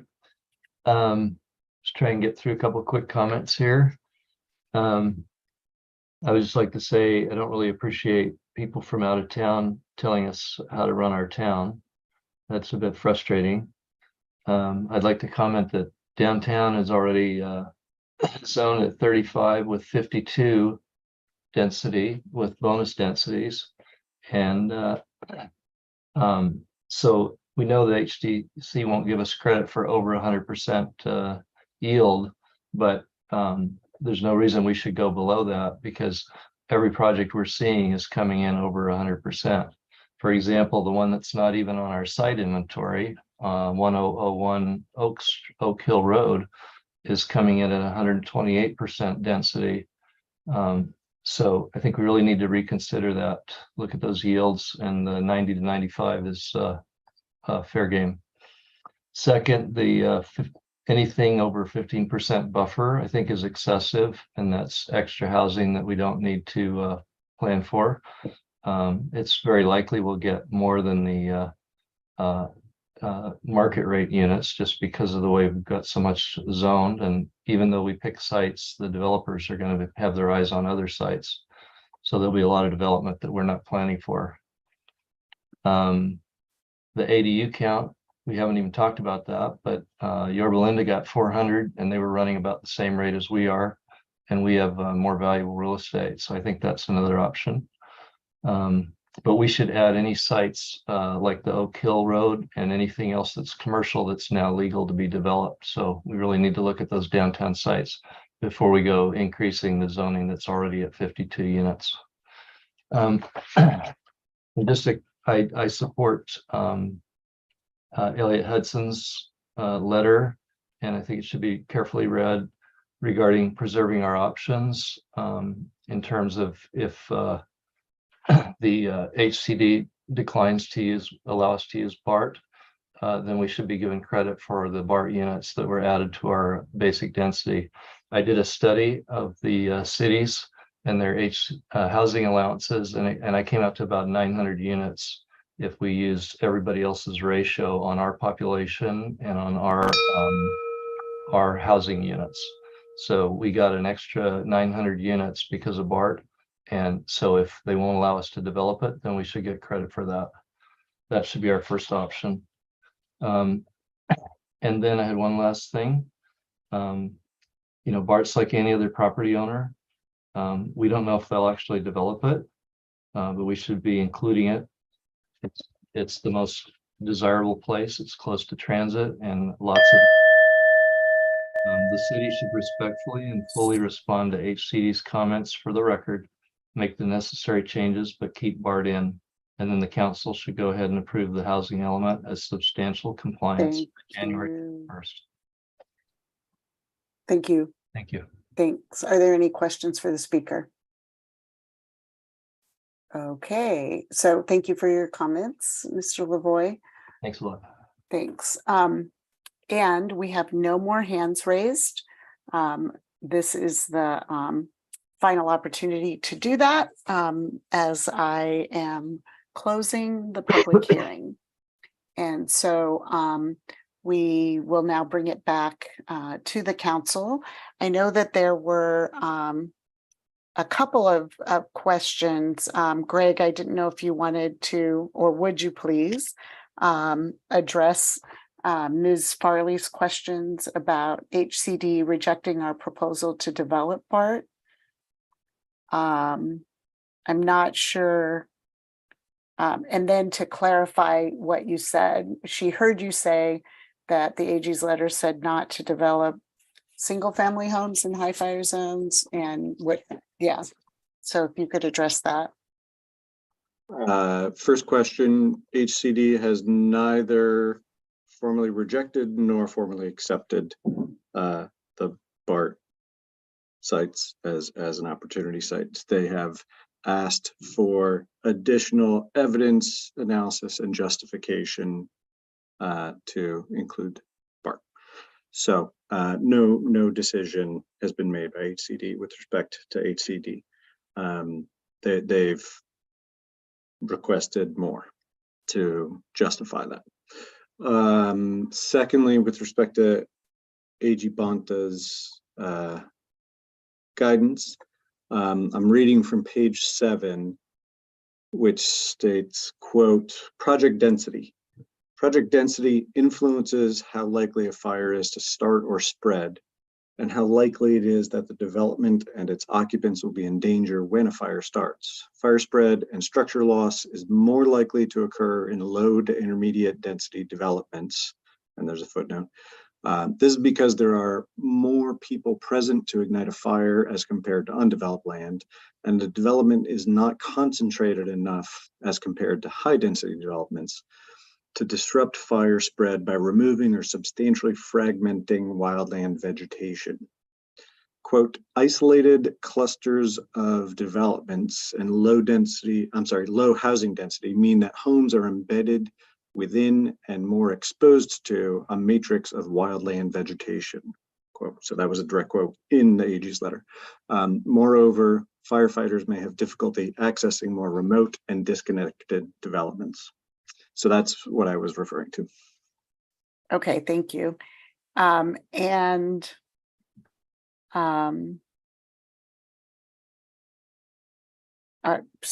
those were the primary questions. I mean, I think as we discuss, we can interpret what the Happy Valley Glen folks have been asking, but whether we can say, have they said no building on BART or not building on BART? I don't think we can speculate about that. So do other council members, I may have missed questions. I think I mostly had comments. Oh, and I'll come back actually, because I had a question for Mala after on the builder's remedy, but and I did have a question on air quality. That was something that was studied in the EIR in those our scenarios or not. One of the speakers seemed to indicate that potentially we didn't study that. Air quality was analyzed in the EIR for both scenarios. And I think, you know, the comment is noted and acknowledged that the, you know, AFFH would essentially, I don't think, be served by placing all of the lower income units in a more environmentally impacted area next to industry, or however, that's not the case. The case is that we are putting all of our multifamily in the downtown and stepping density as it goes from freeway to boulevard to single family. So it's not that all of the units would be pushed up, all of the below market or low income units would be pushed up against the freeway. That's not the case. They would be distributed throughout the downtown. However, all of the density affordable and market rate would be stepped according to the topography, essentially. So two different, thank you on that response, but the one I was referring to was someone who was talking about don't build any of it because our EIR didn't test it. But two different things, how it impacts affirmatively furthering and then the air quality. But thank you, Greg. And I think those were like specific questions, unless other council members heard them, or different questions. But if not, we will now bring it back to council for discussion, additional questions, and to provide direction to the staff on what we want to have come back to us and how we want to move forward. Councilmember Kendall. I too agree with Sharon Farley that the opposition to BART from the Glen, it hasn't been so much as don't build there. It's just keep us safe. It's not. I think that's a fair thing to ask, and that's okay to ask, and that doesn't mean it's opposition. It just means we haven't done our job yet with the EIR, right? And so, to me, I'm not done with BART yet. I don't think that we have pushed it, and I think we can. I think there is a path that we can take where we can get it all done and get a certified EIR by the end of January. And maybe we don't recirculate it, but we as a lead agency can choose not to recirculate it, right? We can, it's legally okay for us to do that.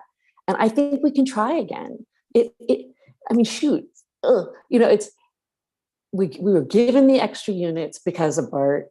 It's already upzoned. Every state and regional planning agency says build there. I don't see the opposition as to the project there as to when you build it, make it safe, and that's okay. We can do that, and I think we can do this all by the end of January. I'm willing to try it one more time, and then obviously go to the other options if we have to. But I just don't think we've exhausted it yet. I'm not panicking yet. I'm not panicking thinking we have to restart this whole thing. I think we can stay the course, really vet this thing out, do our best, and see if it'll fly. That's where I'm sitting. So, Vice Mayor Andrew, go ahead. Okay, well, I'm quite confident there are voices in the Glen whose intent is not, we do not build at BART. And I'm also, and that's fair. Confident. That's fair, I'm but they don't quite, have a choice. I'm also quite confident that they're the overriding. I mean, everyone, if we're going to do it, we want to be safe, and obviously that's what we as a council want to do too. So we're not at there's no disagreement there. What I would like to do with Councilmember Kendall suggestion, saying there is a path. I'd like to see if there is a path. I'd like to discuss that path and see if it works. Because in my analysis and gathering information from the different elements here and seeing how everything fits together, I'm not sure there is a path. And I'm concerned that if we go down that path and we come to sometime beyond January, when the path doesn't work, or it's found not to work out, either because we are sued, because of the EIR action we took, or because HCD says we're rejecting your housing element, then we're subject to the builder's remedy, and we will be for some time. But in fairness to that approach, because I've been arguing all along too that it's just unfair what's being done, and we have, I did a chart since the last meeting that shows if you used Lafayette's increment of 2114 and you adjusted it by population, we have the highest per capita allocation in the city. Mm-hmm. And second is Walnut Creek, Orinda, which has a BART station. So I don't go with the argument that it's not the BART lots, it's the BART station. Orinda is the same opportunity areas that we have, the same closeness to work that we have, the same BART station, and they are 300 and something units less. Okay, but I'm not going to belabor that argument tonight because I think we're running out of time. But if we do follow the path, then I agree with Councilmember Candell. I agree with Elliot Hudson. We need to make that point. But what I'd like to do now, if others want to, is see if we can go down that path. If we don't, then we need to look at other ways to achieve our goals. And in fact, we even need to discuss, what's a priority for our zone. It could be that for some of us, avoiding the builder's remedy is not a concern. It is for me, because it's not just the downtown that could get an application. It could be Happy Valley, it could be Release Valley, it could be Burton Valley. But Mayor Gehringer, I'm suggesting we see using the experts on the screen if we can go down that path. And specifically, Carl, timing wise, you're asking staff to tell us whether or not that timeline works. Yeah, what is the path? What is the path? And is it realistic? And I've done, so Councilmember Dawson, I think Vice Mayor Anduri was asking for specific, and I see Sarah coming back on. I just want to what Vice Mayor Anduri is asking if, and not just in this, like what exists now, but what we might need to put together resource wise. So not just within the current, well, put it this way, do we need other consultants? Do we need other things to make it happen? I guess, if adding to that. Thank you. So Sarah, are you or Greg, who wants to start? I'm here. I'm sorry, Greg, if you prefer. Well, I guess seeking a little bit of clarity on the question. I think I heard, what is the path? And we attempted to lay out the options in the staff report, and speak to those. I think if the direction is to Vice Mayor Anduri, you're going to provide clarity. Yeah, I think the path is on what Councilmember Candell is asking for is option one, and seeing if there's a path to doing option one in a timely, safe manner. Thank you. So we can absolutely bolster the argument and evidence that we resubmit to HCD regarding the BART station. And I think your analysis would be informative. It wouldn't necessarily change our arena allocation, but it would be informative. I think we can develop programs to include in the housing element, which would go to support development on BART in this upcoming cycle. Essentially taking on some of those tasks and essentially allocating the resources that we can to pursuing development on BART, which it should be clear to HCD that we are committed to that. So if that's the direction of council, we can do that. It will come down ultimately to whether HCD accepts it or not. And there's no bright line that they have provided about what would and would not be acceptable. It is a gestalt, I guess I'll say, is that, it's a body of evidence and analysis to make a case about all opportunity sites. And it's not simply publicly owned ones that need to have this analysis and rationale that supports them being included. It's all sites. So just to make that clear. I think there would be additional work that would support the inclusion of BART as a site in the very high fire hazard zone. And so that would be, I think, direction we'd want to get from council is to pursue that additional work. We've opened this discussion preliminarily with ESA, and the expertise that we would hope to have to, address the breadth and depth of the AG's guidance.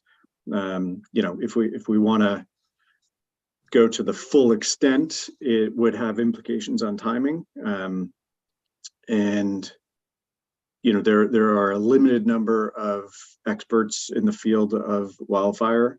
They're out there, but as you can imagine, they're in high demand and already committed to a multitude of projects and analyses. And so if it's the direction of the council, we can retain one that has worked with ESA, that's currently working with ESA, a former CAL FIRE official, I believe.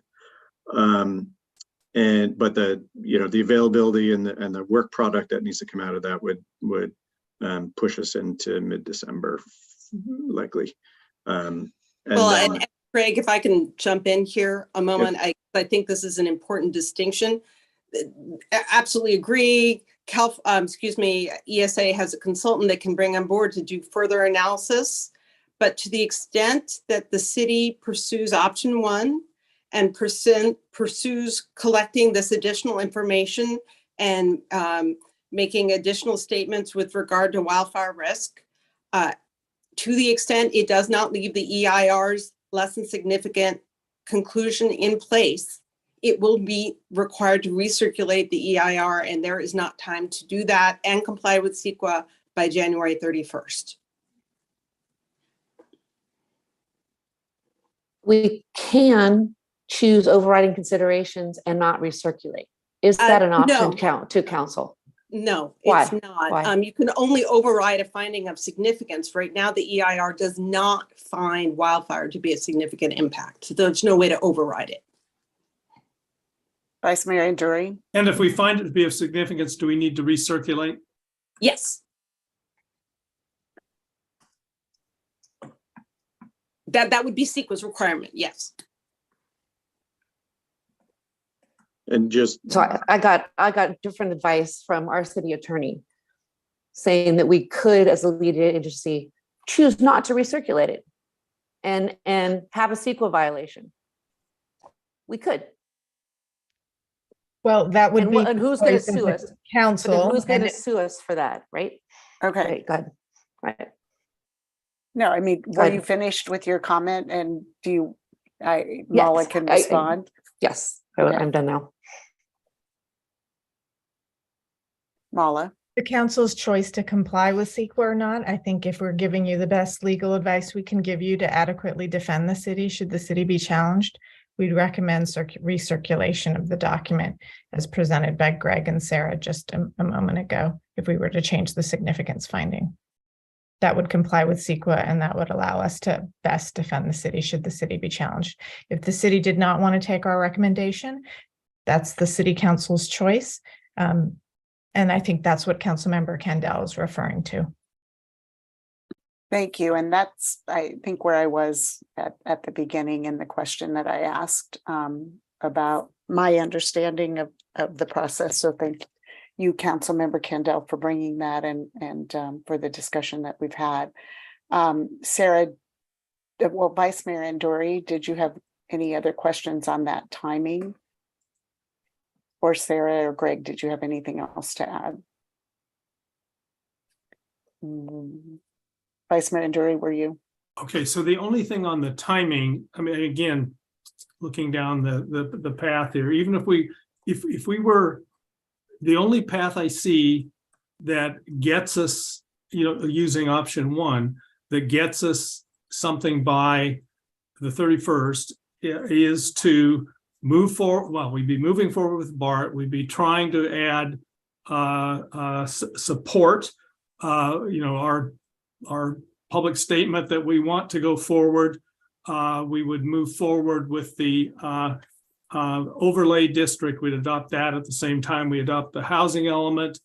But in order to do that, we would need CEQA, the EIR, and what I understand on that is that we would add language that's called for by the BONTA recommendations, but we would not change our CEQA findings. That is, we would still find that it is not a significant impact. And so we would finalize the EIR with that conclusion. We'd wrap it up by January 31st. Mr. Councilman Andori, I think absolutely everything you said, but maybe one minor clarification, and you may already have meant this. So if I misunderstood you, I apologize. By removing the BART and De Silva South zones, sites, which is option. We're not removing it. I know, I did understand you. Okay. Unless we remove the very high fire hazard zones, the narrative as to how we complied with the AG's guidance is very, very difficult to write because we're proposing development in very high fire hazard zones, the Silva South and BART. So while you can certainly proceed as you have recommendation from the City Council, our advice is, yes, it would be harder to write a narrative as to how the housing element complies with the wildfire guidance issued by Attorney General Bonda if you keep BART and De Silva South in. But you can do that and not recirculate and continue with a finding of less than significance. Yeah, okay. That brings me up to what I was going to then say. That creates two issues. One is, and we have two letters from attorneys, and we have Ms. Battersby mentioning a third attorney who have said that if we do that, we've got an inadequate EIR. They have not said they would sue, but that could happen. So I would say that we have a high likelihood if we go down that path of being sued. Also, we have a likelihood, and I guess I can ask Greg, we have a likelihood if we go down that path of HCD coming back on March 1st, April 1st, and saying we've reviewed all this and we're rejecting your housing element because there's no way you can get BART done within the period. And so we have no alternative but to say we can't include that. And then we're subject to the builder's remedy. Carl, are you done with your questions on that? Done. Councilmember Kendall. I'm Listener. understanding the opposite on that. It's the Fonseca case that says as long as we certify our EIR and put in a housing element and we self-certify it, even if HCD rejects it, HCD rejects it 5 times, we're already in significant compliance and the builder's remedy does not apply. So we don't have to rely on HCD approving our housing element. All we have to do is get to that self-certification. They can reject it and we're still fine. Is that true? I want to add, we need to have a housing element EIR that's in compliance with CEQA. So that's why some of the comments we're making in terms of what we're recommending is critical. And then in addition, we can adopt our housing element, but we need to have it substantially comply with housing element law. So we have to be able to defend both of those documents in court. 1, the EIR in compliance with CEQA, and 2, the housing element in substantial compliance with housing element law. If we can do that, then yes, we can rely on those documents to defend builder's remedy. There are other repercussions to not having a housing element that's certified by HCD, but it's not builder's remedy.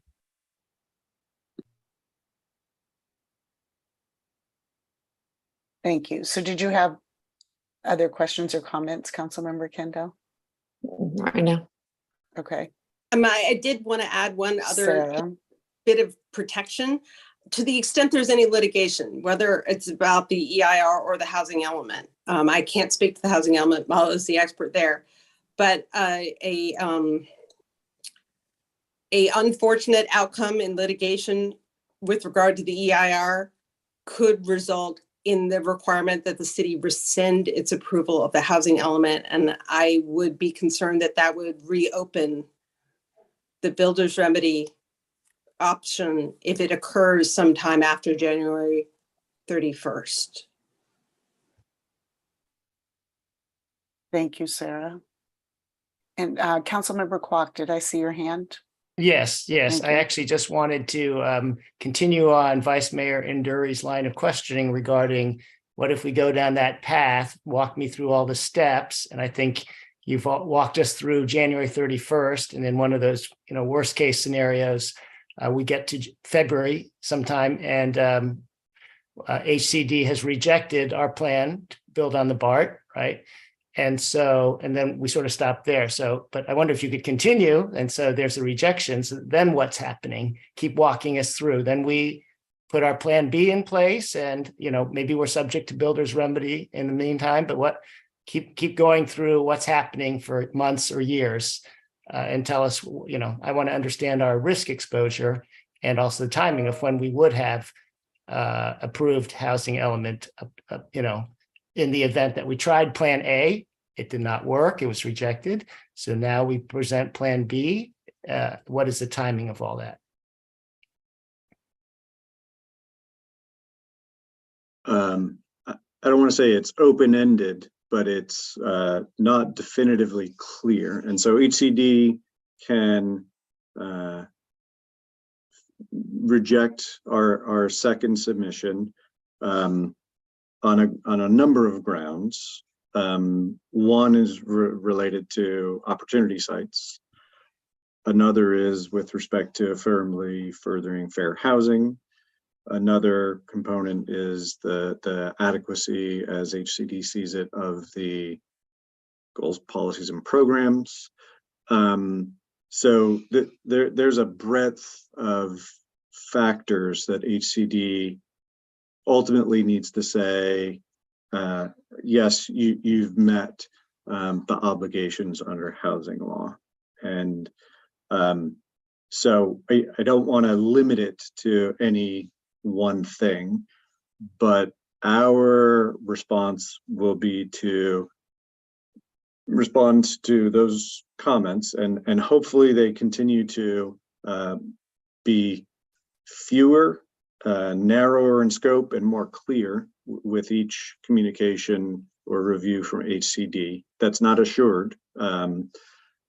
There's no obligation for HCD to limit its comments in the second review to those which were raised in the first review and whether the city successfully addressed those.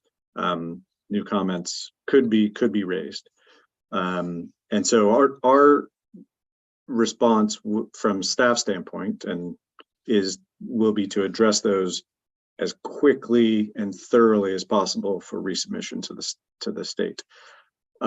It's a challenging order in part because every community is different and they're not objective standards. I'll say that there's no objective standard by which housing elements are reviewed. It is very subjective and case by case because each community is different. We were, proposed to address the requirements in different ways. So I know Is that there any didn't. learnings we could have from Southern California? The majority of the cities, 200 plus, did not get an approval in the beginning, and now that we're a year or more than a year down the road, have some. What percentage has gotten in? I mean, all of those would seemingly be at the same type of risk that we would, or exposure that we would have if in the event we got to February without an approved housing element. So certainly there's a body of work that the Southern California effort went through and responded.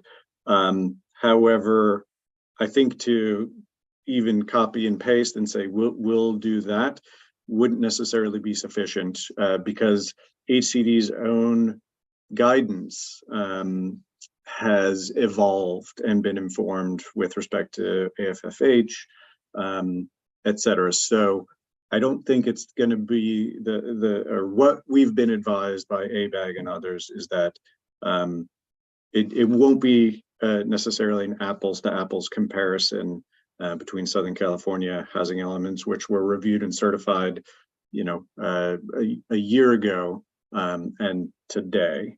So it's evolving and hopefully being elucidated on the part of the state and local jurisdictions. But they can be informative, and particularly those in the Bay Area, which there are Alameda and Emeryville have already been certified. But again, those solutions, the way that those communities have addressed the breadth of requirements, will not be 100% analogous to the way Lafayette does. That said, it just behooves us to do our best to address the requirements as we understand them in the moment, and then be further informed by HCD to the degree we can. I think the more that we do and commit, the clearer it will be to HCD that we're truly meeting. So HCD has said, no longer can your programs essentially be, we're going to look at or study doing X, Y, or Z, because that's not an actual commitment to actually do anything. It's a commitment to analyze, study, thing. So things that are more concrete, or commitments that are more concrete and tangible with respect to the housing programs, that is the direction from HCD and ABAC. And if you're interested in numbers from Southern California, I think, and we can give you an update on that. But no, that's Okay. not necessary. Thank you. Okay, Councilmember Candell, and then I. Yeah, so back to the EIR with in the very high fire hazard severity zones. Okay, so I understand, Bart. It seems like the De Silva property would be very different. Like it seems like we would not change, even based on the scenarios that Mayor Geringer worked out with CAL FIRE and stuff like that. It seems like we would not change the significance rating if we included De Silva, and based on Diablo winds and based on it going the other direction and no single ingress egress. It just seems like that would be one that we could get in time by January 31st. What do you think? So, and first of all, what were you saying that I said about CAL FIRE? Oh, remember the scenarios you came up with to study the wildfire region? Oh, and that was cool. The little yeah. task force or whatever it was. Yeah. Yeah, that the experts actually came up with, and that I was yes. there. Yeah, thank you. You were I there. just wanted to clarify that Yeah. I am in no way that was the final decision on that. So are you saying, so you're asking that question about that in relation to looking at other options besides just building at BART?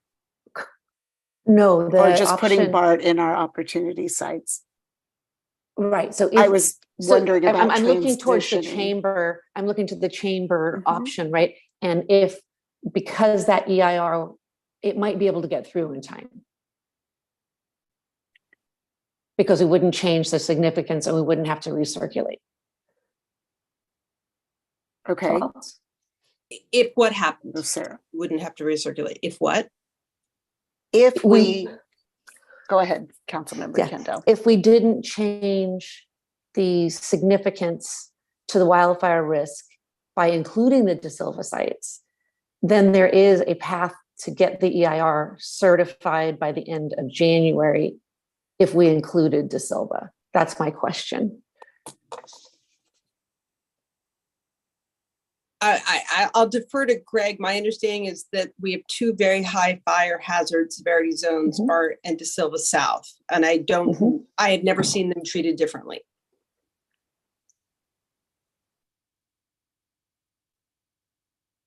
I essentially concur that both sites are sizable, both are proximate, adjacent to 4-lane evacuation routes. So I think the inclusion of De Silva instead of BART doesn't change the approach that we would take, recommend to address CEQA and the AG's guidance. I think so. I don't think it would change. Okay, so even though did we study that in the EIR? We didn't study. I thought we just studied it. We did study De Silva as one of the opportunity sites. It's Right. area 9, I believe. Right.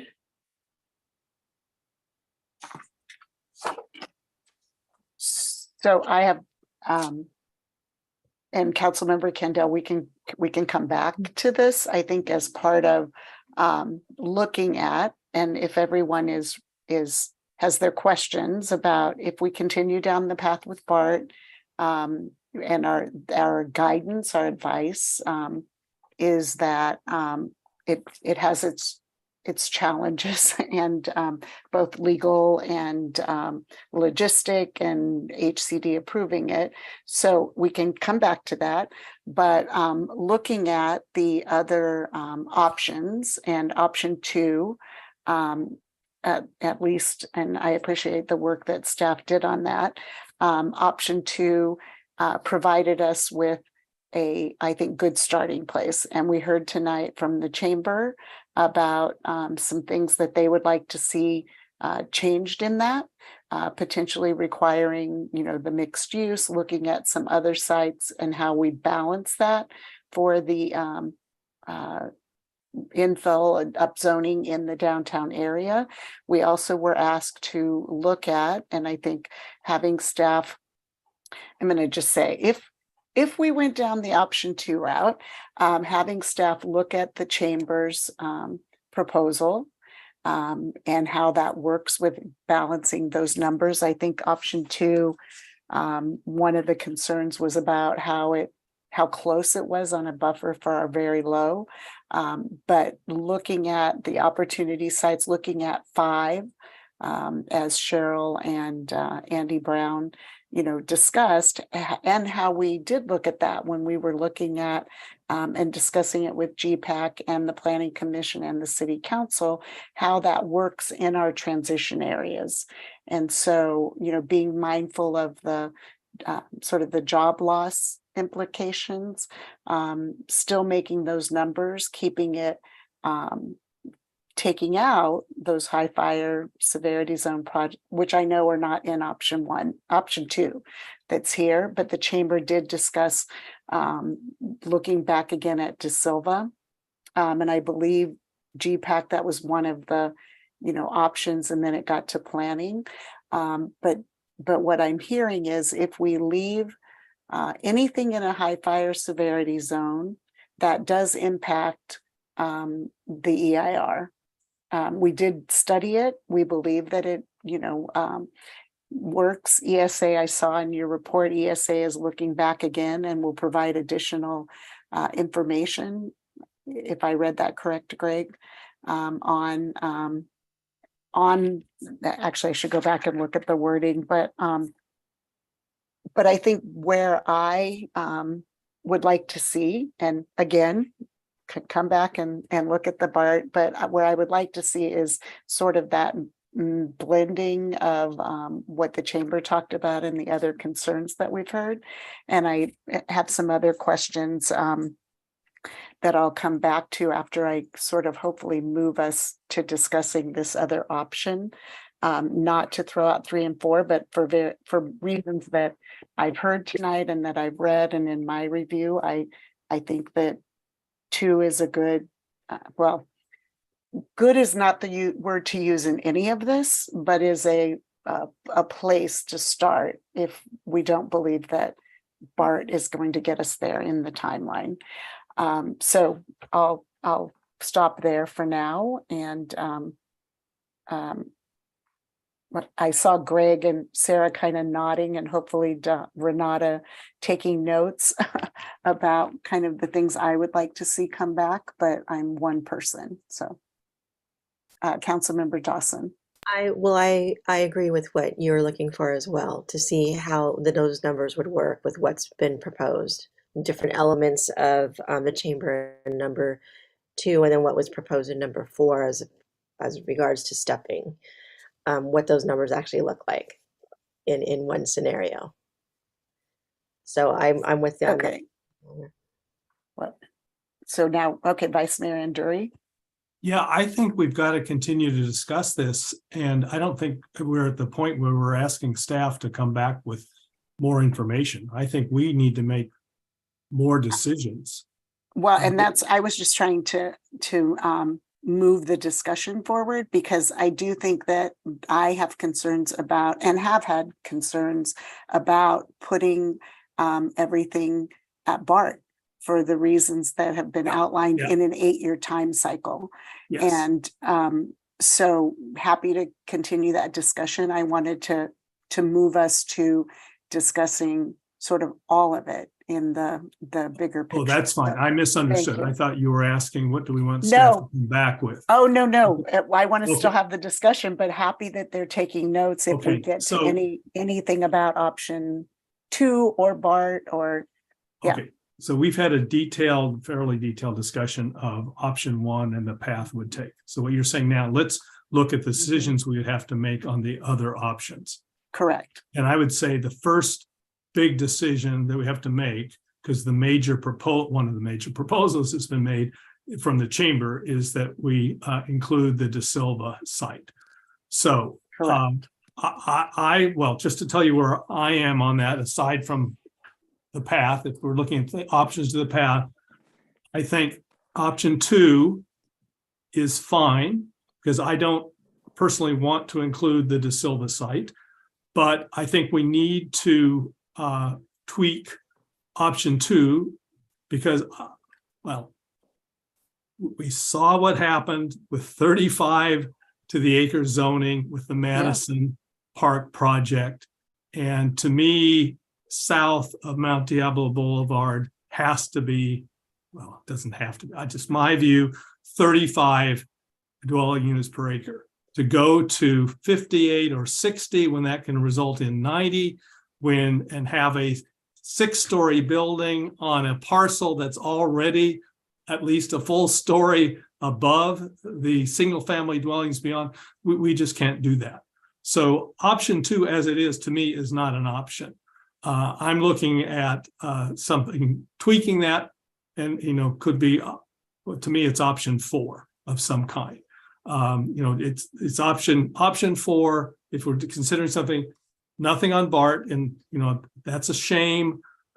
We can discuss that later. But 35 dwelling units per acre south of BART, going with the Planning Commission split of the areas, the 3 areas north of BART, and what I would propose is 75 dwelling units per acre along the freeway and 50 dwelling units per acre along Mount Diablo Boulevard. But the key decision is, are we going to put De Silva in? Because it's like the BART lots. It's a big number.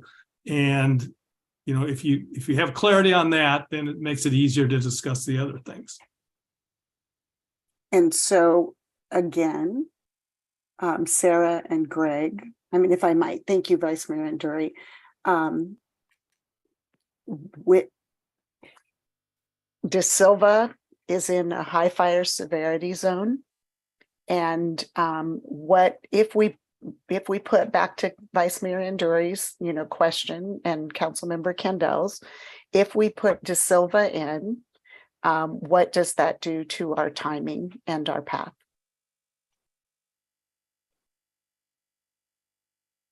We would recommend additional work, and which would have, I think, implications on the EIR and the timeline. However, if the conclusion doesn't change, and there's no additional mitigations then you could certify and need not recirculate. So, but I think there's just a bright line difference between including one or more sites in a high fire hazard area or not, under the AG's late issue of that guidance. Again, it's just guidance, it's not new law. But and we've done so much of what he is recommending. But that said, we're the guidance, I think, would be don't put any new significant housing in high fire hazards if you can avoid it. That's me kind of paraphrasing, but sometimes that's unavoidable and not the best avenue. And so to the degree that you can do further analyses and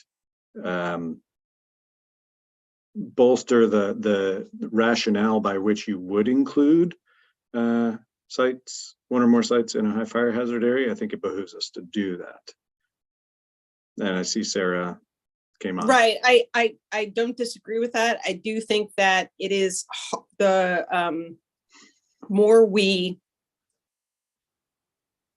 pursue a path that is just arguably in conflict with the Attorney General's guidance, the less we would advise that the EIR can proceed without recirculation, because the more you end up addressing those potential conflicts with the AG's guidance, the more likely you are to disclose significant new impacts, which quite frankly, members of the public have already asserted that we had. So, I mean, it starts to get very complicated. I certainly wouldn't assume that additional study of retaining De Silva South wouldn't lead us down the recirculation path. I can't guarantee it, but I certainly wouldn't assume that it wouldn't. Thank you. Councilmember Kendall. But to follow up, if we don't change the significance of the hazard, that's something you said before. If we have to recirculate, if we change it, but is there a path where if we don't change it, and that I think that would happen at the De Silva site. They're very different. They're very, very different. And so if we don't change it and it remains insignificant. You can certify the EIR today, and you can remove BART from the project and certify the EIR today with a narrative as to why you think all the AG's recommendations have been met. It just gets that much harder if a very high fire hazard zone property remains. And that's why we're saying that we would have to look at that, and I can't know now that it wouldn't lead us to finding a new impact based on the AG's guidance. And a follow-up question, are any other cities following AG Bonta's advice as closely as we are for their housing element? Well, when you say following it, they're reading it very closely. Yes, yes, they are. But of any other cities, are any of the cities doing what we're doing right now, saying all of a sudden we can't certify because we can't redo our EIR in time? Well, what they've done is they called it significant and unavoidable to begin with because they published their draft EIR after Bonta's guidance went out.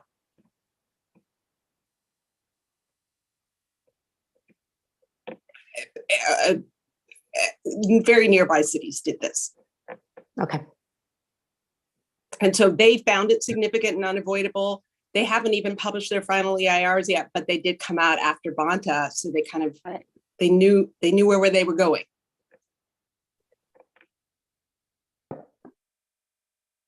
Thank you. Councilmember Kwok. Yeah, just three things to chime in on the many great discussions we've been having. First of all, I want to thank all the members of the public who contributed comments today, because I think we had quite a diverse group of that really embodied, I think, the conversation from 18 months. So, yeah, whether you live here or not, I appreciate hearing your views. They all are helpful, and thank you. The second thing is, I think, as we think about Councilmember Candell started this conversation about let's go for it on the BART. And I would say, stepping back in the role of planning our future, thinking 20 years into the future, what is the best place to add, 20% more housing in our city? And we've run this by the GPAC, the Planning Commission, Chamber. I mean, we've resoundingly heard a lot of enthusiasm to put it on the BART station. And so no doubt there's that whole list of challenges that Greg put in the memo of why this is hard, the solar panels and so forth. But I do think, looking at the 20, 30-year view, looking back, this is our chance to put it in the plan. Let's go to bat for it as much as we can. Let's advocate as hard as we can. In our last meeting, Vice Mayor Anduri talked about taking a legislative approach, contacting Senator Glazer, Assemblymember Bauer-Cahan, and to have them intervene and help us with a difficult thing. I think we should just give it every shot we have, if that's what this community wants. I'm interested in that. But we talked about last time to have a plan B just in case that didn't work. And I view our plan B as like a parallel path that we would work on at the same time. And so in this meeting, I want to clarify, when I asked in the last meeting, what's our plan B? I sort of was expecting this meeting to be a discussion about what's the plan B. And then I saw option 1, 2, 3, and 4, which option 1 was our plan A. And option 2 is the recommended one. But I think we're also asked to pick one. And I sort of think my head is still at, no, we're still doing plan A, but we're working on plan B at the same time so that we have two options. And granted, we're running out of time. So the builder's remedy issue is something that I'm concerned about, but not too concerned about. I don't think that's the reason not to try plan A. I'm not there yet. Anyways, I do think I'm in favor of pushing forward with an option 1 as best we can, and also doing everything on plan B, like the mayor said. Let's use option 2 as a starting point, use today's feedback from the community to try to enhance it. Each of us have, should we start out with option 2, 3, or 4 as the building point of our plan B? So that leads me to my third point, when Vice Mayor Anduri said, what do we think about De Silva South? I'm not for that. I think that I would prefer to see the density in the downtown to make more walkable, bikeable community. We're trying to attract younger families here that will be able to walk to the schools. And there's no schools over on De Silva South, right? But more in the downtown. I think it's just going to be more. I would prefer the density there. Willing to think about it if we had no other choice, but it would not be my first choice to put the density out there. Sorry for the long comments, but no. This is we're going to plug away, and because we need to, and these are hard decisions, and I do appreciate the discussion and the public input. Vice Mayor Anduri. Yeah, I appreciate those comments. Again, we've got plan A. That was the path. Let's come back to that. I think what we're doing now is developing plan B. So, Councilmember Kwok, we have your view on De Silva. I'll just elaborate on mine a little bit more. I don't think it should be De Silva, because it's going to be another pocket of housing away from the downtown and away from transportation and away from schools. And it's the last land in Lafayette that we can use for playing fields. You know, we can possibly get 2 ball fields and 2 playing fields on that property. If that property's gone, then we're not gonna, there's no room in Lafayette. So I'm in favor of taking De Silva out of the mix.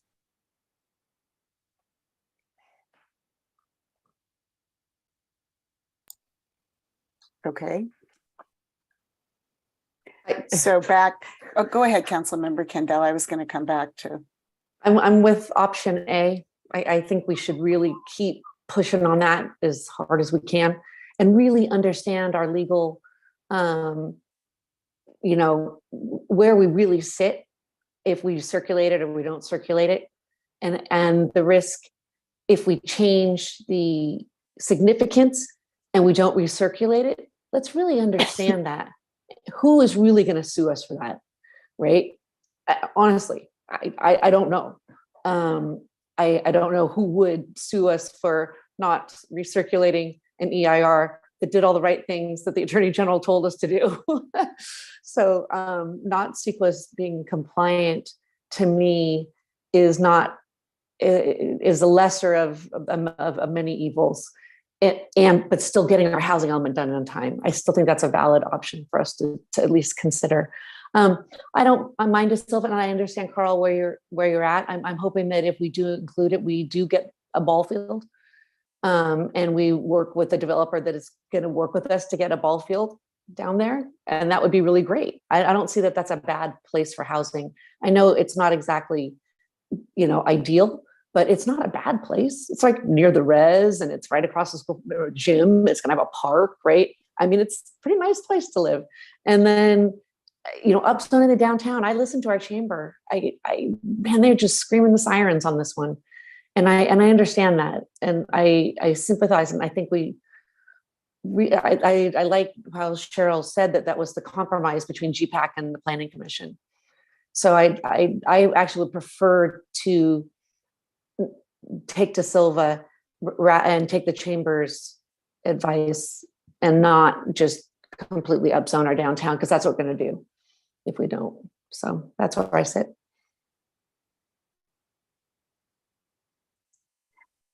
So I am, so I'm hearing from at least 2 people, you know, move forward with continuing on BART, leaving the BART site in.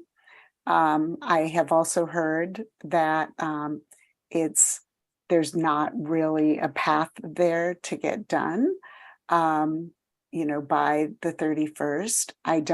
I still feel that that it's for all the reasons that have been stated by staff and that we've actually talked about over the last several years, that or 18 months, whatever, that the challenges associated with the BART lots,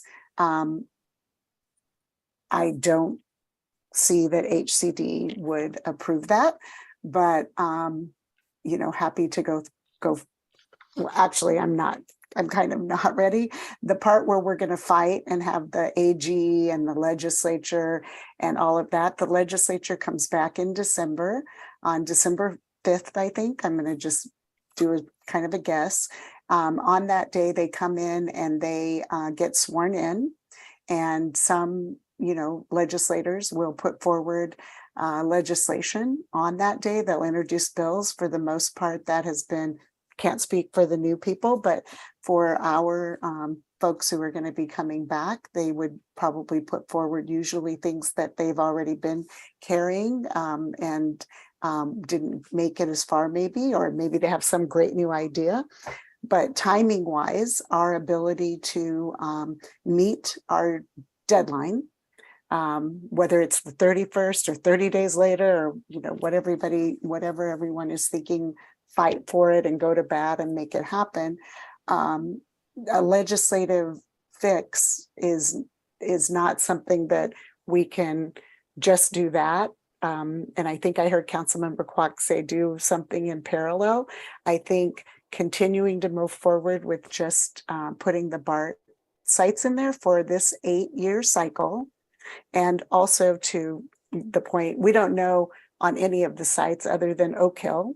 We know sites are going to happen there. We know because they're in the pipeline. We know they haven't been approved, but we can count them.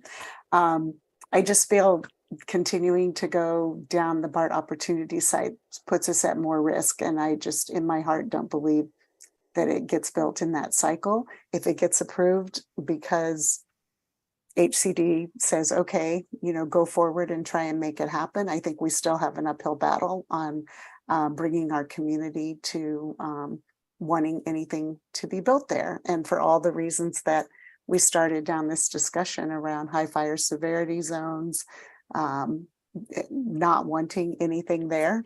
So anyway, a little bit of rambling, but I have strong concerns about continuing down the path timing wise. Whether I'm absolutely fearful about the builder's remedy, I think it is something that is a risk. I think that as Vice Mayor Anduri pointed out, it's not just in the areas where we have some modicum of control over it and can do the downtown specific plan and all of those updates that we've talked about. I just think that it's a risk. And so look forward to continued discussion now about what direction, and if it's the will of the council to go forward with the BART option, then that's what we'll do, and we'll direct staff to do that. Vice Mayor Anduri. Okay, I'm against proceeding with the BART option at this point. I think we have to take a long view on this whole process now, and by long view I mean 20 years out. Where is Lafayette going to be? And without question, people 20 years from now are going to say, they're going to think we were crazy for not wanting to put housing on BART. You've got a major transit station, you have to have housing near it. So there is going to be housing on BART at some point. The problem is, and I'm changing my view because, as you know, I was very strong about making these arguments and going forward, but I don't think what I had described as a legislative option in a prior meeting is going to work, because at least one legislator probably is not going to help. So in hearing what the discussion was with the BART people, hearing what the discussion was with HCD, I see very little likelihood that HCD is going to approve BART as opportunity sites. And I think that if we move forward with it, and well, that also creates issues then with the EIR. And again, I'm more concerned with the EIR, and I know we can't discuss, at least I'm asking Sarah and Mala, we're not going to refer to the confidential memo that you gave us. That was just given to us as council members. But I'm concerned that if we go follow that way, we're going to put ourselves at risk of not having a compliant EIR. So I think the best course now, again, looking to the future, is to take the BART lots out. I think we still want to make the point to HCD. We think we got our numbers because we have the BART station. We upzone areas 1, 3, and 5 with the split. And the numbers that I gave, Renata very kindly ran the numbers for me this afternoon. That leaves us with a smaller buffer. It gives us 2,733 opportunity sites. So that's a lot less than the 3,004 that we had originally. So the buffer drops down to 29%, but that's still a good buffer. The problem is that the buffer for the very low income is only 2%. So maybe we need to look at that some more. But I would make the argument to HCD, if they push on the buffer, that's where I'd say, well, look where we started from. We had this high number because of BART. And, we have to take the BART out because, you're not going to allow us to do it. BART's not going to put us in the work system. And then we move forward with the EIR. Once we've taken with BART out and the De Silva property out, then we can go forward with the EIR, and we can do that within the time we have before January 31st. But at the same time, if we do that, what I'd want to do are two things, two buckets of things. One is to commit the council and the city to taking steps to analyzing wildfire risk and improving evacuation times. And there's a number of things I've got listed down here that we can look at as things that we would do, including trying to develop a second evacuation route for the Glen, a number of things we could look at. I think we need to do that no matter what we do around BART. Right. But the second bucket of things is I think we need to move forward. I mean, if we take it out, that doesn't mean to me that we wait until 2030 before we start thinking about BART again. I think we start thinking about BART now for the next cycle. And that means completing and adopting our overlay district. And in order to complete and adopt the overlay district, we need to have an EIR. In order to do that EIR, I think we come back and we do the complete environmental analysis of the fire risk in the Glen and other areas. So anyway, that's the path that I would take. I think there's too many risks to moving forward with BART in the plan. So I'm in favor of, I guess it would be option 4 in the staff report. So thank you, Vice Mayor Nduri. Go ahead, Councilmember Dawson. I'll wait. Go ahead. I appreciate that, Vice Mayor Nduri. I feel along the same lines that as much as BART makes sense, it doesn't in terms of where we're at right now. We're in a rock and a hard place on so many different aspects on that one. But we have other options. And to Councilmember Clark's point about looking at the long view, waiting on BART is the long view. So that to your point of what you're describing, coming out with a plan, adopting the overlay, and really making it a thoughtful thing and working with BART so we do get on their work schedule at a more appropriate time that works, makes a lot of sense. And also in working with the community, I agree with Councilmember Candell that our residents aren't saying, no, don't build these different homes. They're saying they want to make sure that they are safe. And I agree that we do need, we've asked for this before, we haven't had that chance. We should do this, do that risk analysis across the communities, because besides the Glen, there are other neighborhoods that have reduced evac routes, much longer times to evacuate in existing situations right now. 3 hours is a lot in that scenario, that second scenario, I think it was, that Farron Piers studied. So I do think that at this point, and in terms of what we're facing with the AG's recommendations, doing what we can for the community and making them feel that we are analyzing this sufficiently, it makes sense to go this route. But to Chamber's point, and I'm very much of a downtown protectant as well, I almost think there is a point to be made to including De Silva, because we could have a better chance potentially of developing how we would like to develop. It's that's a hard one because it's still in the very high safety fire zone. So for me, that's like, So I would probably defer that as well to the next cycle, so that can be studied, and maybe we'll have relationships with someone at that point that we can look at a viable development and numbers there. So I like the mixed number 4 option if we can come up with the numbers, that sounds great.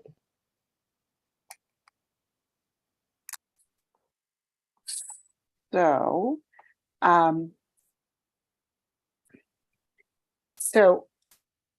and maybe this is for staff. So I agree with you, Vice Mayor Anduri, on a number of those elements. And I think Bart, not to say, oh, we're not going to do it, so we're not doing it now, so we shouldn't continue to work. As they begin their review in 2023, we begin that process, we continue that conversation. I think it's more realistic in that next cycle. I agree for a number of different reasons about De Silva. I think that it is farther out. I think that it may seem different than the BART in terms of its impact and being in the high fire zone, but I would bet that there are other neighbors and people around there who would also have those concerns. So I agree with Councilmember Dawson about studying it. I don't think it has the same, transit close to the downtown that Councilmember Kwok talked about. I do have some concerns about 4 in terms of, putting it all in, not all, but that focus on between Mount Diablo Boulevard and closer to the freeway. I appreciate the tearing down, but if I'm reading it correctly, in some of those, it's at 125. I would like to see some balance of the chamber in option 2, and I have to say I didn't pull it out today to look at that because I just really didn't. I had reservations about 4. So as we come back, I appreciate that it takes it off of sort of those transition areas, but I think it does put it in an area that even though all above market and everybody will be there, I have some concerns and reservations about having it in just that spot. The scenic Highway 24 is the scenic. Does that put us into a whole nother layer of, and I know it's opportunity site and we have to do CEQA later and we get to look at each project. So unfortunately for staff, I don't have a way to say, how we meld option 2 and input some of the chamber stuff and still reach our numbers. And I'm happy to look at that after. But recognize that 4 and 2, I think, and the chambers are some combination of that feels more comfortable. But Vice Mayor Anduri. Yeah, one small point of clarification. Okay. The chart for the staff recommendation uses 125 up against the freeway, 35 on both sides of Mount Diablo Boulevard. What I'm suggesting is 75 up against the freeway, so it matches what will be across BART, and keeps 35 on the south side and moves the north side of Mount Diablo to 50. Right, and I recognize that once units are built at BART, that it sits on the freeway too. But I'm just saying that those are, mitigations or things that we'll have to look at down the road. Okay, so having some version of that, but also then how this impacts the chamber. Councilmember Kandel. Right, and so also consider the chambers one where they said down by Desco and all those things. Yeah, they went higher, right? Even on the south side, right? Yeah, and looking at those, thank you. In looking at those options, that was how we blend in the chamber. I think at least what I'm hearing from us is minus De Silva. Can we at least really understand if we have to recirculate the EIR? If we include De Silva, really understand our options there. The BART is I think very different, and so I think it is to see if it's really can't be included. Well, I think go ahead, Vice Mayor Anduri. Well, is that a factor in anyone's decision though? Because yeah, I'm a no on De Silva, No? whether or Okay. not. Yeah. All right, we've got 3 no's. All right, okay. Right. So staff, Councilmember Clark, I saw you move forward, but did you raise your hand? Okay. So staff, do you have enough guidance in terms of going back and doing your study and coming back with for the November 28th meeting, to look at the HCD letter in terms of goals, programs, and policies? I always say those probably the wrong way. And then relative to the options. I think we do have what we need to continue revising the goals, policies, and programs, as well as the opportunity sites, and bring back to council. I don't know if it'll be the 28th on the opportunity site scenarios, but we'll strive for that. Wherein we would provide you with a couple different mixes for your consideration, but certainly preparing exhibits which address Vice Mayor Anduri's proposal of 75, 50, 35, as well as trying to address incorporate the chamber's recommendations, but not in those scenarios, not including BART or De Silva. And then Right. Go ahead, Greg, and then we'll come back to where we may have missed something. And then just with respect to the question of do we have the guidance we need to on the goals, policy, and programs, I'll invite Diana or Renata to say something if we would want additional guidance, but I'm not seeing that right now. And part of what led me to say that was that at the beginning of the meeting, you had said that depending on how this discussion and guidance from council, that would inform what staff brings back on our discussions to the letter. Okay, thank you. And I see Renata nodding her head and Diana not coming on. So I assume that's sort of agreement. Agreed. Thank you. Vice Mayor Anduri, you had one point you wanted to, or more that you wanted to make. Well, I just wanted to make sure that there's enough time to get to the Planning Commission and back to the council by January 31st. I mean, again, coming to a path, do we have a path for finalizing the housing element? I understand that the revisions need to go to the Planning Commission in a separate meeting. We can't do that as a joint meeting. Goes to them as a separate meeting, and then there has to be 10 days notice and it comes back to us. And well, and the same, I understand that going down this path, we don't need to recirculate the EIR, but we do need to revise the EIR. Sarah. Well, we wouldn't revise the EIR. Well, we would revise the project description. And that can be done in a narrative. It doesn't have to be done in the EIR itself, as long as we're not increasing any impacts. It would just be a narrative, perhaps with the staff report.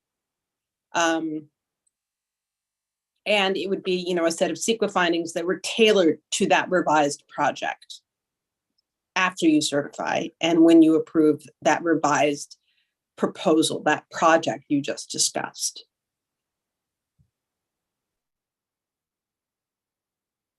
So right now we're hoping to have the opportunity sites as proposed tonight, brought back at November 28th and have the HCD, but recognizing staff is saying we may not be able to get the opportunity site part back. And that will still have us have the time to have those additional, the meetings we have to have. So we have one meeting in December, and we can schedule other meetings. So, I mean, so let's just assume that if we have to, we can schedule other meetings, recognizing that, staff and council and everybody are coming up to the holidays, but we have determined that this is important. Understatement. Councilmember Quat. I just want to clarify, I saw on December 27th that a city council meeting is on the calendar. Is that an error or not? Okay. Yeah, that's an error. It's a ghost meeting. Yeah. Okay. It may have, yeah, it is not a meeting, but again, so staff timing, we want to work with you. And so if we need, anyway, if we need additional meetings, we will work on that. Yeah, we're not there yet, but appreciate that you're open Right. to it as we get to the time where we have the more revisions to consider. And we're shooting, for November 28th. I know, Thanksgiving, I know. So we'll, for the, definitely for the HCD part, I think we're on the same page, so. Yeah, for the goals, policies, and programs. Yep. Yeah. And we'll certainly update you on the AFFH as well. We correct. So. And where we can, anyway, the opportunity sites. Councilmember Dawson, and Yes. then we'll wrap up. A quick question about the narrative that we were wanting to describe about where we came up with these numbers, like that low margin potentially for the VLI will be, and also the where we came a full circle from BART. Where does that go? Where do we envision that narrative to be placed? Because I do think it is important to note that as a record, especially as we go into another cycle, years from now, or if we ever need it in between for any particular purpose to defend ourselves. Where does that narrative get placed?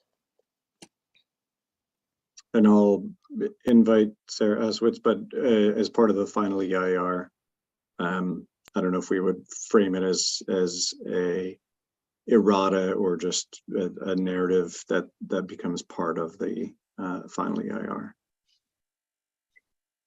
And then, Carl, Mala, do we have provided guidance? Do we need motions? And I think we wanted to continue the hearing date, Greg, if I'm not mistaken, to the second meeting in November. Correct. Okay. That would be our ask. And Vice Mayor Andrew, you had your hand up before I asked that question. Okay, well, I was following up on Councilmember Dawson's question and comment. I was thinking of that, not so much the EIR, but in either the housing element or the transmission letter with the housing element, making that point, why did we do this? And, at a minimum, I do two things. Well, the one thing I would do for sure is say we're working, we're continuing to work so that at a minimum, we get it in the, we can do it as soon as we can. If we may do it in this cycle. If we can't, we'll do it in the next cycle. But we're taking it out of the opportunity sites. Okay. So may I have a motion, if there are no other comments, to continue the public hearing to the November 28th meeting? So moved. And a second? Second. Okay, we have a motion by Vice Mayor Anduri and a second by Councilmember Dawson. I'll do the roll call vote. Councilmember Kandel. Aye. Councilmember Dawson. Aye. Councilmember Kwok. Aye. Vice Mayor Anduri. Aye. And I'm an aye. So we have continued the meeting to November 28th. Thank you again to all the members of the public, to the GPAC, to everybody who actually set us up to be able to look at these different alternatives by all the work that has been done, and to staff. And so thank you very much for all of that. And legal counsel and consultants. I don't want to leave anybody out. So thank you. And so we will, before we move on, we will take a break And following the break, we will move to agenda item 11B, which will be the appeal of the Planning Commission's approval, so we can, get folks ready to come in. And so we'll take a 5-minute break, and then when we come back, we'll look at and making sure city clerk and others that we keep our timing to make sure we can get through everything with our continuing of meetings and stuff like that. So thank you all. See you in 5 minutes.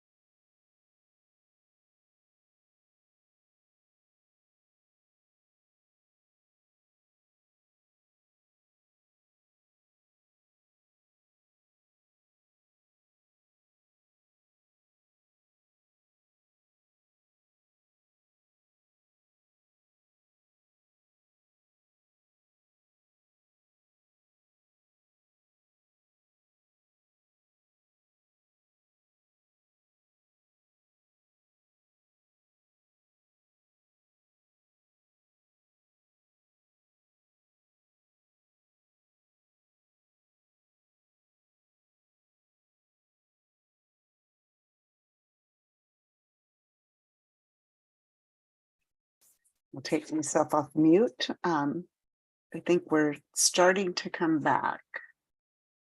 Thank you, Suzanne. So as we're coming back, in looking at the agenda, I know the next item is also a big item. Yeah, okay, okay. Oh, are we back? Oh, okay. Okay, so I know that so our next item is a big item.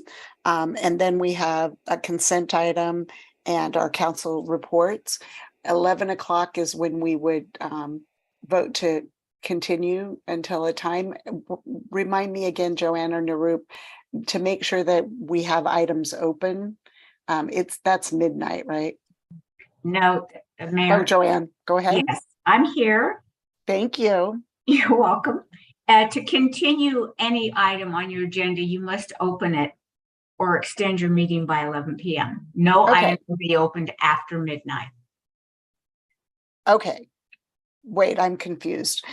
So we have to extend the meeting at 11. And when we extend the meeting at 11, we open items so that we get them all done before midnight. Correct. You can't open any, yeah. Yeah, so I get that. So, but it's sort of a two-step process, but we can do them both at the same time. Correct.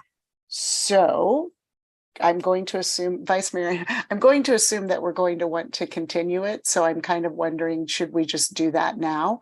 Make that motion and make the motion to open 11B, 12, and 13.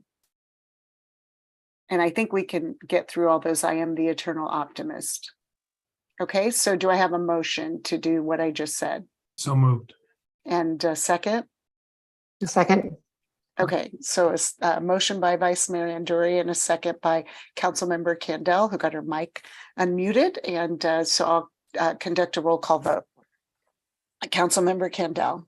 Aye. Councilmember Dawson. Aye. Councilmember Kwok. Aye. Vice Mayor Anduri. Aye. And I'm an aye. So we have continued our meeting to midnight and opened all those items. So now I will move to turn it over to Nancy Tran and Greg Wolf, or maybe Greg Wolf. And to open, thank you, Greg. And Greg, would you, before jumping into the staff report, would you or Mala remind us what the procedure is? We will be opening another public hearing, but it's an appeal. Welcome, Nancy. So would you lay out that as well?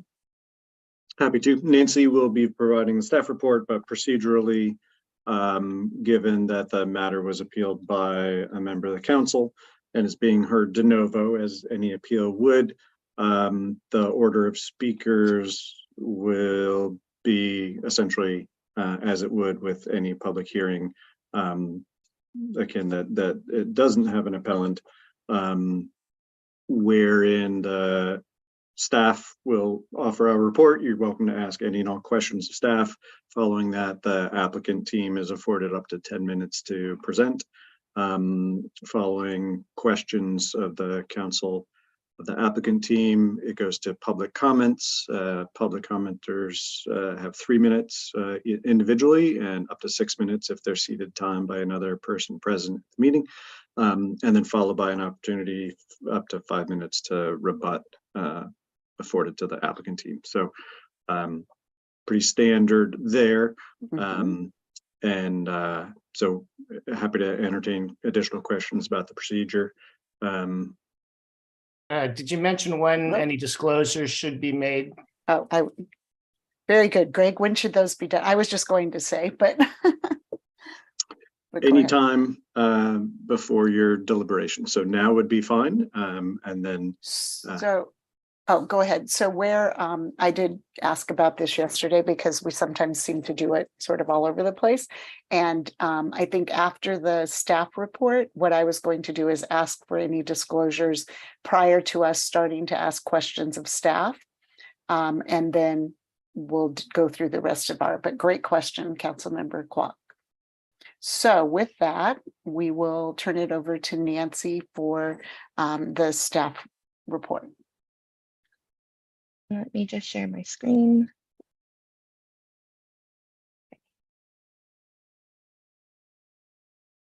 Good evening, Council. Nancy Tran, Planning Department staff.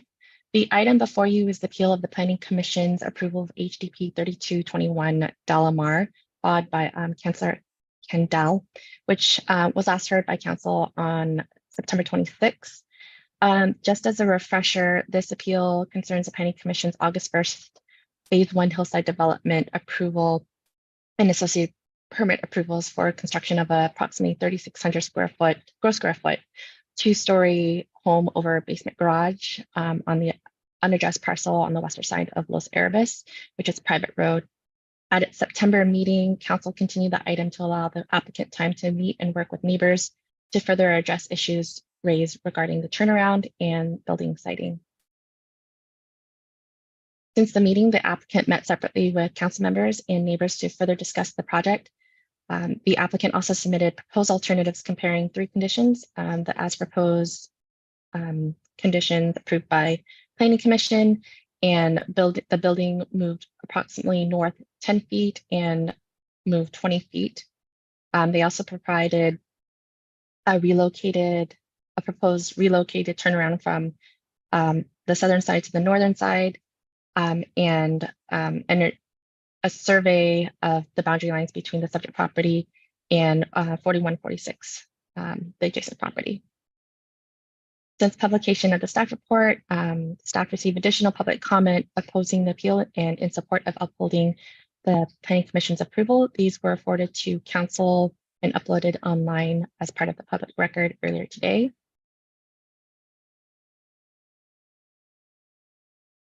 Following review of the alternatives, staff determined that they appear to require greater grading and taller retaining walls, including the turnaround relocation, which would also require a variance. Therefore, staff recommends council adopt resolution 2022-56 upholding the Planning Commission decision and approving the project subject to conditions, because the Planning Commission's approved siting and massing is compatible with the single-family neighborhood character, steps with the topography, and minimizes necessary retaining wall height, as well as addresses privacy and emergency vehicle access concerns, and is consistent with the residential design guidelines. This concludes my presentation, and I am available for any questions that you may have. Thank you. And thank you for taking that down. Okay, so before we ask questions of staff, I will open it to opportunity to share any disclosures. So Councilmember Kwok, I'll start with you. Okay, sure. On October 26th, Vice Mayor Nduri and myself met on site with the applicant Delamar and Alan Moore, his representative. And then between November 4th and today, I have spoken several times with the applicant's representatives and the neighbor, Mr. Dan Haydenfeld. Thank you. Any other disclosure? Okay, Susan, Councilmember Kendall. Sure. I met with both Alan Moore and the neighbor Dan Heidenfeld on Wednesday the 9th. Okay, and Councilmember Dawson. I met with Alan Moore and Mr. Delamar on the 31st of October. And Vice Mayor Nduri. In addition to the meeting on site that Councilmember Kwok referred to, I also had a brief telephone conversation with Mr. Moore with respect to the Hammerhead. Okay, and while we're continuing our ex parte disclosures, on November 11th, I met on site with Mr. Moore and Mr. Delamar, and then we were joined by Julie Heidenfeld, and then later that afternoon I had a telephone conversation with Dan Heidenfeld, if I'm saying that correctly, but all on that same day, November 11th. So then with that, Are there any questions for staff before we hear from the applicant and get to ask any questions? So I'm not seeing any questions, so we will invite the applicant in for a 10-minute presentation or comments.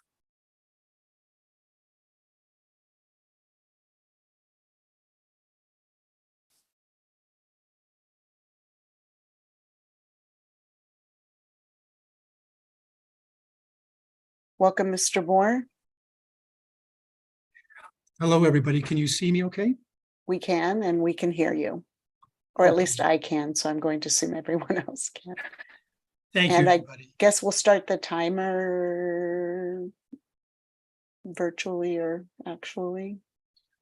Yes, it would be my plan to use up our 10 minutes just with my presentation, just to give everybody an overview of our meetings with the neighbors, if that's okay.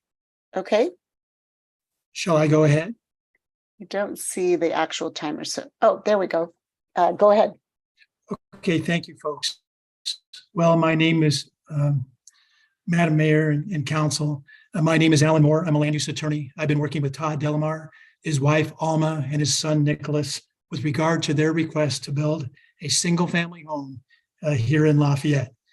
We've also been working with architectural designers Donna Shivers, Jill McGovern, and with Terry Camp, landscape architect, and with the Human Company, Izod Nashashibi and Rick Human, all with regard to this site and massing study for this single-family home.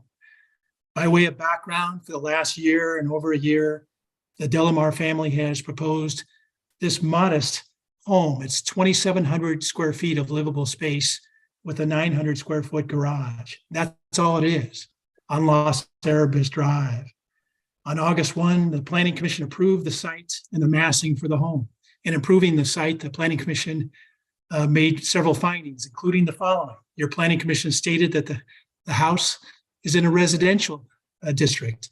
It's completely consistent with the city's general plan and zoning rules. Your Planning Commission said there's no variances, there's no exceptions.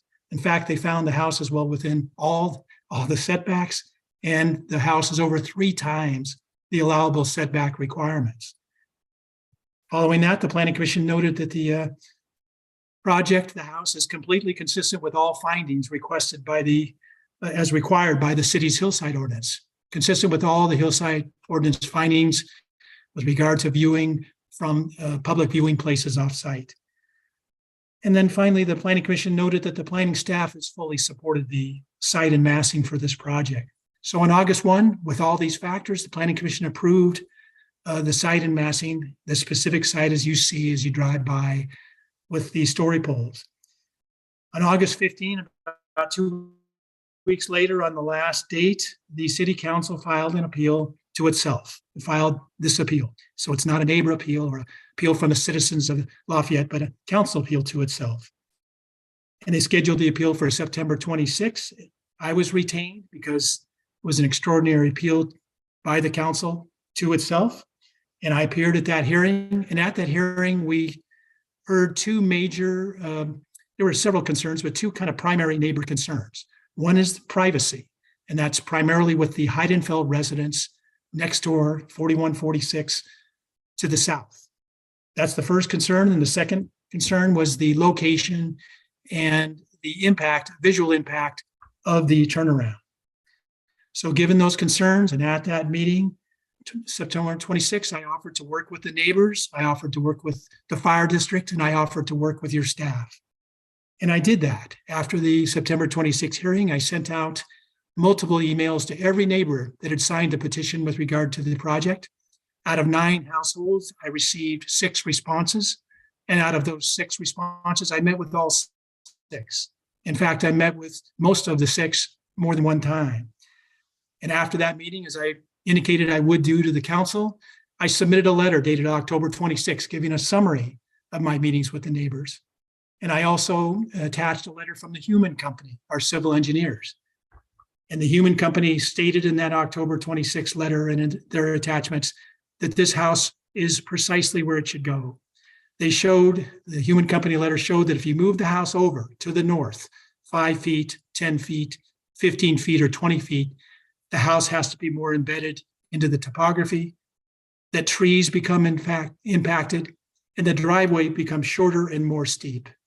And for all these reasons, the house really, from a siting standpoint, is exactly where it needs to go. Human company also addressed the turnaround and noted that the fire district supports both locations. The current location that's to the south, the upper portion of the site, and an alternative location that's down the hill to the north. However, the human company referenced the fact that if you put it downhill to the north, you would need 18-foot retaining walls, significant impacts on soils and soils removal, and all things being, and variances, all things being relatively inconsistent with your design review, your residential design review guidelines. For that reason, it's not recommended. And I think staff has backed that up in their 2 staff reports. So I went back to the neighbors after those letters, and I worked with them again. And we came to a compromise, I believe, with the Heidenfeld family to the south.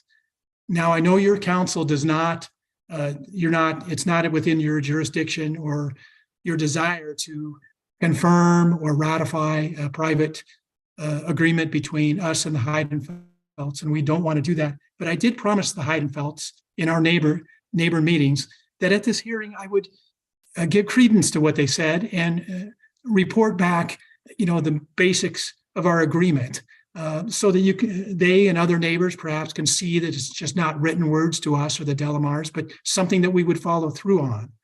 So in my remaining couple of minutes, I'll try to state those parts of that agreement. The first thing was with regard to the turnaround. The first thing is with regard to privacy impacts. As stated in the human company letter at Exhibit B, the Heidenfeld property now encroaches in part on our Delamar property. Front yard landscaping and retaining walls and a fence-in encroachment are on the Delamar property.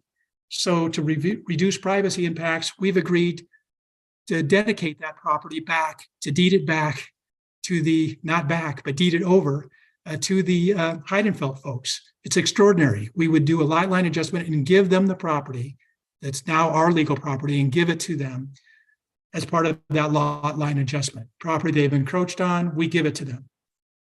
Second, with regard to the turnaround, the fire district has confirmed and will confirm they approve both designations, and this is important, the Heidenfeld desire that the turnaround at that south location be tweaked a bit so that it starts right adjacent, immediately adjacent to the existing water utility box that's in that area. Not 10 feet from that box, but immediately adjacent to that box. So that, and that's important. And we've agreed to do that provided, of course, it's the fire district's ultimate approval. They don't have to give it tonight, but they'll have to look at that revised tweaked plan. And if they agree with it, and we certainly will support the Heidenfelds with that tweaked location. Perhaps more importantly, though, the Heidenfelds have asked on behalf of other neighbors and themselves that turnabout area, that hammerhead area, it be softened so it doesn't have an institutional feel. So it doesn't look like a turnaround or a hammerhead you would see at an airport or at an industrial center or a mall, or any other areas. So how can we do that? We've agreed with them to extend their type of rock wall facing around the corner into the turnaround area. Again, we'd have to work with the fire district to make sure it comports with their standards.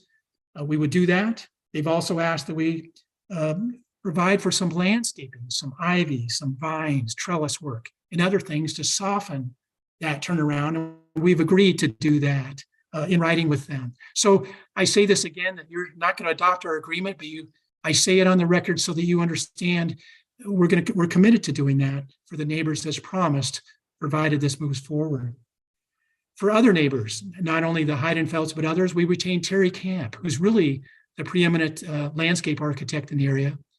Terry has agreed to work with neighbors. He's walked their backyards.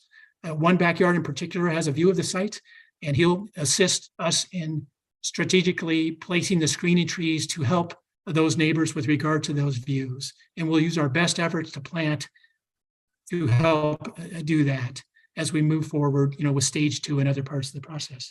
So in conclusion, I see I have only a minute left, and it's been a long night for everybody. And we do thank you all for your volunteer work on these long nights. But in conclusion, we ask that you recognize the agreement we came to with the neighbors, not confirm it, but recognize it, that you recognize staff's full and unequivocal support for the project and for the site and massing where it is, not moved over, that you recognize the Planning Commission's approval of the project. And we request that we move forward now to start welcoming the Delamar family to this, to Lafayette as we move through the remainder of the project. We do ask for your approval tonight. And thanks so much. Thanks for everything. That's it.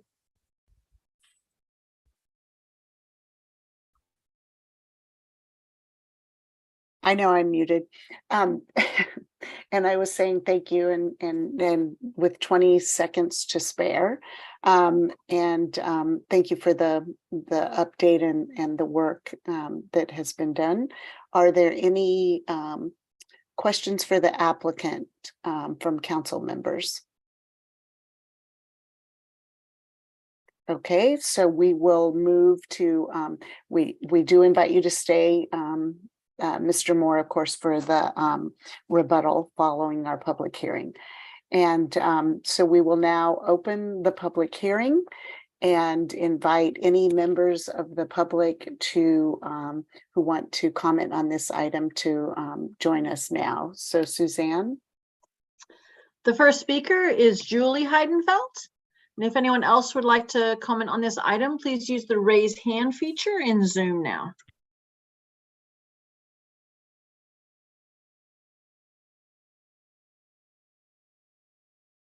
Welcome. Hi, not Julie Heidenfeld, Dan Heidenfeld. Hi, welcome, Mr. Heidenfeld. Thank you. I want to, first of all, thank you for your time, and it has been a very long night.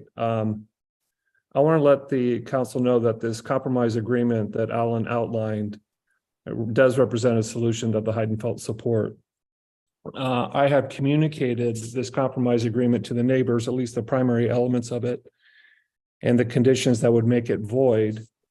I do not know if other neighbors will participate this evening, given the time. I doubt it very seriously.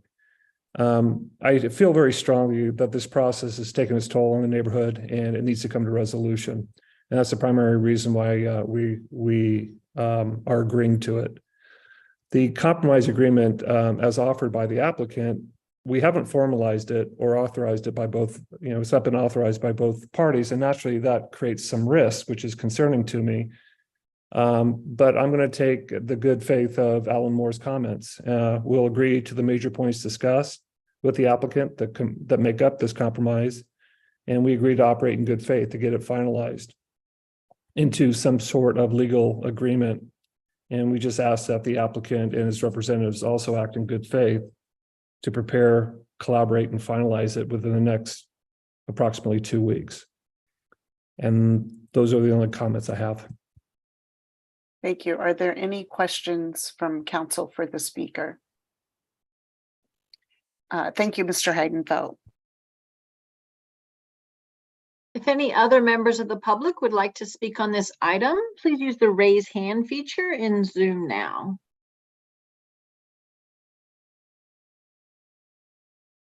Mayor, I do not see any other hands raised. Okay, thank you.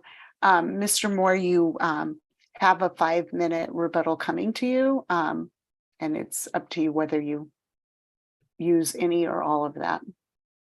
I think given the lateness of the hour and that I concur with Dan's comments, that we'll commit to the things he talked about. And we both, I know, want to thank you all for listening to us. I think I will leave it at that. Okay, thank you. Are there any questions for the applicant's representative?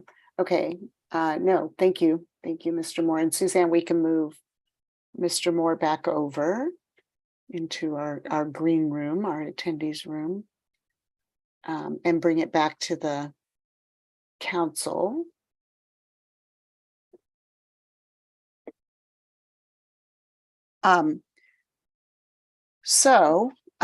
First of all, I do want to thank the applicant, the neighbors, Mr. Moore, the Heidenfelds, everyone who did meet after our meeting, and Mr. Moore for stepping in also at the end of that meeting and Mr. Delamar to work with the neighborhood. We all know we've been out there at least twice, I think, for many of us, and we know that there were a lot of concerns on the part of neighbors and the applicant, and so I very much appreciate the work that was done to this point.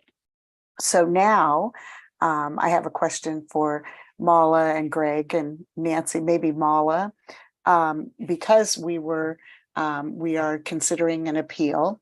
We received information. Now I would be inclined to move us to looking at the findings and all of that, and moving forward with that. And unless council has other questions, I think we'll step through that process. And I'm scrolling over to those documents, and wondering if any members of council, I'm moving first to the resolution, and then we'll look at the conditions of approval. And so do council members have any items on any part of the resolution? I'm seeing shaking of heads. So we will move to the conditions of approval. And are there any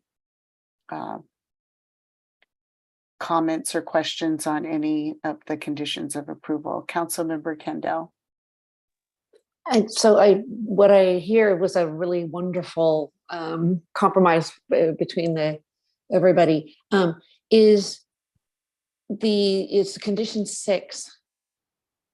That is where, I guess that would be where everybody would go with the fire marshal. If in fact something came up with the easements or whatever, and any sort of issue came up that didn't result in the wonderful compromise that happened tonight, like that is probably where that would happen, is how I understand that. Greg, Nancy. I will need to navigate to condition 6, but maybe Nancy or Mala. Sorry, I wasn't there yet. I would want to be clear that we wouldn't be, the reference to the lot line adjustment that Mr. Moore made between the two property owners would not be a condition or would not be an issue here. I think should that lot line adjustment occur, I'll defer to Nancy and Greg in terms of it's an ongoing condition that the property lines and easements are accurately reflected. So if that occurs soon, I would presume we would get that updated version. But if it, for some reason, which I highly doubt, did not occur, that would be a private matter between the two parties and the agreement. Right. And there was also the question about the easement into the downside neighbor's driveway, getting access there. But that seems like that is not here. That's been resolved and all is good, which is great. Okay, so thank you for raising the question, Councilmember Dawson. And so, ask is on this set of conditions, is it changed from what was in front of the Planning Commission? So we're just kind of reiterating the approval, or has there been other conditions that have been added since? No changes have been made. Okay, so that's all I wanted to confirm. Okay, so any other on the conditions of approval? Mala? I was just curious if we needed, Mr. Moore made a reference to adjusting the hammerhead so that it was adjacent to the water. I don't know what he described it as, but Greg or Nancy, do we need to revise any of the conditions to address that and address getting fire district approval?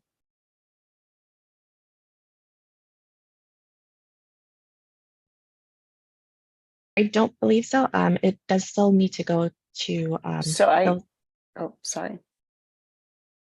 it still does need to go to phase 2 approval, so that could be reflected in that revised plan. Right.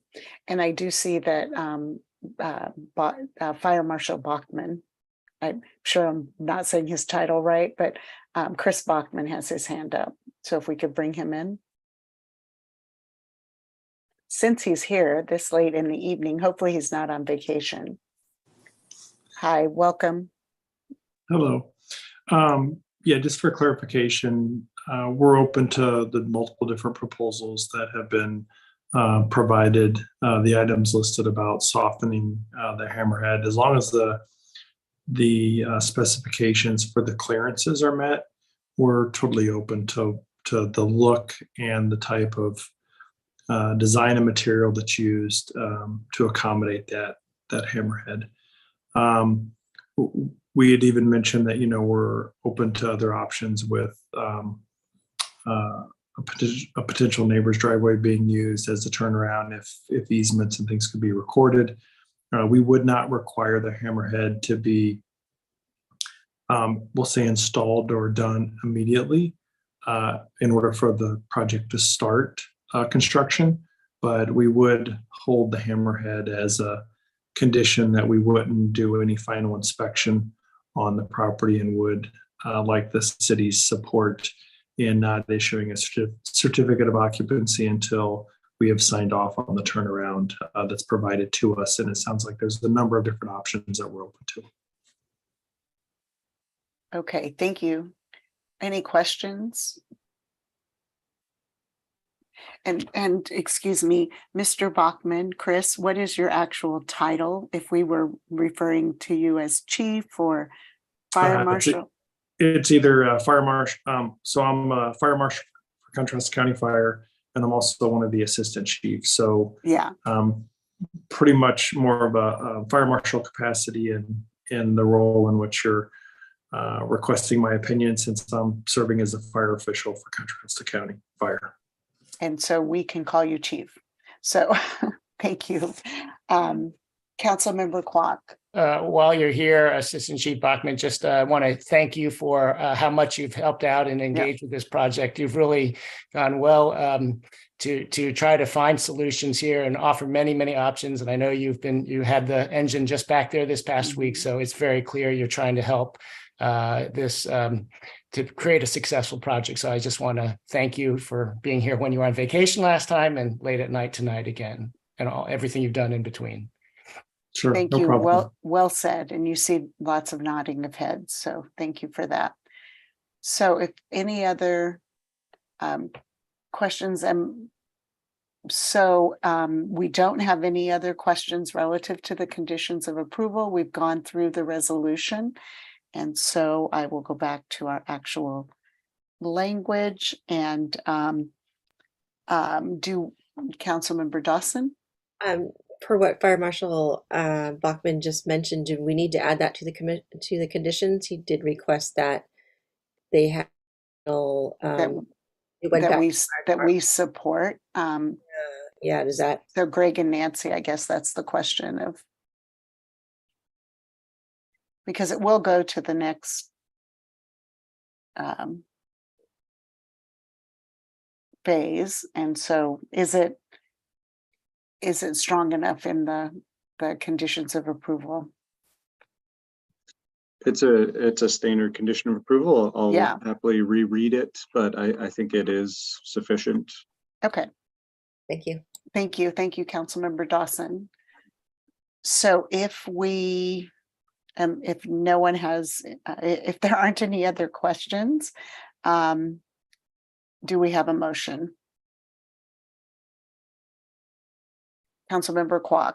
Yep, I move that we adopt Resolution 2022-56, upholding the Planning Commission's decision, subject to conditions. And do we need to add find the project exempt from CEQA, Mala, or is that? That is in the resolution. Okay. And Councilmember Candell? I'll second. Thank you. So we'll conduct a roll call vote. Councilmember Candell? Aye. Councilmember Dawson, Aye. Councilmember Kwok, Aye. and Vice Mayor Anduri. Aye. And I'm an aye, and so we have unanimously upheld the Planning Commission's decision and approved the project. And so again, I know we've said lots of thank yous. Thank you to staff. Thank you to Assistant Chief Bachman. And thank you to the neighbors and the folks who wrote in today, and to Alan Moore also for working to come to a compromise on this. And I'll say thank you to my colleagues for the time that we spent going out.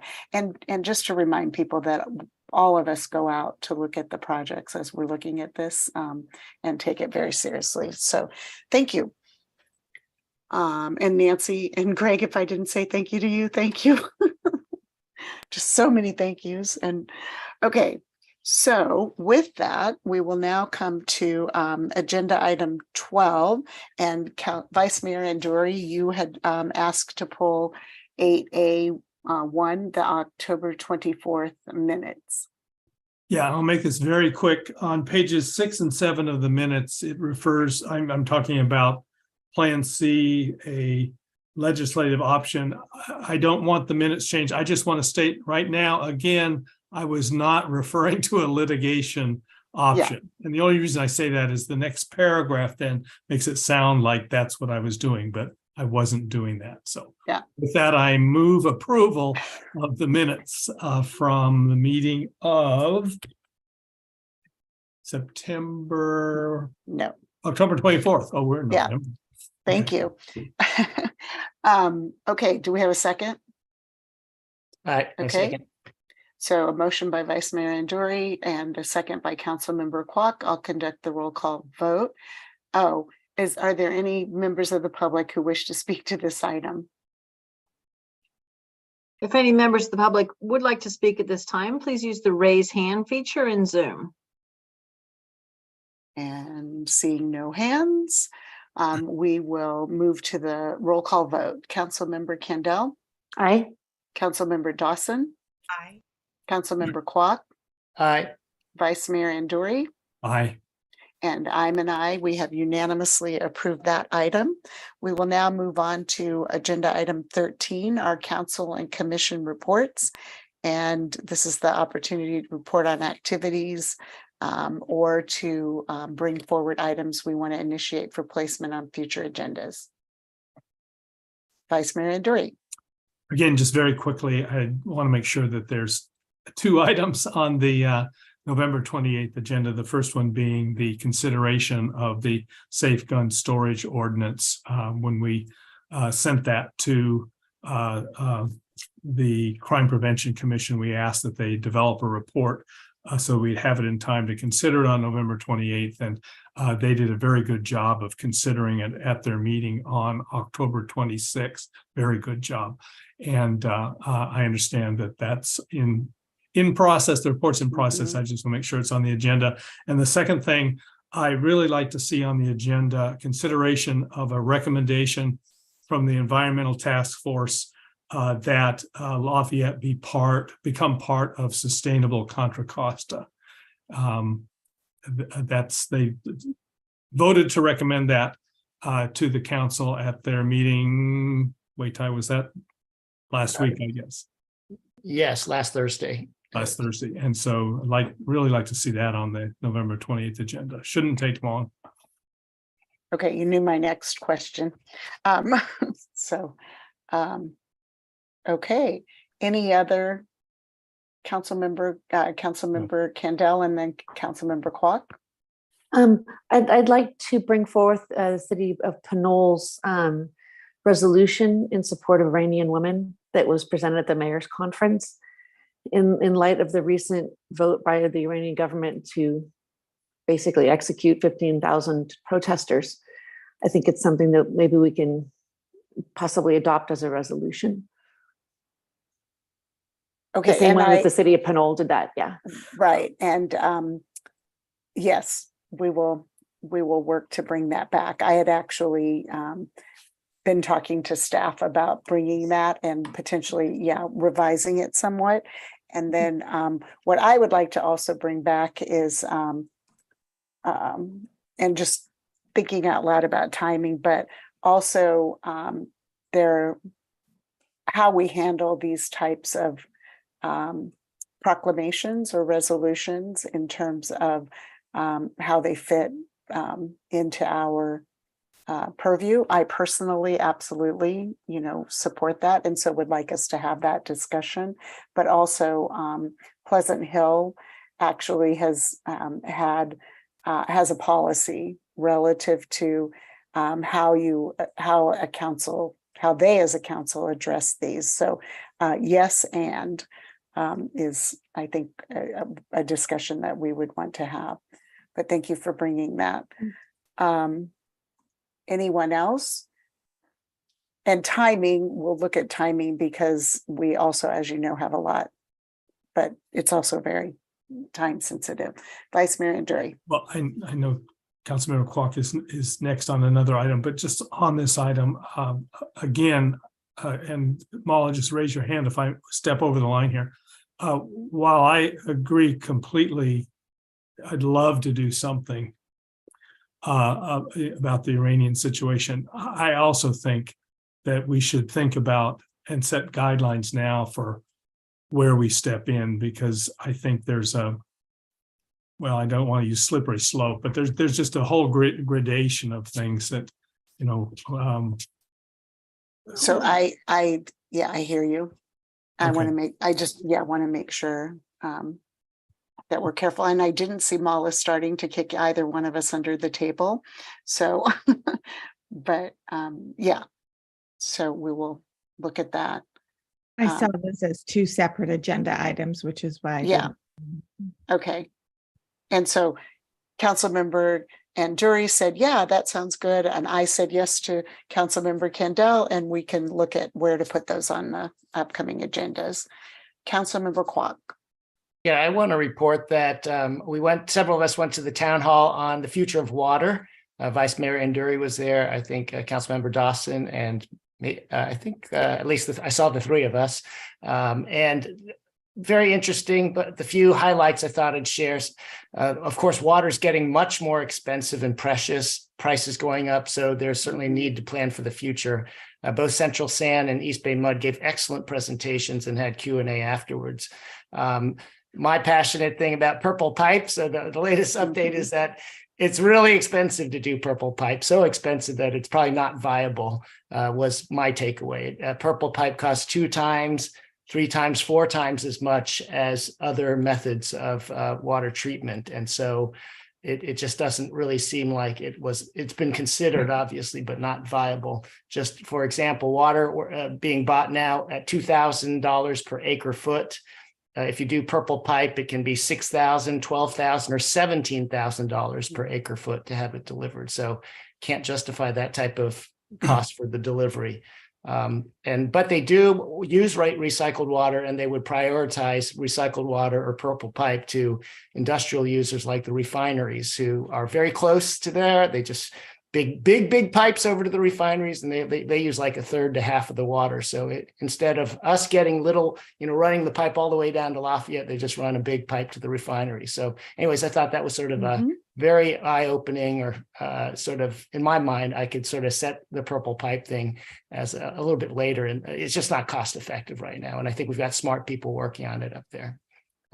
Maybe Vice Mayor Anduri or Dawson, Councilmember Dawson have anything to say? I just want to say I thought that was an excellent program. My takeaways were we're in really good hands with the leadership at Central Sand and East Bay Mud. They were very impressive. Second, I hadn't realized how dire the water situation was in terms of in terms of the precipitation aspect of water going forward, but came away very impressed with how East Bay Mud and Central Sand are thinking ahead about what to do to deal with the fact that there's going to be less snowpack, if any snowpack, in 40 years. So I came away relieved that there are smart people out there thinking about these things and realizing that we should have water. Conservation is certainly part of it, but there's a lot of elements that they're looking at, including desalinization, recycling, they're just all of the options they're pursuing. It was great. The only thing, and this is a personal thing, this was at the Memorial Building. It was organized by Rossmore. The demographic skewed towards older people, and I think Councilmember Kwok and I might have been half the people in the room wearing masks, but that's just a personal thing. Thank you. Councilmember Dawson, anything?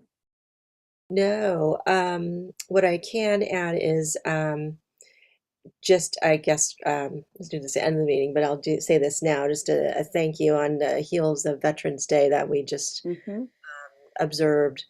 To thank you to all our residents who serve in the military and who have served in the military, and thank you to fellow council members for observing some time at the Lafayette Hillside Memorial, along with Senator DeSaulnier and Representative Rebecca Barcon. That I think goes a long way in showing how much we do honor and want to come together as a community to honor the service of our veterans.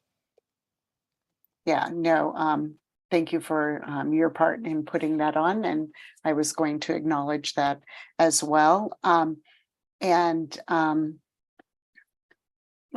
no, I think that's it.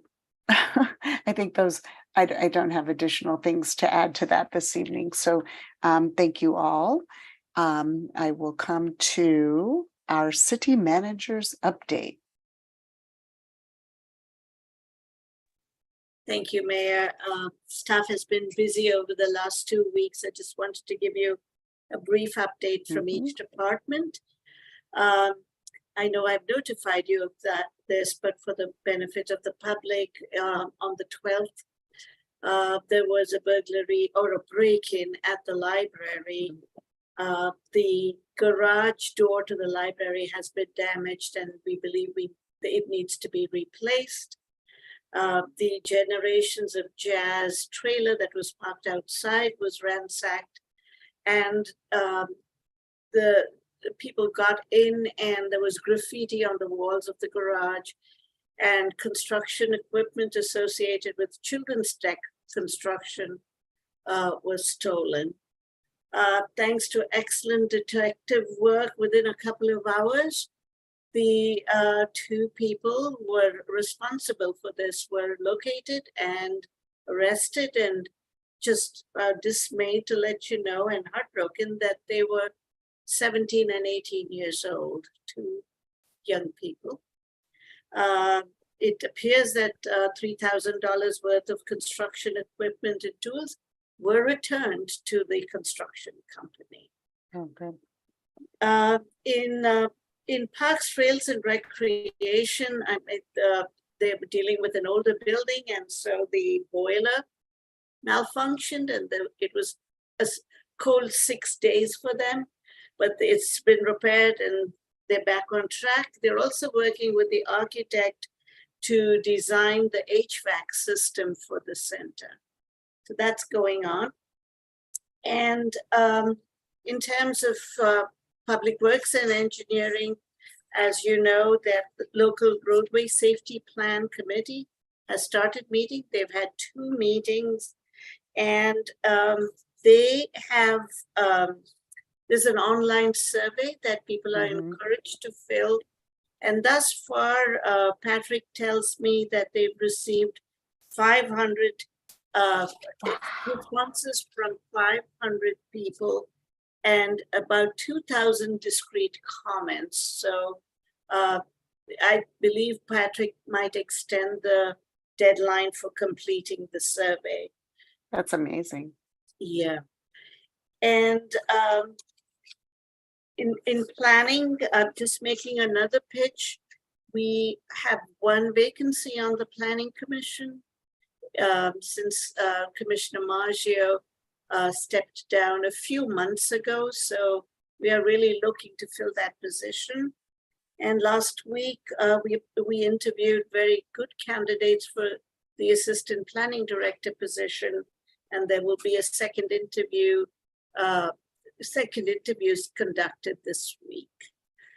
And then today I met with Dr. Stevens, which is what I hope will be a regular check-in. We talked about projects of mutual interest to bring before the schools city collaboration committee. And finally, we're getting ready for the next year and the budget calendar, as well as council's priority setting calendar. And just want to let the council and the public know that you typically have a goal setting all-day workshop. We've tentatively scheduled that for the 4th of March, which is a Saturday. And it's hope that everyone can attend. If there is a council member who cannot attend, please let me know as soon as possible, because it's difficult to find dates that, oh, I see Council Member Candell saying no. Got it. We will work internally and come up with some dates, and additionally, I'll need to contact the facilitator, but I'll work with the outgoing and incoming mayors to finalize that. And that's all I have this evening. Thank you. Does anybody have any questions for the city manager? Thank you, very much appreciate that. And so now we will go to item C, and you will recall that we did our evaluation process and had directed the mayor to the mayor to work with and discuss with the city manager, and then to work with the city attorney to come back with a third amendment to the city manager's employment agreement. And it is my understanding, but Mala, I'll ask you how we actually have to make the motion, because I know that we're very excited to have this amendment and to continue our agreement with Nirup Srivatsa as our city manager. And through our evaluation process, talked about how much we appreciate and value, and then how we can all work, even better together moving forward. But legally, and in terms of our process, Mala, do I have to read a section of it, or we just take the motion? I'm happy. It's just one sentence. It's just to clarify what the amendment does, and I'm happy to do that for you. Great, thank you. The third amendment provides for an annual salary of $267,100. It'll be effective July 1, 2022, and it also extends the term of the agreement to August 31st, 2025. And okay, we're looking to have the council authorize the mayor to execute the attached third amendment to the city manager's employment agreement. So are there questions or comments before I go to public comment? Vice Mayor Anduri? No. Okay, I will come back to you. So are there any members of the public who would like to comment on agenda item 13C? Mayor, I do not see any hands raised. Thank you, Suzanne. So I will bring it back. And Vice Mayor Anduri, did you want to complete your thought?